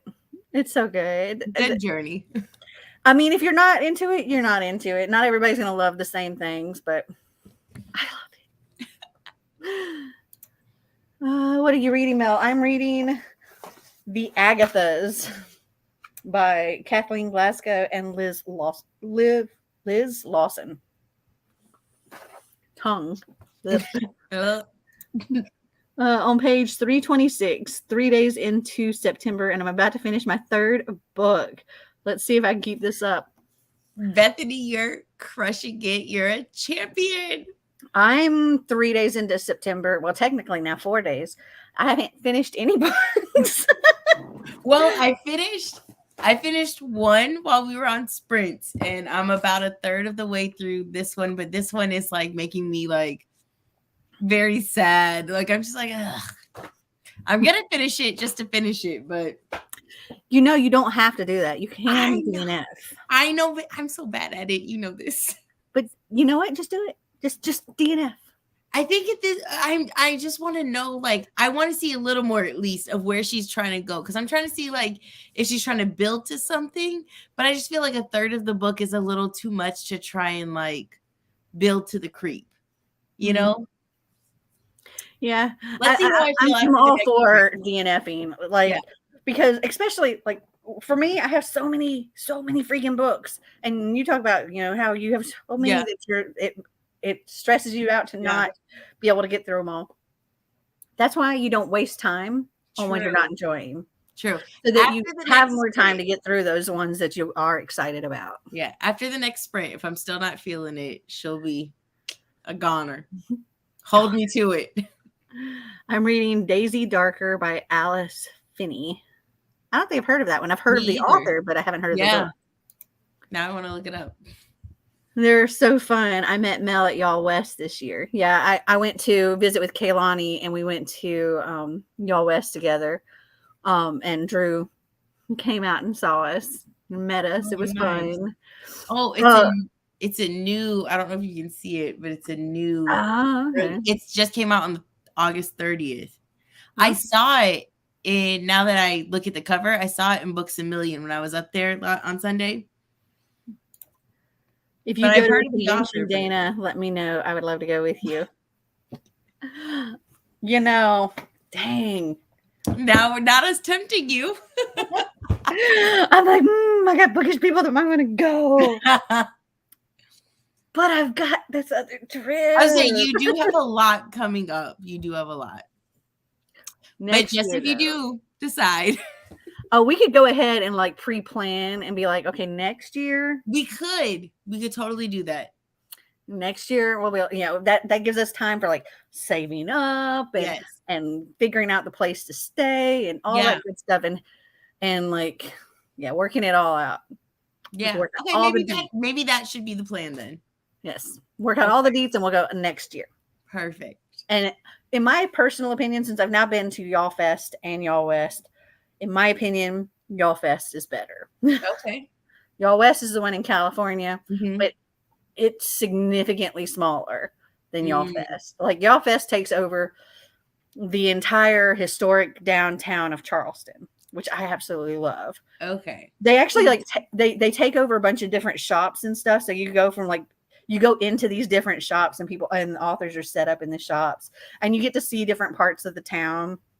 And like they might have a Sundays with some author in this ice cream shop. Oh, cool. Or waffle breakfast with these authors at this waffle shop. Okay, that's this really awesome waffle shop there. That's definitely cooler then. And I do love waffles. They have really good waffles. There you go. Have you seen? Did you ever watch Parks and Rec? Mm-mm. Okay, I've seen it. I've heard of it, but I haven't watched it. Well, the character in there, Leslie Knope, like she's obsessed with waffles, and I don't know why, but it just like you said waffles, and I was like Leslie Knope. Man, they make some really good. Like you walk past this place, and it's like you just smell it. Yeah. And I don't know if y'all have this in your stores there. Jenny's ice cream. I haven't seen it. It originates in Charleston, and there's a Jenny's ice cream there, and so that's one of the shops you go into, and their ice cream is so good. Well, listen, next year November, mm-hmm. Looking forward to it. I'll keep going on Clockwork Angel since I'm on the prologue. I'll give it a fair shot. Okay, good. Yeah, for sure. I'm bad at DNFing too. I always have to finish. Megan, it's a problem. It's a sickness. We got to let it go, sis. Yeah. I occasionally will still do that. If it's something like I'm buddy reading or something like that, unless it's horrendous. Yeah. It's like if I'm like, or if everybody else is DNF'd it, then I'm like, okay, I don't feel bad DNFing it. You know what I think I struggle with? Part of it is if I'm reading it for like a readathon or for a purpose. If I DNF it, I struggle with like, well, then do I still count that prompt as being fulfilled, or do I need to go find another book? You know? Yeah, I guess it would depend on how far in you got. Like, Yeah. if you read 100 pages, I would say, yeah, you completed it. You gave it a good enough shot. Because I mean, a lot of graphic novels aren't even that much. So True. So Yeah. I'm kind of like, yeah, if you've read 100 pages, absolutely count it. Yeah. If you haven't read 100 pages, say you've read 30 pages and you're like, this is absolutely not for me, you haven't invested that much time, Yeah. so you can swap it out for something else. True. Yeah. And for this one in particular, this one here, it's not that it's bad. It's just not what I expected. I think when I read the synopsis and it was like the face blindness and she came face to face with a killer, I thought we were going to be like creepy vibes of just like it's somebody around her, you know, that she just can't place. And it's not giving what I thought, you know, but it's not bad. I think if I would have went into it with like a lower expectation, I'd be like, okay, we're okay. But it's more so of just like they're telling and not showing. And that can be, you know, like kind of boring a little bit in a book of just like, you're telling me this happened, but I'm not in it with the character. There's a book I'm trying to think of. Trying to remember what the name of this book is. The Color of B. Larkham's Murder. I've not heard of that. Let me. It's by Julian Simmons. No, that's a different one. Hold on. It's Sarah J. Harris, and it's about a boy with synesthesia. Like he hears, like people. Okay, so it says words, numbers, days of week, people's voices. Everything has its own unique shade. And so he kind of has like that face blindness, but like he doesn't recognize people except for like their color, like what color like this person puts off. And he witnesses a murder. Okay. And he's the only witness, but he's not very, you know, the cops are having a hard time getting information from him because like one cop that interviews him, he gets all the information. He leaves the room and he happens to take off his coat, and he comes back in, and the kid doesn't know. He's like, I can you bring this other guy back? I don't want to talk to you. But it's the same person. He's just changed one thing, and now he doesn't recognize him as the same. He's like an unreliable witness now. Yeah. But yeah, it was pretty interesting. It was a good book. I might have to look into that one. I can't remember what I gave it. Let me see if I put it in Goodreads. The Color of B. Larkham's Murder. So like not exactly a DNF, but do you have any book series while you're looking that up? Like that you don't love, but you can't help but say like, I've got to finish it. Cause I have one at the top of my head that like, I feel like a punishment to myself will mean that I have to finish the series. I don't know. Like I was kind of, I would have probably said the 1 Second After series. Because I've read the first 2 books and there's only 3. And they were okay. They were fine. You know, they weren't bad.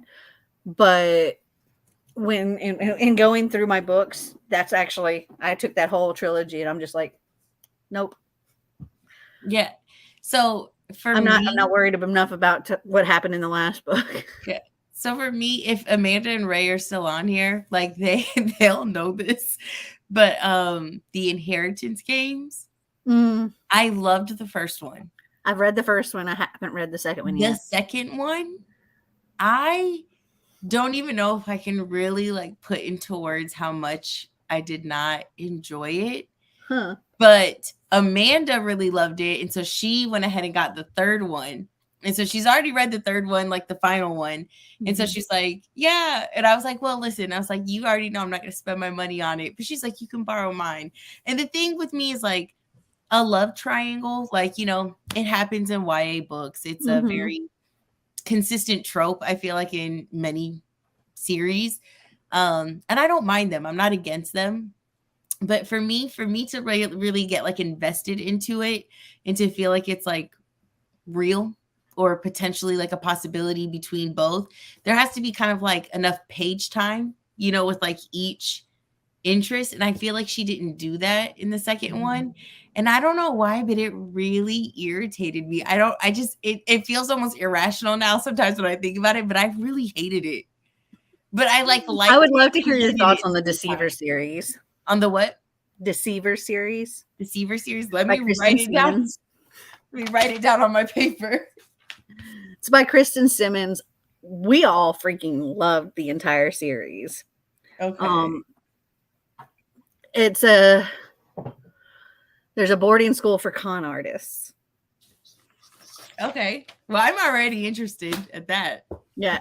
She was one of our SeasonAthon authors as well. And we read The Deceivers for the book. But yeah, love the entire series. I think it's a trilogy. But it's awesome. Yeah. So I like a love triangle, but only when it's like I have to feel that push and pull between both. Like even if I'm firmly on a team, I need to feel like but where are you gonna go? There is a love triangle in the okay. The internal devices. And I get invested. Like I'll be like, what's gonna happen? But I just feel like with I think it's Jennifer Lynn Barnes. Yeah, the Inheritance games. And I love like puzzles and mysteries. And so that first book I thought was incredible. Yeah, I loved it too. Yeah, the second book wasn't bad. It wasn't bad. It's just that particular thing that was such a big plot point just irritated me. Because I was like, you know, you could have just cut that out if you weren't gonna invest into both sides of the coin, you know, to really give the reader that like that push and pull feeling. I think you would because there's a thing in the Deceiver series, but I think you would enjoy that one better. Okay, I'll look into that one then.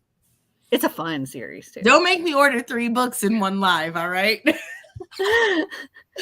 me look it up. I'll be down to see you again, Mel. Okay, Drew, if you want to fly out to Charleston, South Carolina, 2023. That's it. Daisy Darker is Alice Finney's newest book. It's supposed to be like And Then There Were None by Agatha Christie. Okay. 10 by Gretchen McNeil is also like And Then There Were None by Agatha Christie. I know Kayla from Books and Lala says it's trash. Like she didn't like it at all. I listened to it with Xander. Me and him listened to it, and we both loved it and gave it 5 stars. Yeah. So sometimes, you know, you just got to disagree, right? Oh, is this it? Can you see it? Yep. That's one of the covers, yeah. I've seen this. Possibly on my channel. Probably. Amanda says, you went to Books A Million without me, Dana. Wish I knew about this. Sorry, girl. I'm fanning myself with a book. I'm sitting in the air conditioning and drinking iced tea, and I keep shouting, oh, Lord. Are you shouting, oh, Lord, because of the spice, Angelica? Because you'll make me pick up spoiler alert right now. We like spice. We do like spice. Mel was my bookish friends and my mom of the day because mine was at our hotel room. Hello. Yeah, his mom was like, she's the sweetest little thing. And she was like, so you've got him, right? You're gonna keep up with him? And I'm like, child. I'm like, okay. You got it, Mom. I mean, I was definitely the mom of the group. Yeah. How often do you do reading sprints? Normally I do like once a month. This month I'm gonna be doing it twice. I've got one, but my co-hosts for the readathon are going to be doing it There's going to be 4 others with them. Kaylani from Kaylani Simply Me is going to be doing 2 on her channel on the 5th and the 19th. And then Clint on his channel, which is Reads Readers, will be doing one on the 11th and the 25th. And then I have another one on the 28th. So we've got lots of them this month. Oh, just yeah. Only 2 on my channel. Because I've also going on a cruise and buying a house and moving. All those things. All those things. And then the live shows with the author, Aiden Thomas, will be on my show on the 24th. Like, I don't even know which house I'll be in. I don't know if it's going to be in this house or the new house because we close on the 20th. So I say you'll be back and forth for sure. Yeah, we both are. I just gave the final gambit to Kim D to read. I'll let you know when she's done. Boarding School for Con Artists. What's the title and author again? It's called The Deceivers by Kristen Simmons. Fabulous. But if you like that kind of setting, Killing November is a boarding school for assassins. And I'm telling you, I told myself last November, because I remember somebody in the group had talked about how much they liked it, and now I realize it was Clint probably. Yeah. And I was just like, wow, I need to read this, and then I didn't. So this November, hold me to it. Killing November and then Hunting November will be read.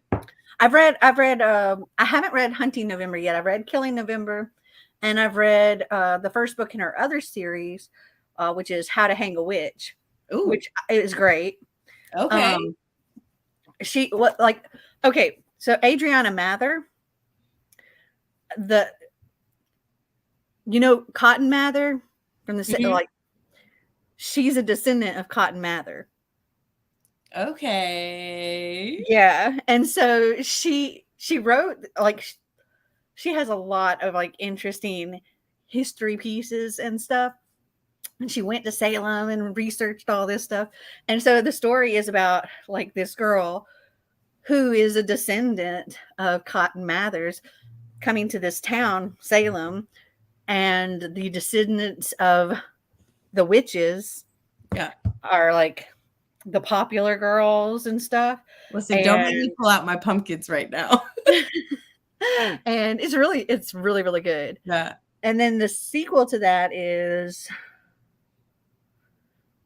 Drowning something. It's based in the Titanic, which she has ties to that as well. So wow. It's really cool. Wow. Could you imagine having ties to so many different things in history? Yeah, that's wild. I mean, you have to think, if you have a family that dates back that far. True. True. And so that was apparently she got some looks when she would say her name there. Oh, wow. Because there's a lot of, history to that name. And here I am just excited for Hocus Pocus 2 to premiere. Let's see. I can't DNF. I soft DNF Tar Baby for 4 years.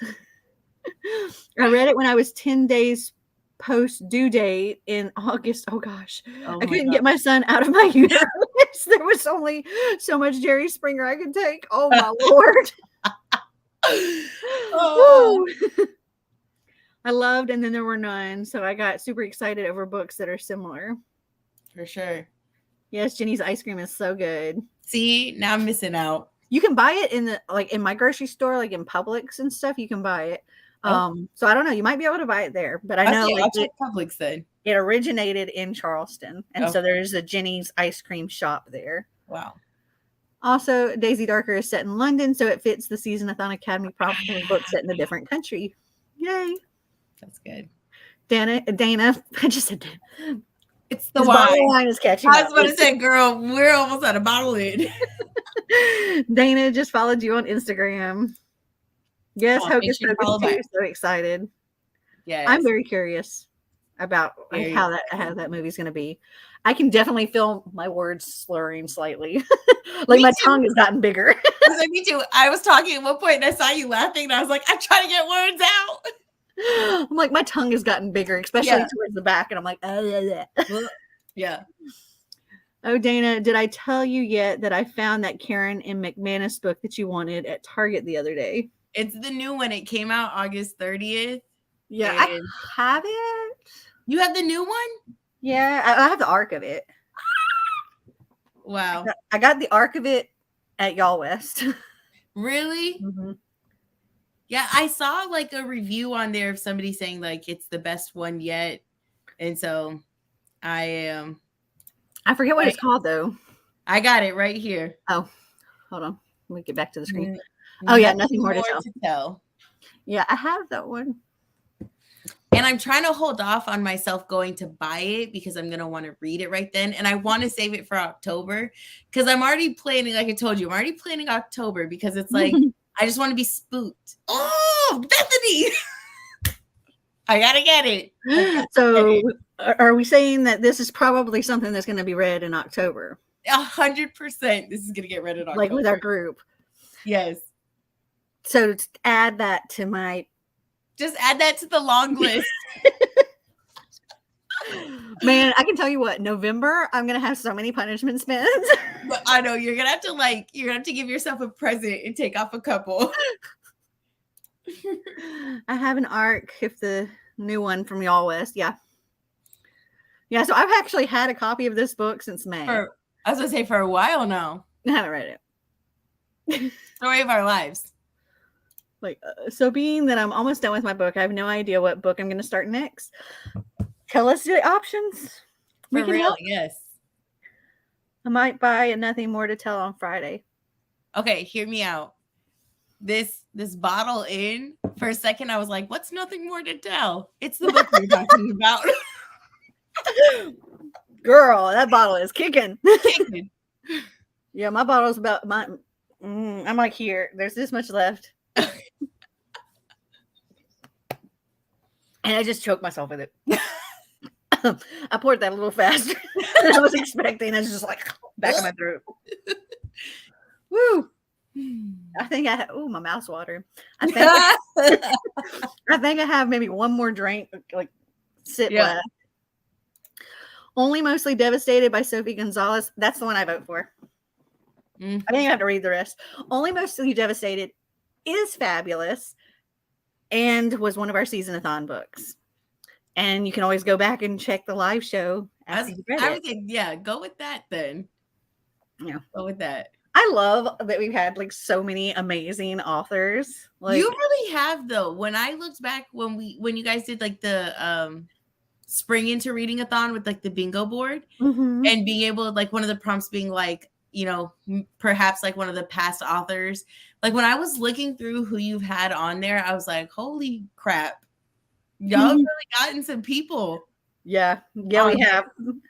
You have no idea how hard I work to get these people. That's the thing, is like I can only imagine like the planning and preparation that goes in to be able to like lock down these people to even be able to make an announcement is it's commendable for sure. Before, like here in like the next couple of days, I actually need to start looking into authors for our next one. Yeah. And then I have to get with Clint and Kaylani and go over the list with them, and then we narrow it down and all this stuff. And then once we have the live show with Aiden, as soon as that's over, like the very next day, I start contacting authors. Wow. Yeah. And so, you know, by the end of September, I'm getting to it. I'm contacting authors and I'm doing all this. And then we film in October our announcements and we post them around the beginning of November. And so it's like I have maybe a month to get somebody. And then us figure out all our prompts. Wow. That's a lot. That's a lot. It's a lot. A lot of work. It's a lot. Well, from somebody who participates, we appreciate it. We appreciate it. Yeah, it's definitely quite a bit. And it's funny because how SeasonAthon Academy kind of,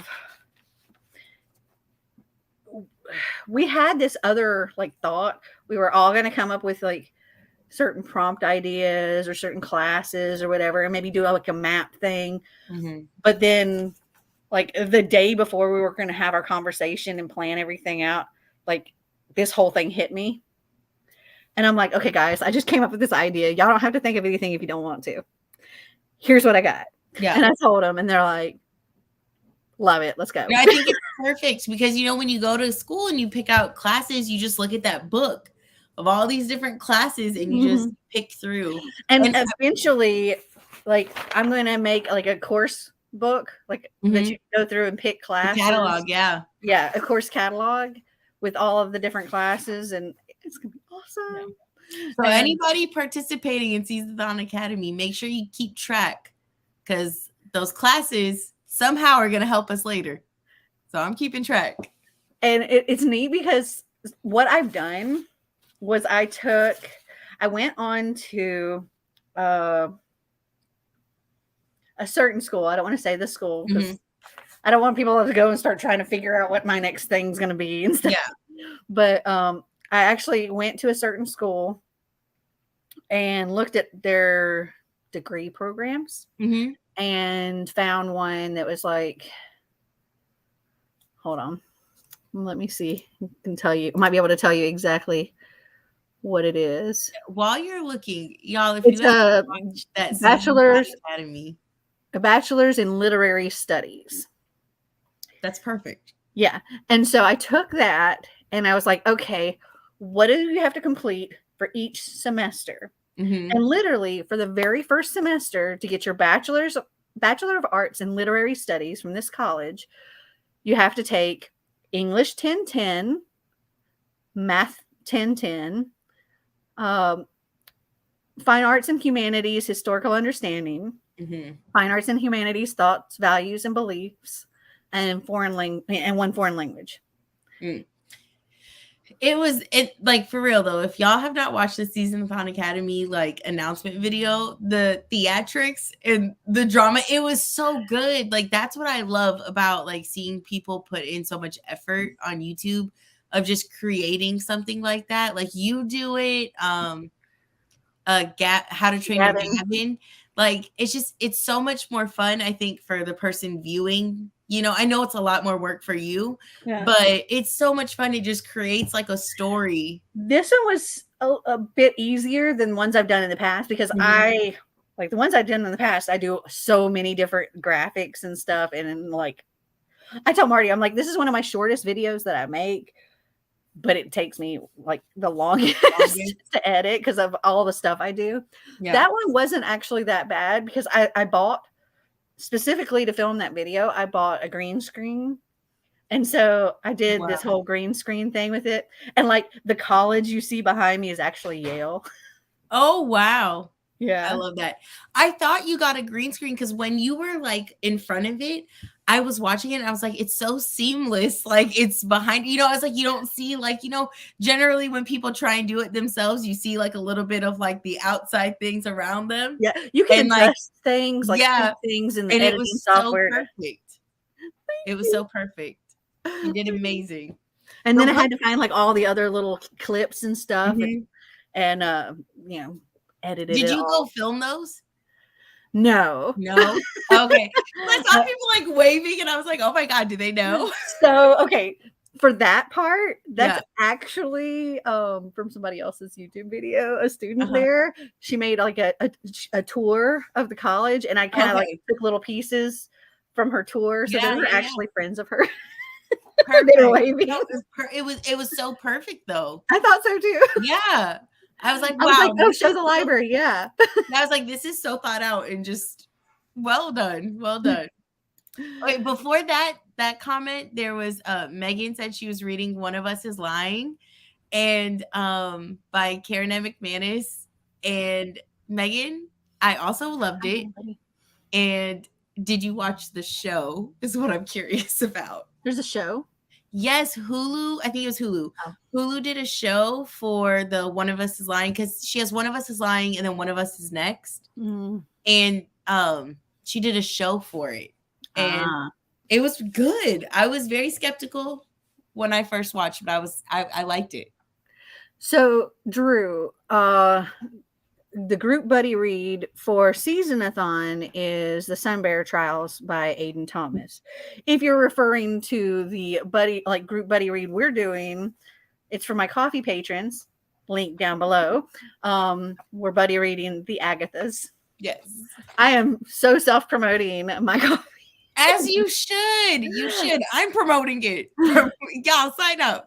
There's a lot of fun benefits to being one of my coffee patrons. Yes. We have a great time. And there's a special Discord just for that too. So it's nice.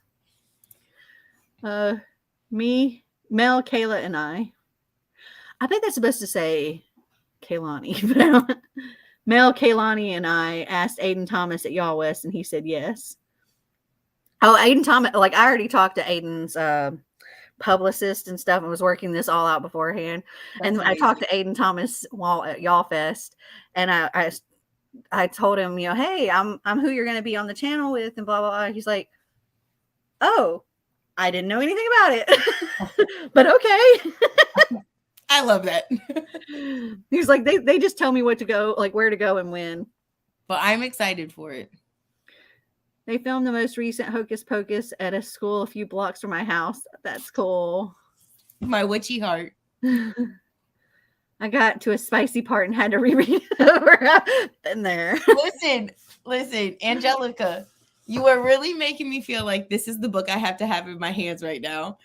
Do it. She's convincing me. I mean, you've already said you're like on the other one. True. You can at least soft DNF it and go to spoiler alert. Because tomorrow I will be finishing this. True. And I'll probably start spoiler alert after that. Okay. Finally getting to chapter 1 of Clockwork Angel, and now I'm interested. Yay! I went in blind, not even reading the blurb. Love that. I can't wait until you've read the entire trilogy. Oh, Jim is amazing. Got your heart. Jim from the Infernal Devices and Gray from A Curse of Dark and Lonely. They're my book boyfriends. As Marty walks by. I was about to say, as her real life husband walks by. One of Us is Lying is on Peacock. Okay. Keep promoting. No, I didn't know there was a show. I'm definitely going to have to watch it now. I loved One of Us is Lying because it gave me the Breakfast Club mixed with Pretty Little Liars vibes. That's it. I think that's why I loved it so much. I'm going to have to, if that is the one, I might have to reread it. I think what might have possibly happened, but I can't recall, is I might have read something that was like a second book and not the first book. And I was just kind of like, what's going on? Yeah. So One of Us is Lying. It definitely is. So it has that like Pretty Little Liars vibe, but it's definitely like the Breakfast Club with murder. And I personally love the Breakfast Club, so I was hooked. I love the Breakfast Club too. Yeah. I'm 80 pages into Forging Silver into Stars. I love the Curse of Dark and Lonely series. So good. Yeah, we were talking about that earlier. Yeah. I like 5 stars for the first book. And I was like 6 stars, 10 stars for the second book. And then the third book, I was just like, womp, womp, womp. I mean, I think I gave it 4 stars, but it was just, I was disappointed. Which is so interesting that the second book, because sometimes the second book is like the dip, but like the second book was up here. Well, the second book, Gray was the main character. And like the first book, he was a side character, and this first one was fabulous, and it's a Beauty and the Beast retelling. And then the second one with Gray being the main character, amazing, because Gray is awesome. But then the third one, I don't know, it just, and I think it's because it was YA. I think there was too much fade to black because it was YA. I mean, it's understandable because it's YA. Yeah. But in the context of like what these people are doing, leading countries and stuff, you would think adult. Had it been more adult, it probably would have ended up being a 5-star as well. Okay. But it was just like, because it was YA, it kind of lacked in places. Like, getting a kiss was like pulling teeth. Oh, see, that stresses me. Yes, exactly. I love The Breakfast Club too. One of my favorite Yes. movies. Oh, yes. Love some old school movies. Molly Ringwald, what an era. Sweet 16. Pretty in Pink, love it. Ferris Bueller. Mm-hmm. The Goonies. Ah, I love the Goonies. I had a shirt that had Hey, like the Goonies on it. Yeah, Goonies never I love it. Hey, you guys. Love it. Love it. I'm She like, on get the get bed back on the again. bed. These flannel pants, man, too. They're I was not about to say, helping. those aren't helping anything They're here. so comfy and cozy, but then I'm sweating literally my butt off. I didn't even care there was no spicy scenes in The Curse You're of So Dark and Dark Lonely. and Lonely because I love the plot so much. Yes, I didn't mind in that first book or the second book. There were things that it really could have. There could have been more in the third book, in my opinion. It was just like, okay, we're cool. Yeah. Good job, pal. And I think when like people like us that like smut so much, we're kind of like, give me a little more. Yeah, well, it was just like, I don't know. Like, even the thing with the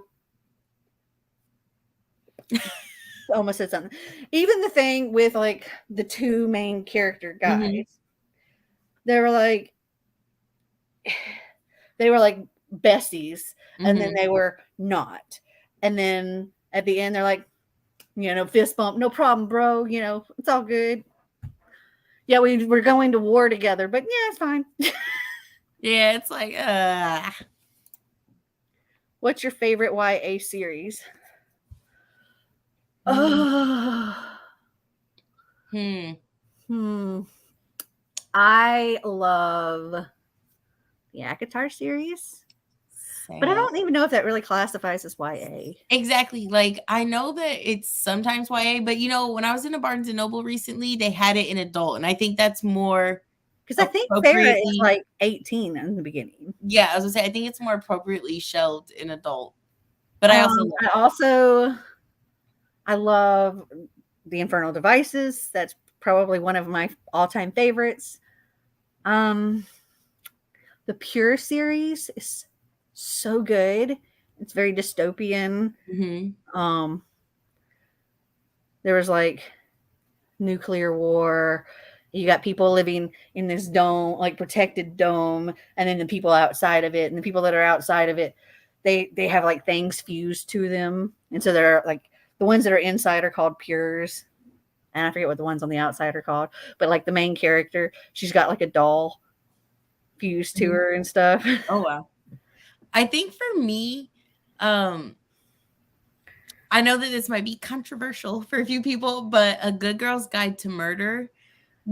For the third book, for some people, just felt like not the best. But I'm a believer in the fact that like when an author closes something out, they're never gonna impress everybody with the way they choose to end it, even though it's annoying. But I really enjoyed the journey that I had on A Good Girl's Guide to Murder. But another one that's like not with like the mystery and thriller, I really enjoyed the complete journey of To All the Boys I've Loved Before. I love that. I love that. And let me tell so you. Cute. Yeah, let me tell you. So when the first movie came out and people were losing their mind for it, right? Like, Peter Kavinsky, like losing their mind. And I was in Barnes and Noble and I kept looking at it. And so for a time, like I used Barnes and Noble as a like retreat. I said I was going there to do work and I would do like this much work and just try and get away from people and just be by myself. And this was pre-COVID. So they had like chairs out for you, like comfy chairs to sit in. And I picked it up one day and I was like, let me read the first few pages because, people are losing their minds for it. Like it was the height of the craze, right? Mm-hmm. Or the height of the craze of the first movie, because they had a Yeah. pretty good craze in each movie premiere. Mm-hmm. But I read the first few pages and I was bored to tears. And then a short while later, as a true book buying addict does, even though I was bored in the first book, I bought the whole series. And it sat on my shelf for a little bit. But then I was like, you know what? I really want to watch the movie because the second movie had just come out. And I was like, I really want to watch it. So I need to read it. Right. Mm-hmm. And so I read the first book and I got past the first few pages and I was beyond obsessed. And I read the first book, watched the first movie. And if you've seen it and like read the books, you know that like the first movie like bleeds into a little bit of the second book, And so I was kind of like, wait, what is this? So when I read the second book, I was like, oh, okay. So then I decided, I was like, or you know what? Maybe the third movie had come out. I think. I don't know. But I read all 3 books in 3 days, like one a day, just because I became obsessed. And so I feel like for like the completion of a series, I think that one for me ended the way I wanted it to. And it didn't feel out of like the character's wheelhouse. Like, it's like, I think every choice that characters made felt like they were within the person that we've read thus far. Yeah. So I love that one. I love that one too. I have a Good Girl's Guide to Murder. I have that series. I haven't read it, but I've heard really good things. Like I know Clint loves it. Yeah, I would say definitely do the audio with the book because the whole premise of it is like her creating a podcast for like a project in high school. So you have like the novelization part, but then also like the podcast element that is like really fun to listen and read to. Yeah. I know Clint gave this book 5 stars and I'm nervous about that for me. Do you mean like what was it? Oh, Forging Silver into Stars. Mm-hmm. I mean, he also gave the whole A Cursed Dark and Lonely 5 stars, the whole series. The book I'm reading right now, it made me so hot and bothered, and they hadn't even started with the sex scenes yet. Nice. I love that. I love that. Wait, what book was that? What? I forget what Tori's reading. I can't remember either. It's hard to keep up with what everybody's reading. It is. Okay, so if you like the dystopian books, I personally recommend Pure, and it's by Juliana Baggott, Baggott. It's Pure, Fuse, and then Burn. I think they're fabulous. Wonderful. They were fun. They were fun to read. I think they came out quite some time ago. Let me see. I'm going to look and see when they came out.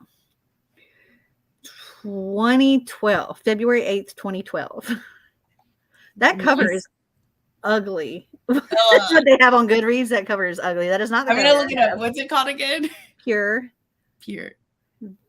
Love the Hunger Games. Love Pure. So I said if you like the Hunger Games, you're going to like Pure. But I don't like that cover. That is not the cover I have. Juliana Baggott, Baggott.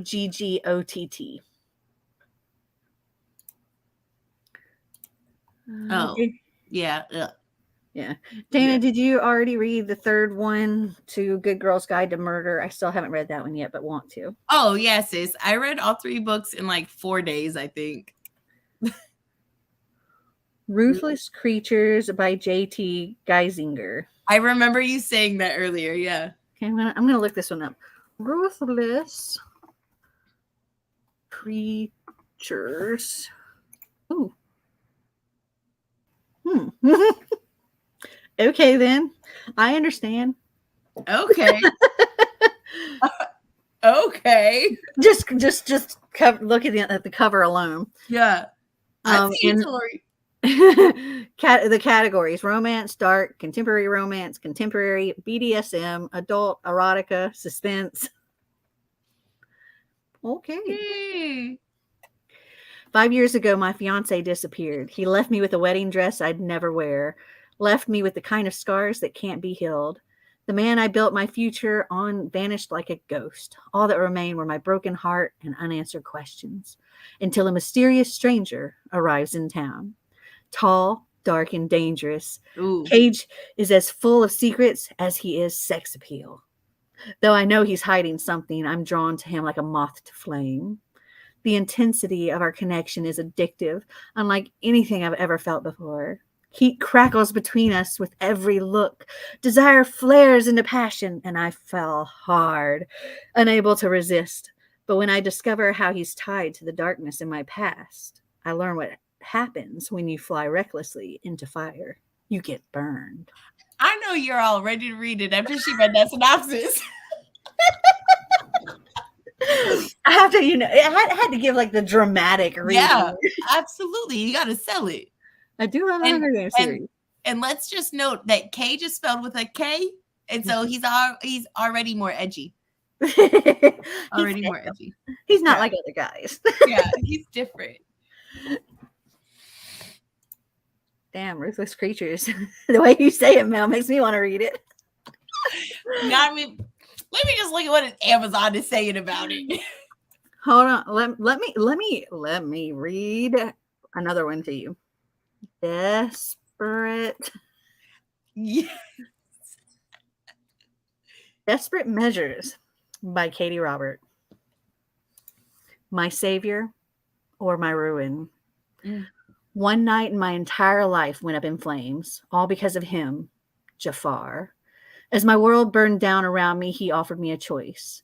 Walk away with nothing but my freedom, or rise to his challenge and win my fortune back. I bargained. I lost. Now Jafar owns me, and even as my mind rails against his rules, my body loves the punishments he deals out when I break them. But a gilded cage is still a prison. I'll do anything to obtain my freedom, even betray the man I'm falling for. Yeah, that arrives on Monday by 10 p.m. for me.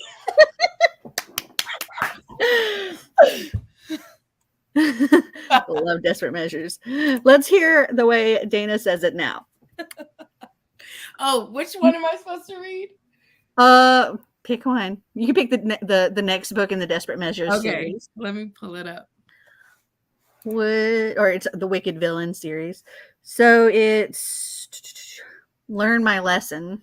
Ooh. Let me see if I can match anything, get anywhere close. A single night with Meg, and I'm willing to do anything to save her from Hades, the man holding her captive, victim to his every whim. A bargain with the devil himself seems a small price to pay in order for Meg to go free, until I learn that she's exactly where she wants to be. She's queen to Hades' king, and I'm the fool that walked right into their trap, the same fool who desires them both as much as I hate them. I can't resist Meg's touch or stop from being drawn into Hades' dark desires.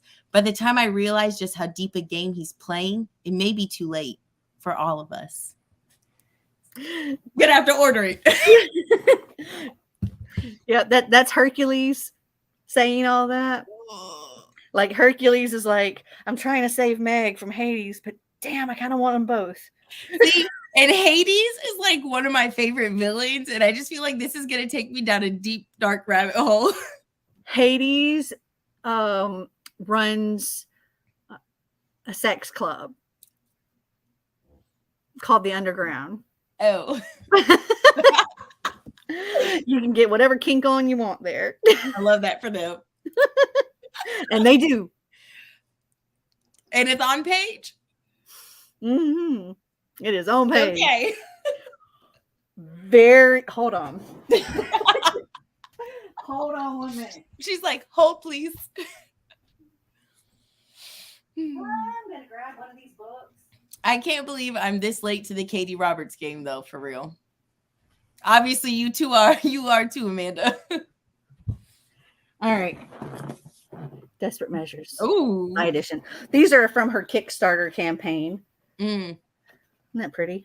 Yes, I saw when you unboxed those, I think. Let me turn to random page.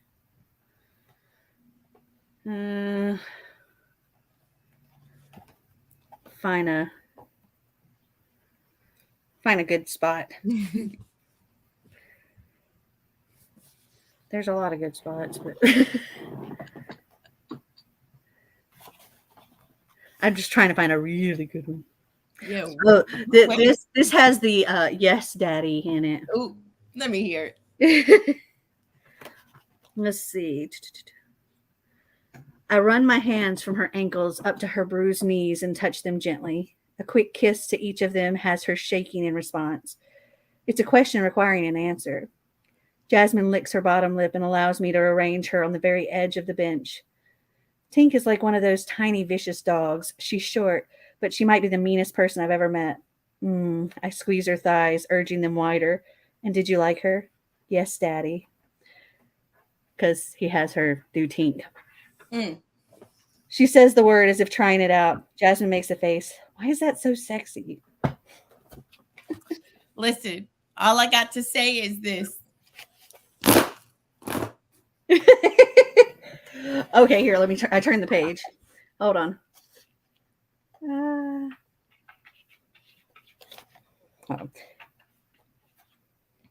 She holds herself perfectly still, barely seeming to breathe. I don't know. I kind of enjoy being bad. I'm aware. I part her and idly run my thumb over her clit. Nothing wrong with enjoying the fight, but the importance of obedience cannot be overstated. I finally meet her gaze. You think you control things by pushing and snapping and drawing the reaction you want? You can't. You want something? Ask for it. When I feel you've earned it, it will be my pleasure to give it to you. Ooh. She wets her lips again. Okay, fine, I'll play. Lick my pussy, please. Got you. Yes, darling. I know she's been super popular lately. That is why. I was about to say, I can see why. Again, Monday by 10 p.m., I'll have mine. I love when Mel reads smutty scenes on here. And yes, I can be here all night watching you guys. Good times. For real. You're not alone, Dana. I still need to read Katie Robert book yet. If I wasn't planning to before, I am after these sensual readings. I love that Bethany is with the antics with us, like for everything. Amanda says you crack me up, Dana. Thanks. Oh, wait. Who is? Oh, Clint is sending me snaps. To sub obsessed. Yes. Which this is definitely one of the things that had me learning about that stuff. Yeah. And now I'm like, I know what they're wanting. Yeah, no, for real. It's like, you know what you should do? Start responding with parts of the book. Yes, Daddy. That's it. I can see why too. Maybe I should give Katie a shot. I recommend it. I haven't read it yet, and I still recommend it. Well, you heard a little snippet. Oh my goodness. They are like, they're all super hot and steamy. And oh my gosh, there are audiobooks. There what? There are audiobooks. I will be listening. I will be listening. There were a few times that I'm like, okay, play that again.